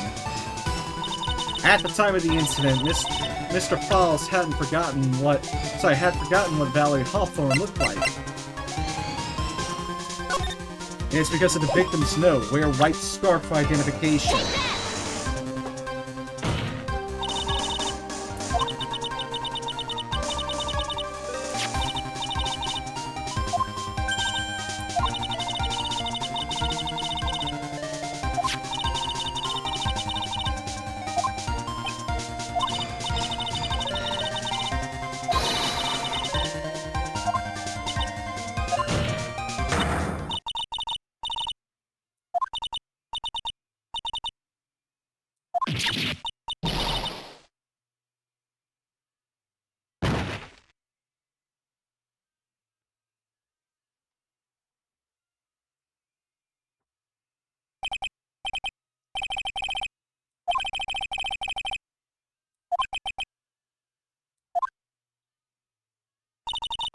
It's obvious that Melissa Foster did it.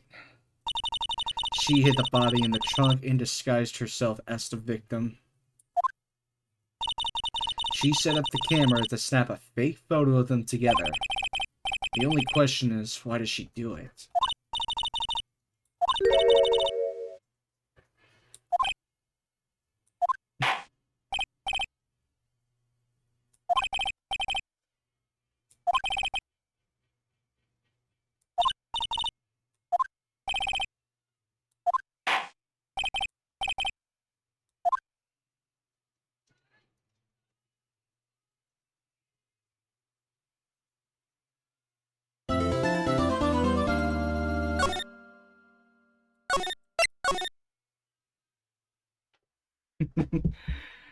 Again, this is the only thing that brings this all down is that this is a flashback. Like, there's gotta be something more significant in part 1, too. And considering how I'm not even, like, If it would have been like 4 in the afternoon or so, I would have stopped right here. But there's actually a pretty good chance that I could actually wrap this up tonight, all 3 episodes. But I gotta take a step back to use the restroom, so I will be right back.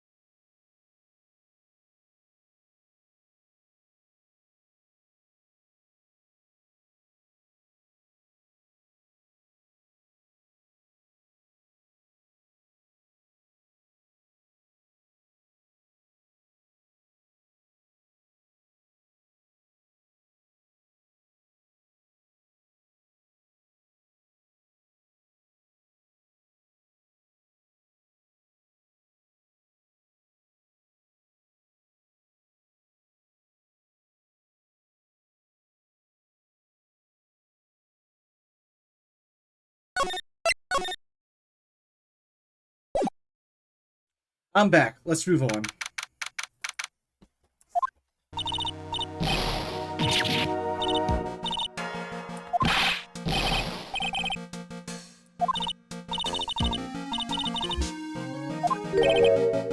Yeah, but there's one more big obstacle we've got to get past.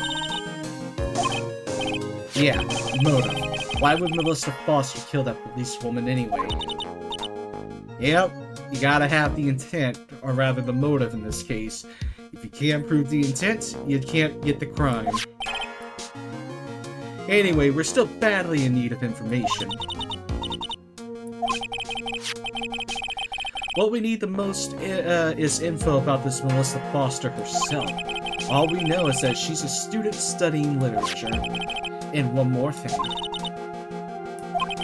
Well, the incident that happened 5 years ago, of course.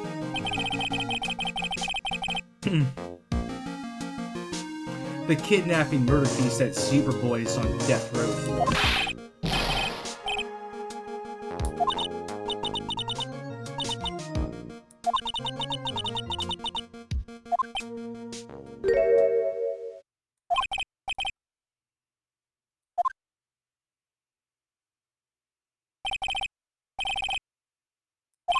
It reminds me everything.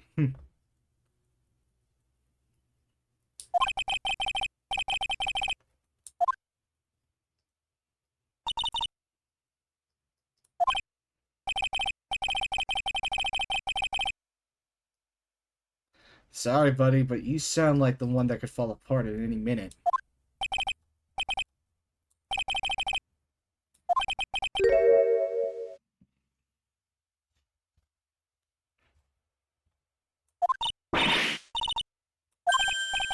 Hey, hold on there. Did you say Hawthorne? The victim's last name? Yep.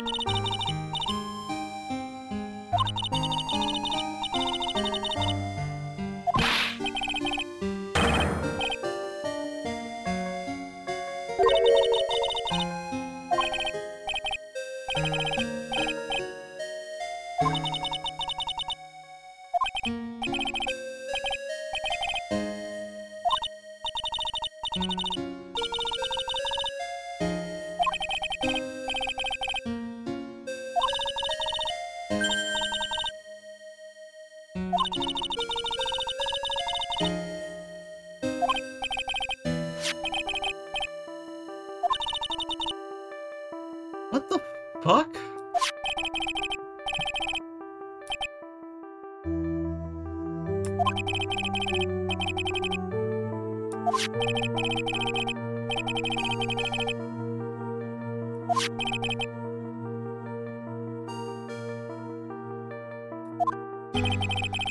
Having a police detective in your pocket is a useful thing, alright? In the end, you were planning on splitting the 2 million 3 ways, huh?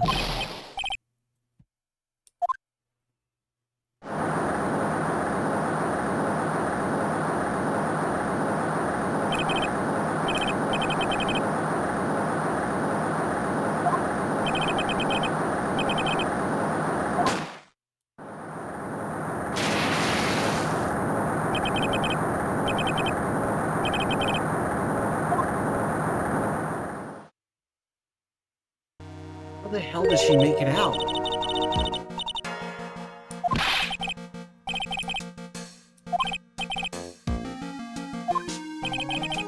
And that's when they decided to give you the death sentence. Yeah, they set it all up to make him take the fall.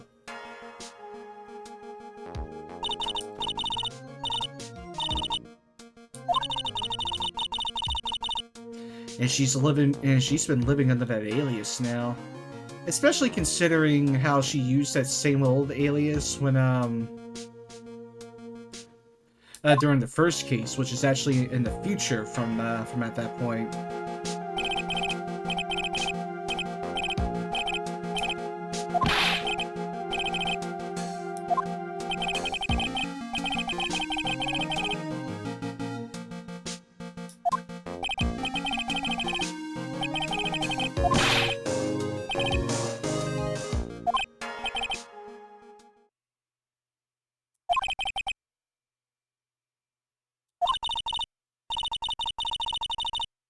He wanted to know the truth. Just one thing, Zebra Boy. My senses are tingling all over. Tell me, Mr. Falls, where is it? Come on now. The ransom. The $2 million diamond. Remember that now? Did you give it back to Pops? Did the police take it?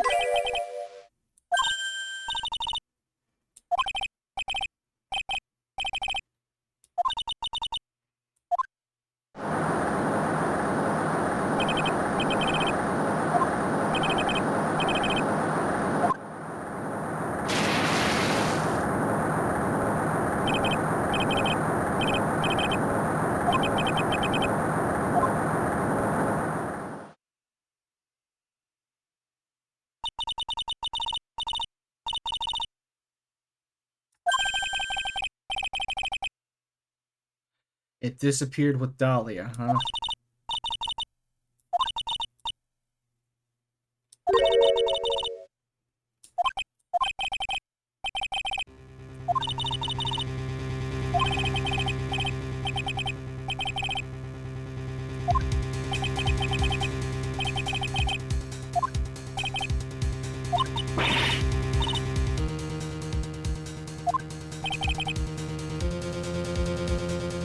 She plans a fake kidnapping and disappears into the river with a rock worth $2 million. Man, oh man, angels these days. Falls takes the fall and gets a one-way ticket to death row. Is Dahlia Hawthorne an angel, or is she really? Yep. Looks like we have a few more aces up our sleeve now. Yep. At a $2 million gem used as ransom for Dahlia, lost to Eagle River 5 years ago. The training wheels come off now, Mia. You got to strike while the iron's hot. That's one of my rules. Remember it. Very well.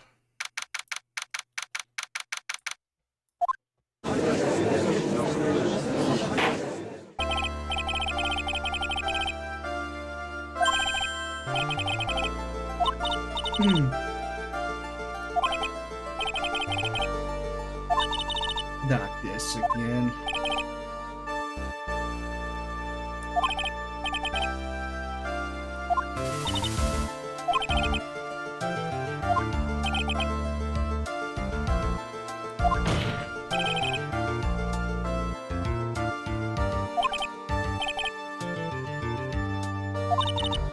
Promote, huh?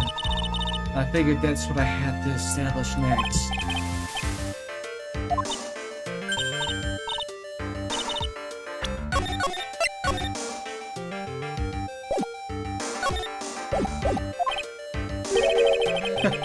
You're still acting as tame as a kitten.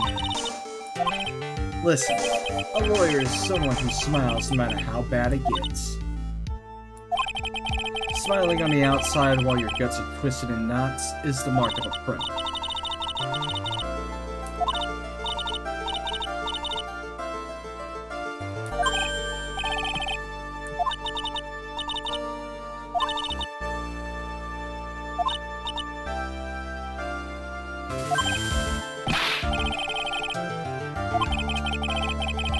It looks like this witness is a real professional. Look at that 100-watt smile.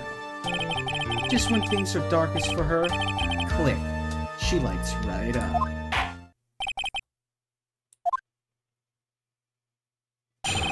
Melissa Foster's history. I was out of the country until a year before last. Until I entered college, I had never been to Eagle Mountain before. And I certainly don't have any reason for wanting to hurt a police officer. Holding a grudge and killing the officer who testified against you 5 years ago? Or kidnapping a poor girl? I just think the defendant is a terrible, horrible monster. What does this have to...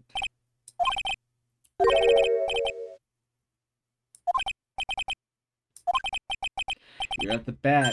Sharpen those claws and put on your best smile. Somehow, I have to tie her to this case.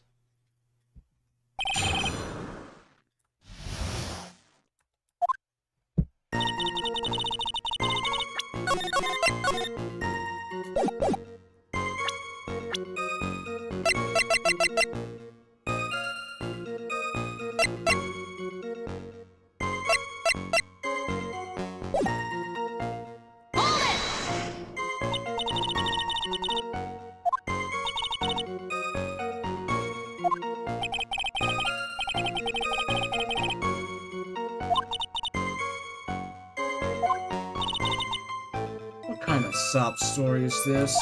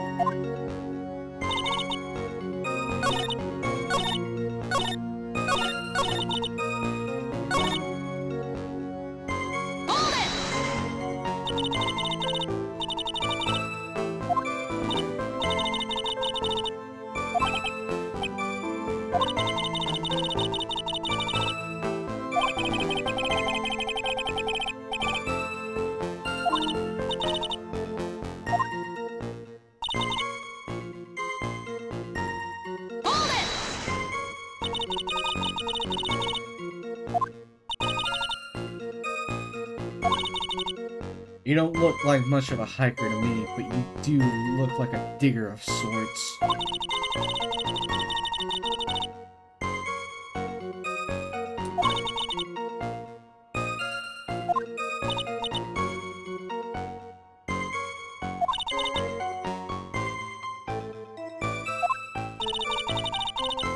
Didn't know you were such a goth.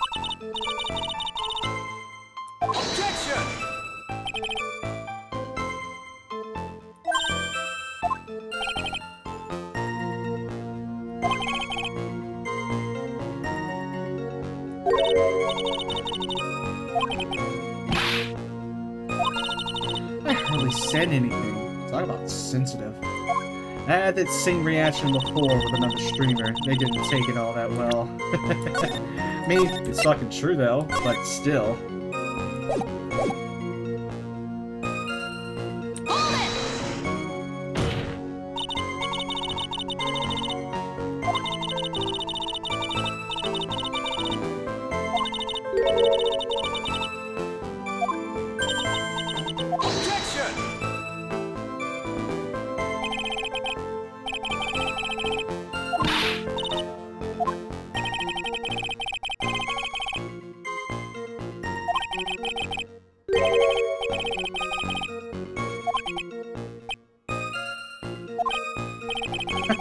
That's the oldest trick in the prosecutor's book.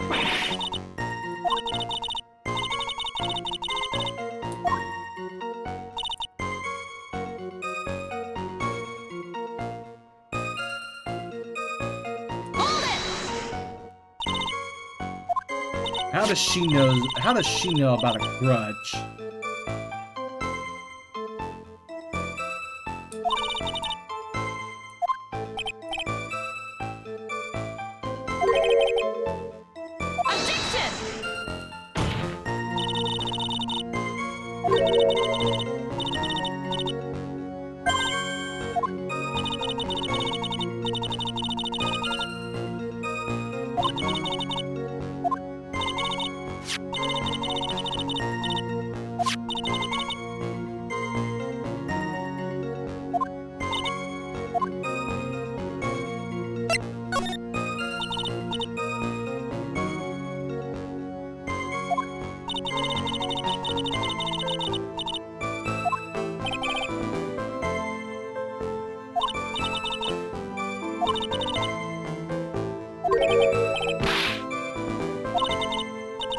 That's bad. Mr. Paul's reputation just keeps getting worse and worse.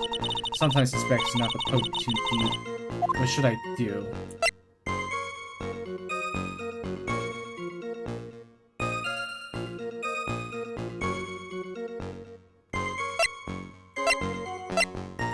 Tell you what.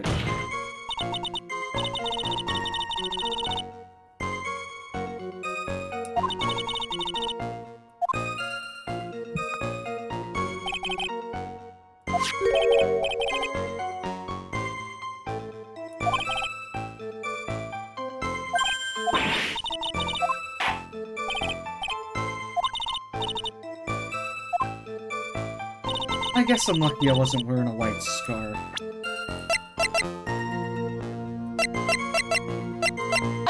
However, this scarf is blue. Why specify the color?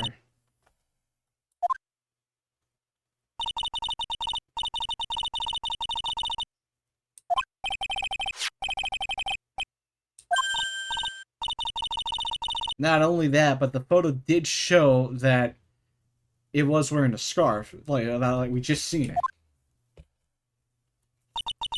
it. Got it now, just don't mess up.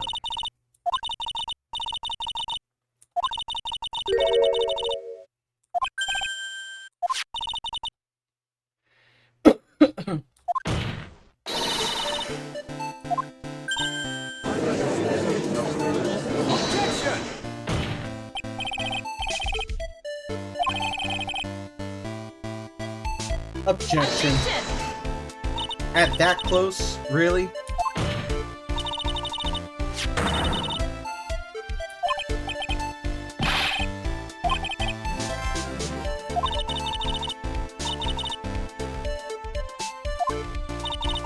The reason why the witness thought the scarf was white is... Take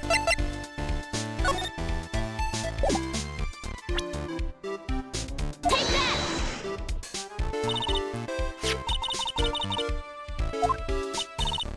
And it's that note too.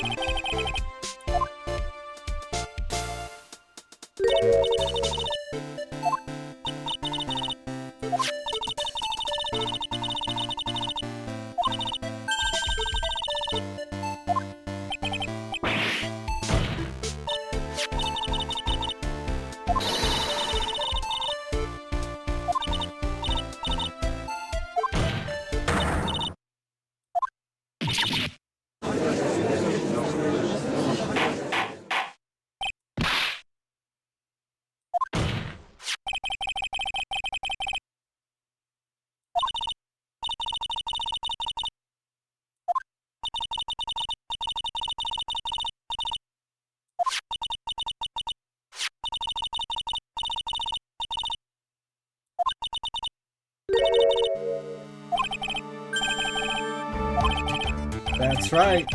A person that no one would have suspected. Have you figured it out, kitten?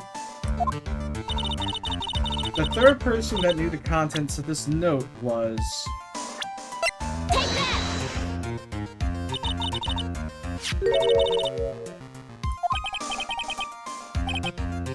Yep.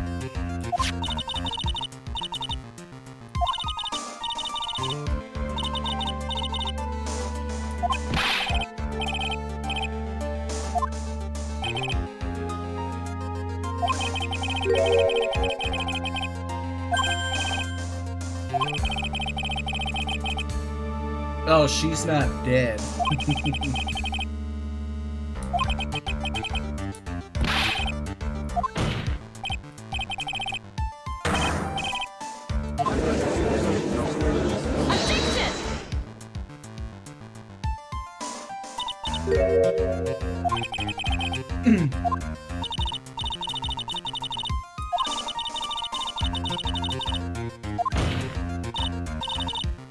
Objection!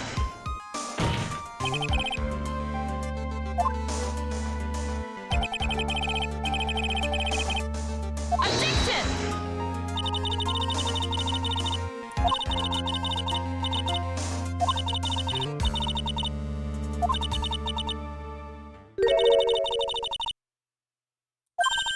Objection! Even you couldn't, Miss Faye. You're not sane.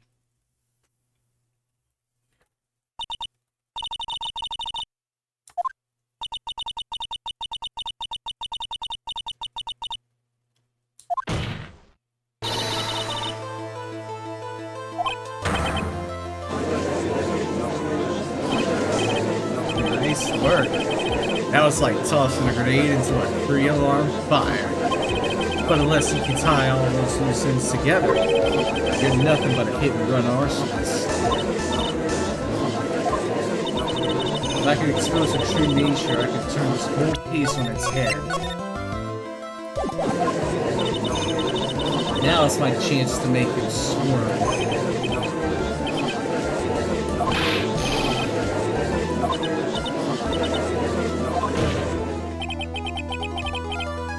didn't think it'd come to this. That's enough. You don't have to say any more, witness.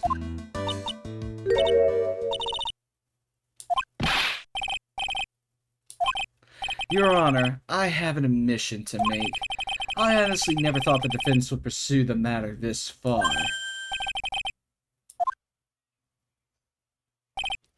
Yes, the prosecutor's office isn't filled with fools, you know. Naturally, we conduct full background checks on all of our witnesses. It looks like the kid knew. He knew her true identity from the get-go. If he hadn't revealed her secret, he wasn't going to say anything about it. All he wanted was her testimony, so he made a little trade. Let me introduce you to the victim's younger sister, Miss Dahlia Hawthorne.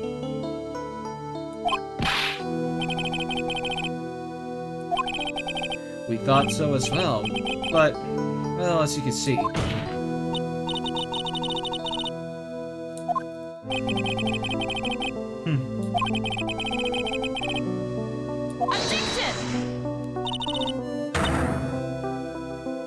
Considering her relation to the victim, I highly doubt that, Edgeworth.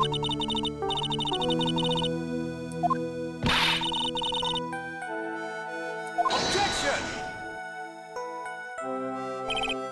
Really, Miss Fay, I must say your strategy here is painfully obvious. You're trying to pin your client's crime on an innocent witness in order to win. At any cost. Please, let us take a moment to think. 5 years ago, this girl was kidnapped and nearly killed. But even worse than that, 5 years later, Dahlia Hawthorne lost something much more precious. Her big sister. Miss Fay must be insane to even suggest that she murdered her.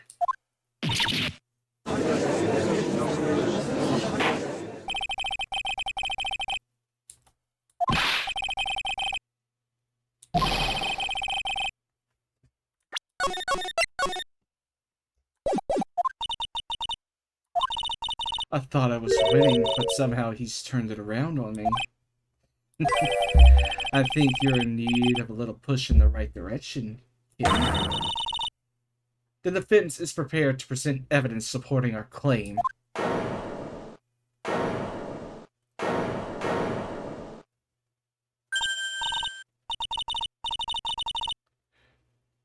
Objection! I think we've heard enough empty threats from you, old man. What makes you think they're empty, boy? Because your protege looks like she's sweating bullets. You think you're in a tough spot, huh? No. You just arrived at the moment of truth, that's all. Whether you win or lose, that's up to you. The rashness of youth, how charming. This coming from someone younger than me. Now then, let's not waste any more time.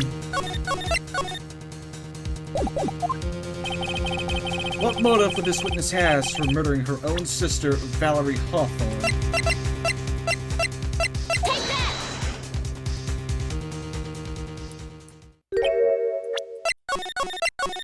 Not that.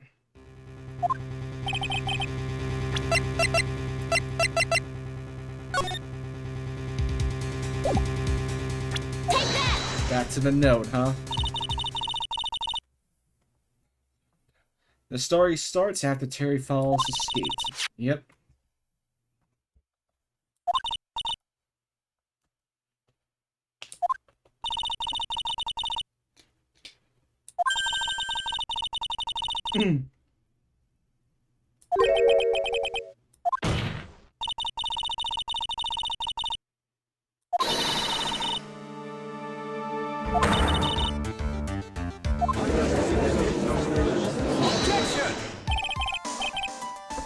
A terrific story, Miss Fay. If you like fiction, that is. Enlighten the court, Miss Fay. What was the secret that was so important? Where's your evidence? Dahlia and Valerie Hawthorne Terry Falls. There's only one important secret that connects them all.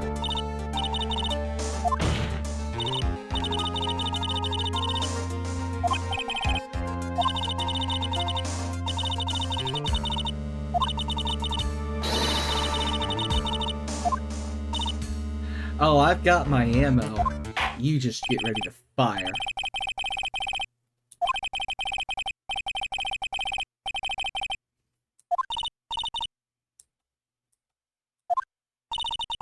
Putting on the old charm one more time, Dahlia? But this will be the last time you hide behind your womanly wiles. Alright, time to go Allegro on this. 5 years ago. 5 years ago, I was kidnapped by Mr. Falls. The ransom price was a raw diamond. My sister, Valerie, brought it to the bridge. After she made the exchange, she shot Mr. Falls in the arm. That's when Mr. Falls tried to kill me by shoving me off the bridge from behind. I survived, but I was afraid I might be kidnapped again for my family's money. So I decided to change my identity and start a new life.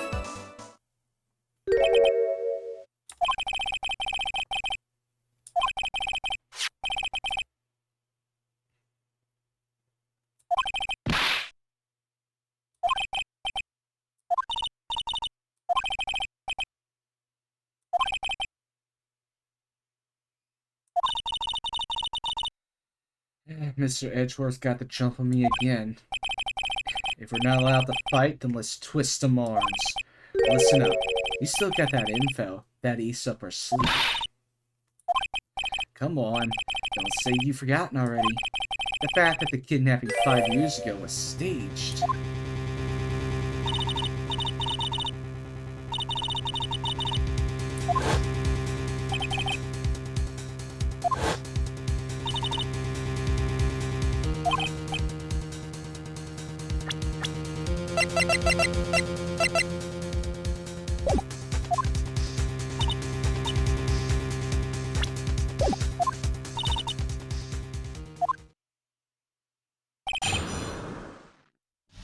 How am I gonna expose that? Do I have to call this witness?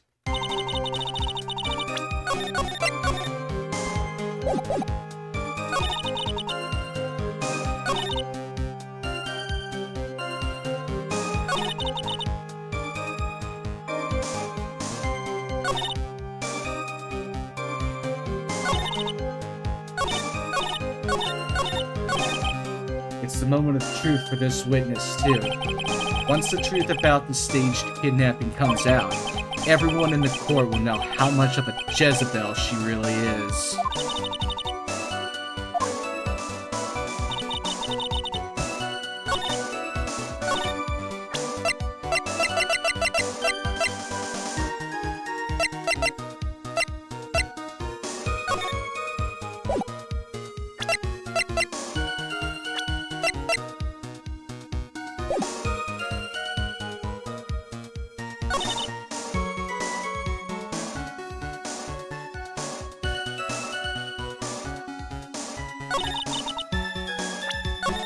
Tell you what, I'll start pressing.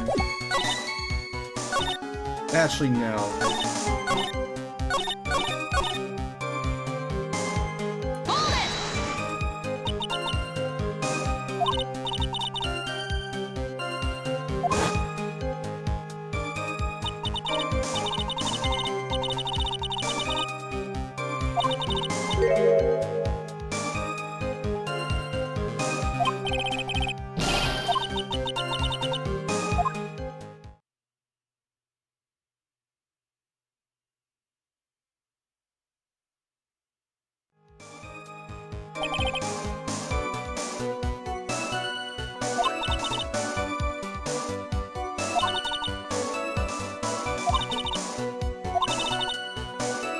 You would have easily have drowned, Dahlia.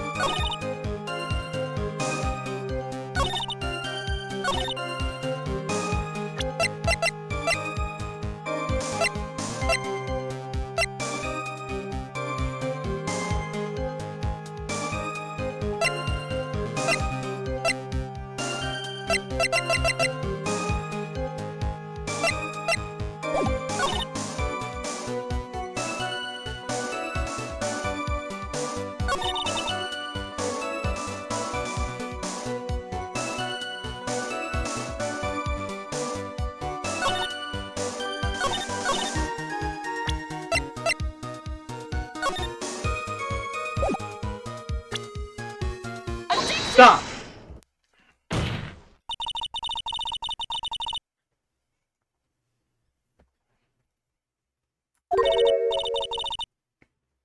Especially if it meant to be shoving you off the bridge from behind them, you would have landed right on the fucking rocks. Or the ground. There's no way you would have survived that at 14 years.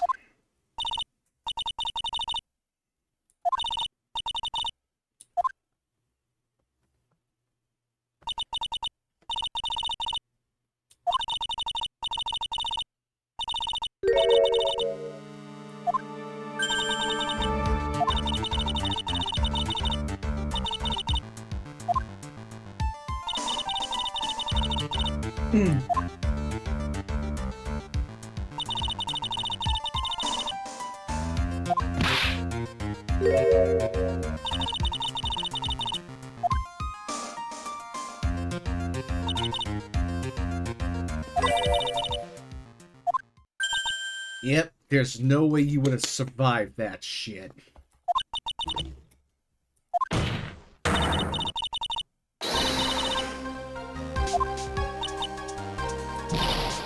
Objection!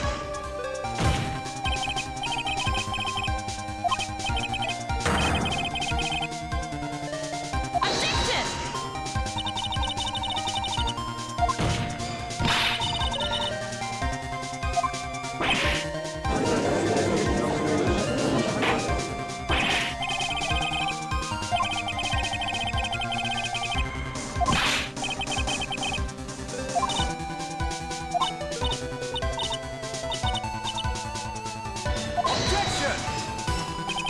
Just a moment, Your Honor. It's true that the witness testified that the defendant pushed her into the river. However, she never stated that she fell from the back end of the bridge.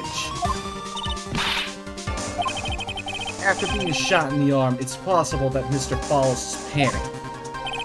Therefore, he could have unwittingly pushed her off the side of the bridge. If that's true, she would have fallen into the river. Yep.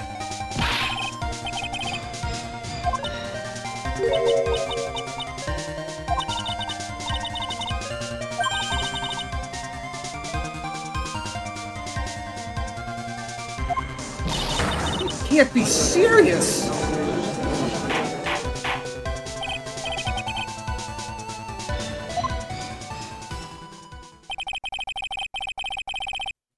It seems Miss Faye's assault has finally reached its conclusion. Objection! Yeah, you gotta stay on the offensive now.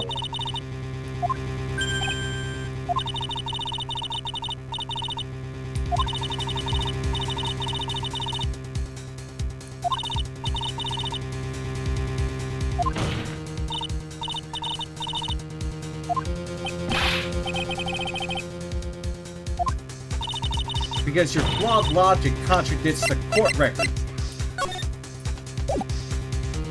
Take that!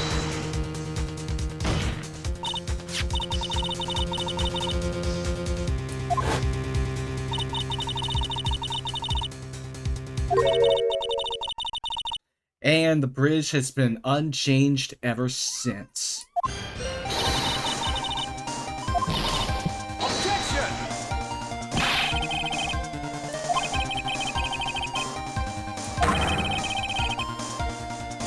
Objection! There would have been testimony to that effect, Edgeworth. And yeah, he has been shot in the right arm, so...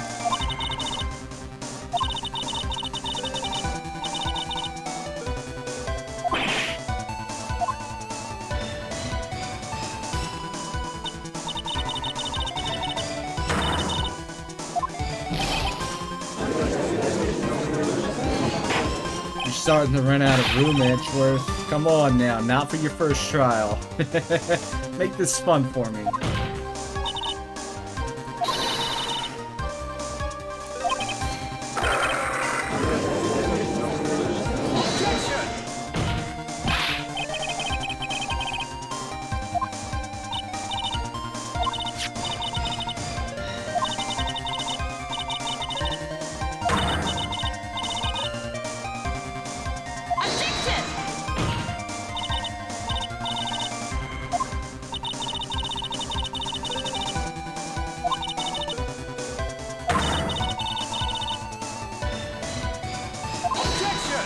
I know the reason, too. Oh, then what was it? What was so important that she wanted to jump into the river? This is why she risked her life by jumping into the rapids of the Eagle River. 5 years ago, something else disappeared along with Dahlia that day. The item that Valerie brought up the mountain with her. The $2 million diamond.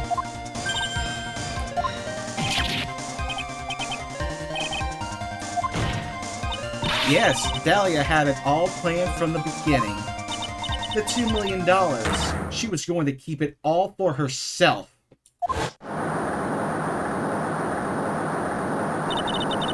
She forced Mr. Falls to help her with the fake kidnapping.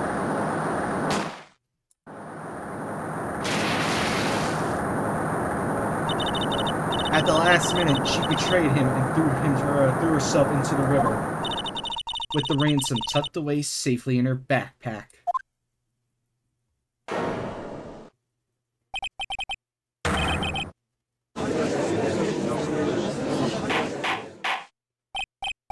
Objection!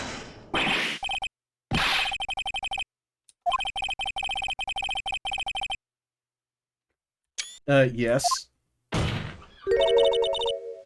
This woman is a demon, and there was one more person who helped make a demon out of her. Her sister, Valerie Hawthorne. Objection! But she was a detective then. You're saying she participated in her sister's kidnapping? Precisely. I'm sure that it weighed heavily on her conscience for the past 5 years. This is the sole reason behind the victim's murder. What do you mean by that? On the day of the murder, after receiving the phone call from Mr. Falls, Valerie called her sister Dahlia. And then she told her what she was planning to do. She was going to tell the whole truth, as she wrote in her note. That is what sealed Valerie Hawthorne's fate.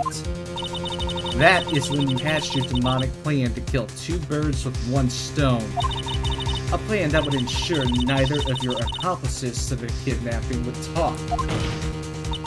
And that is why you killed your sister Valerie Hawthorne.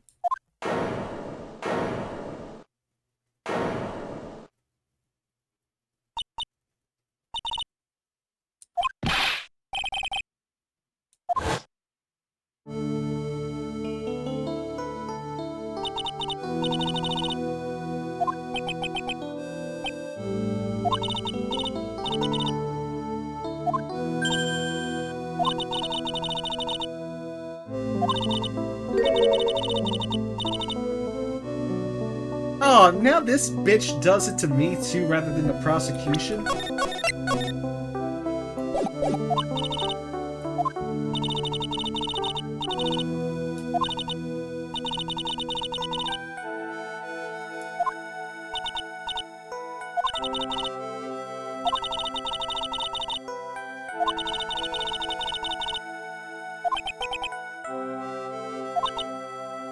How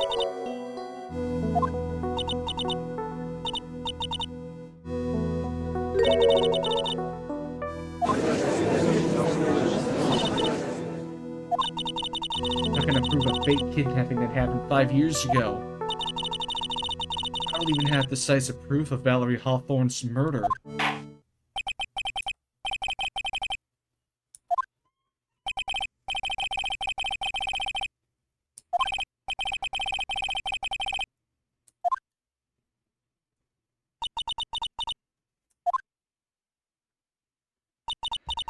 Is this it? Is it really over? That girl has made a fool of me and there's nothing I could do about it. Without evidence the trial is over? Who decided that? Come on now, kitten. Haven't you figured out that you can make your own rules? For example, even if there's no evidence, there's still testimony. Yep. On the day in question, Dahlia Hawthorne murdered her sister, Valerie Hawthorne. She hid her body in the trunk of Mr. Fowles' stolen car, and then went to meet with him. Disguised as her sister, Valerie Hawthorne, that's what you think, right? In that case, there's only one answer, right? There's only one person left who can testify about Valerie Hawthorne's murder.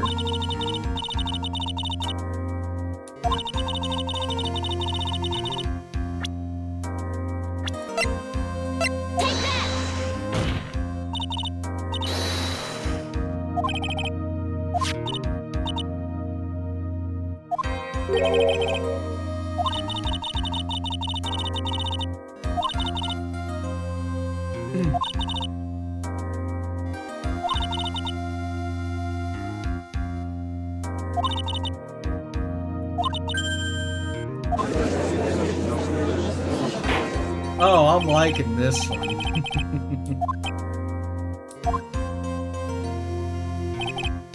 Why not? The prosecution has no objection.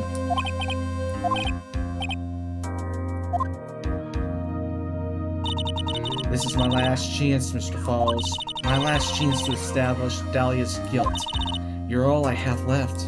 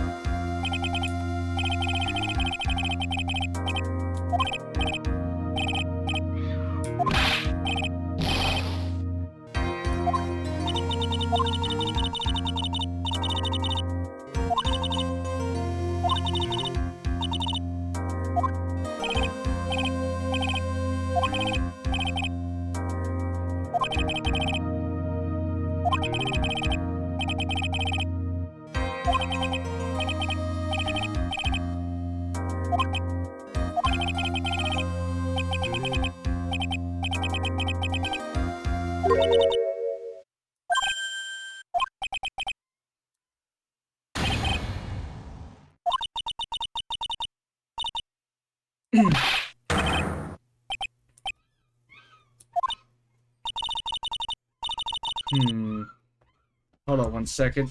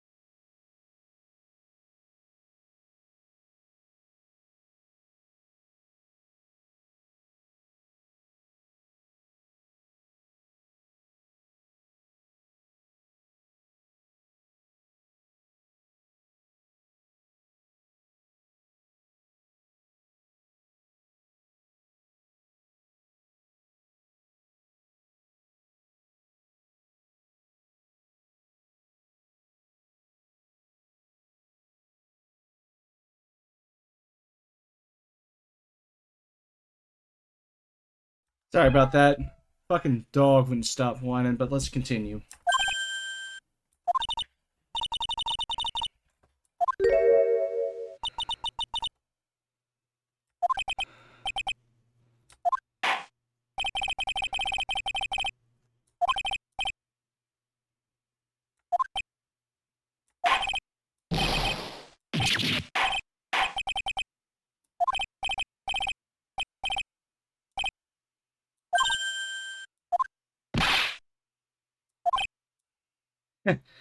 Oh well, guess it'll have to be my coffee instead. At least it'll match the way he's probably feeling right now. Darker and bitterer than hell itself. This is it. Who Terry Falls saw.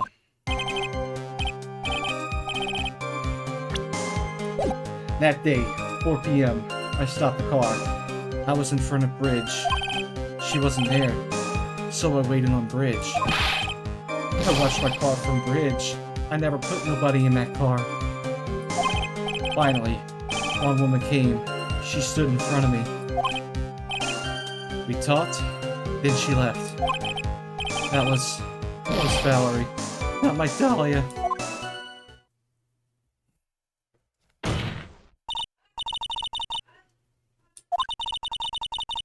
Objection! That's enough, Miss Fay. His last statement was a fitting way to end the final testimony of the trial.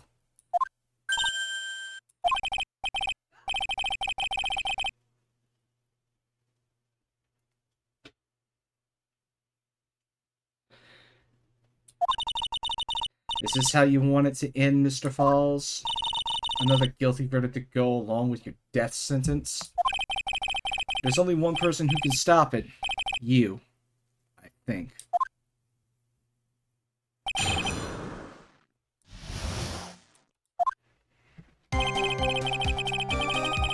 I was in front of the bridge. She wasn't there, so he waited on the bridge.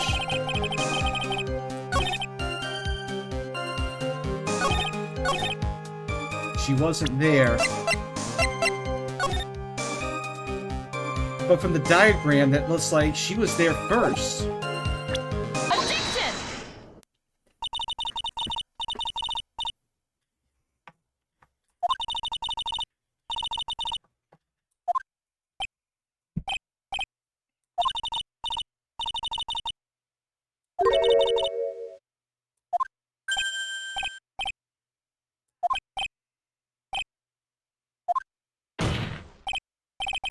Oh, I would love to hear your rationale on this, Miss Fay.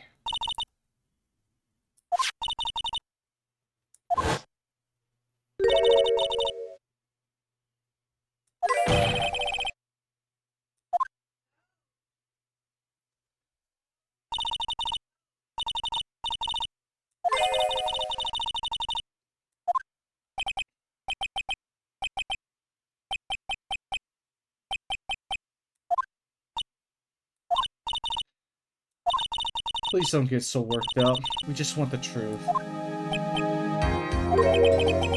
I got there around 4 o'clock. It's true. I had somewhere to go. A special place.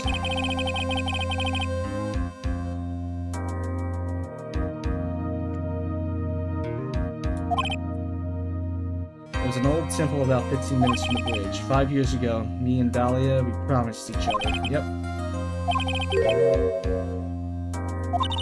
A memento.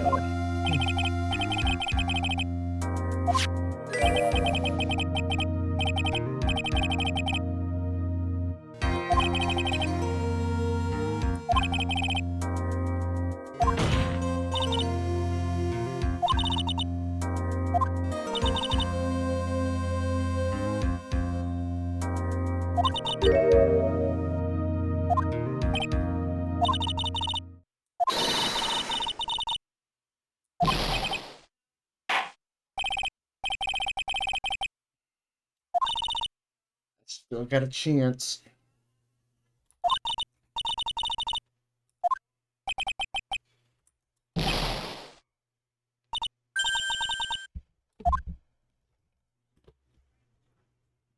That's it for him.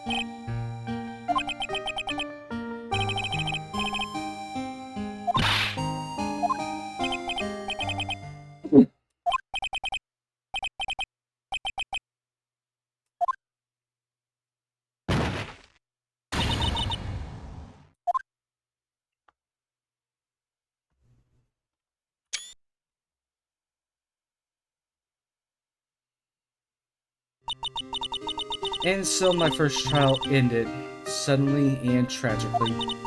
And ended with no winners, only losers. I ended up with a wound that cut so deep into my soul I thought it'd never heal. I'm sure it was the same for the young prosecutor as well. But one person, the true criminal Dahlia Hawthorne, she left the courtroom with a secret smile on her demonically sweet face.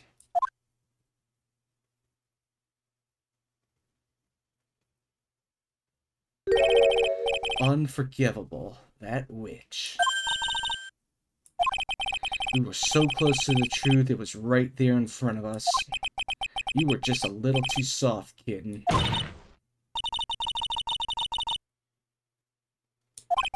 Don't cry. You're gonna make my coffee all salty.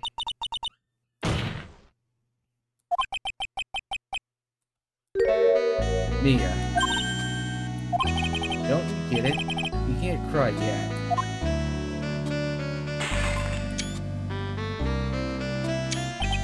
The only time a lawyer can cry is when it's all over.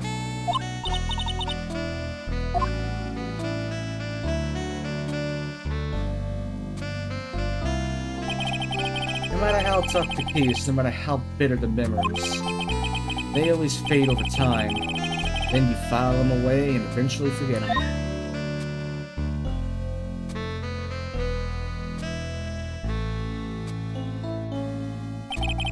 One year later, in this very same courthouse, I myself got wrapped up in that case.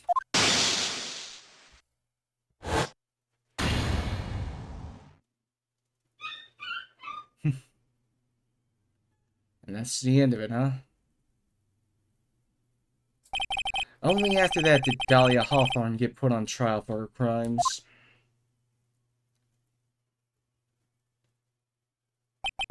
The verdict that was ultimately handed down to her was guilty, of course. Naturally, when the verdict was read, she had a perfect angelic smile on her face.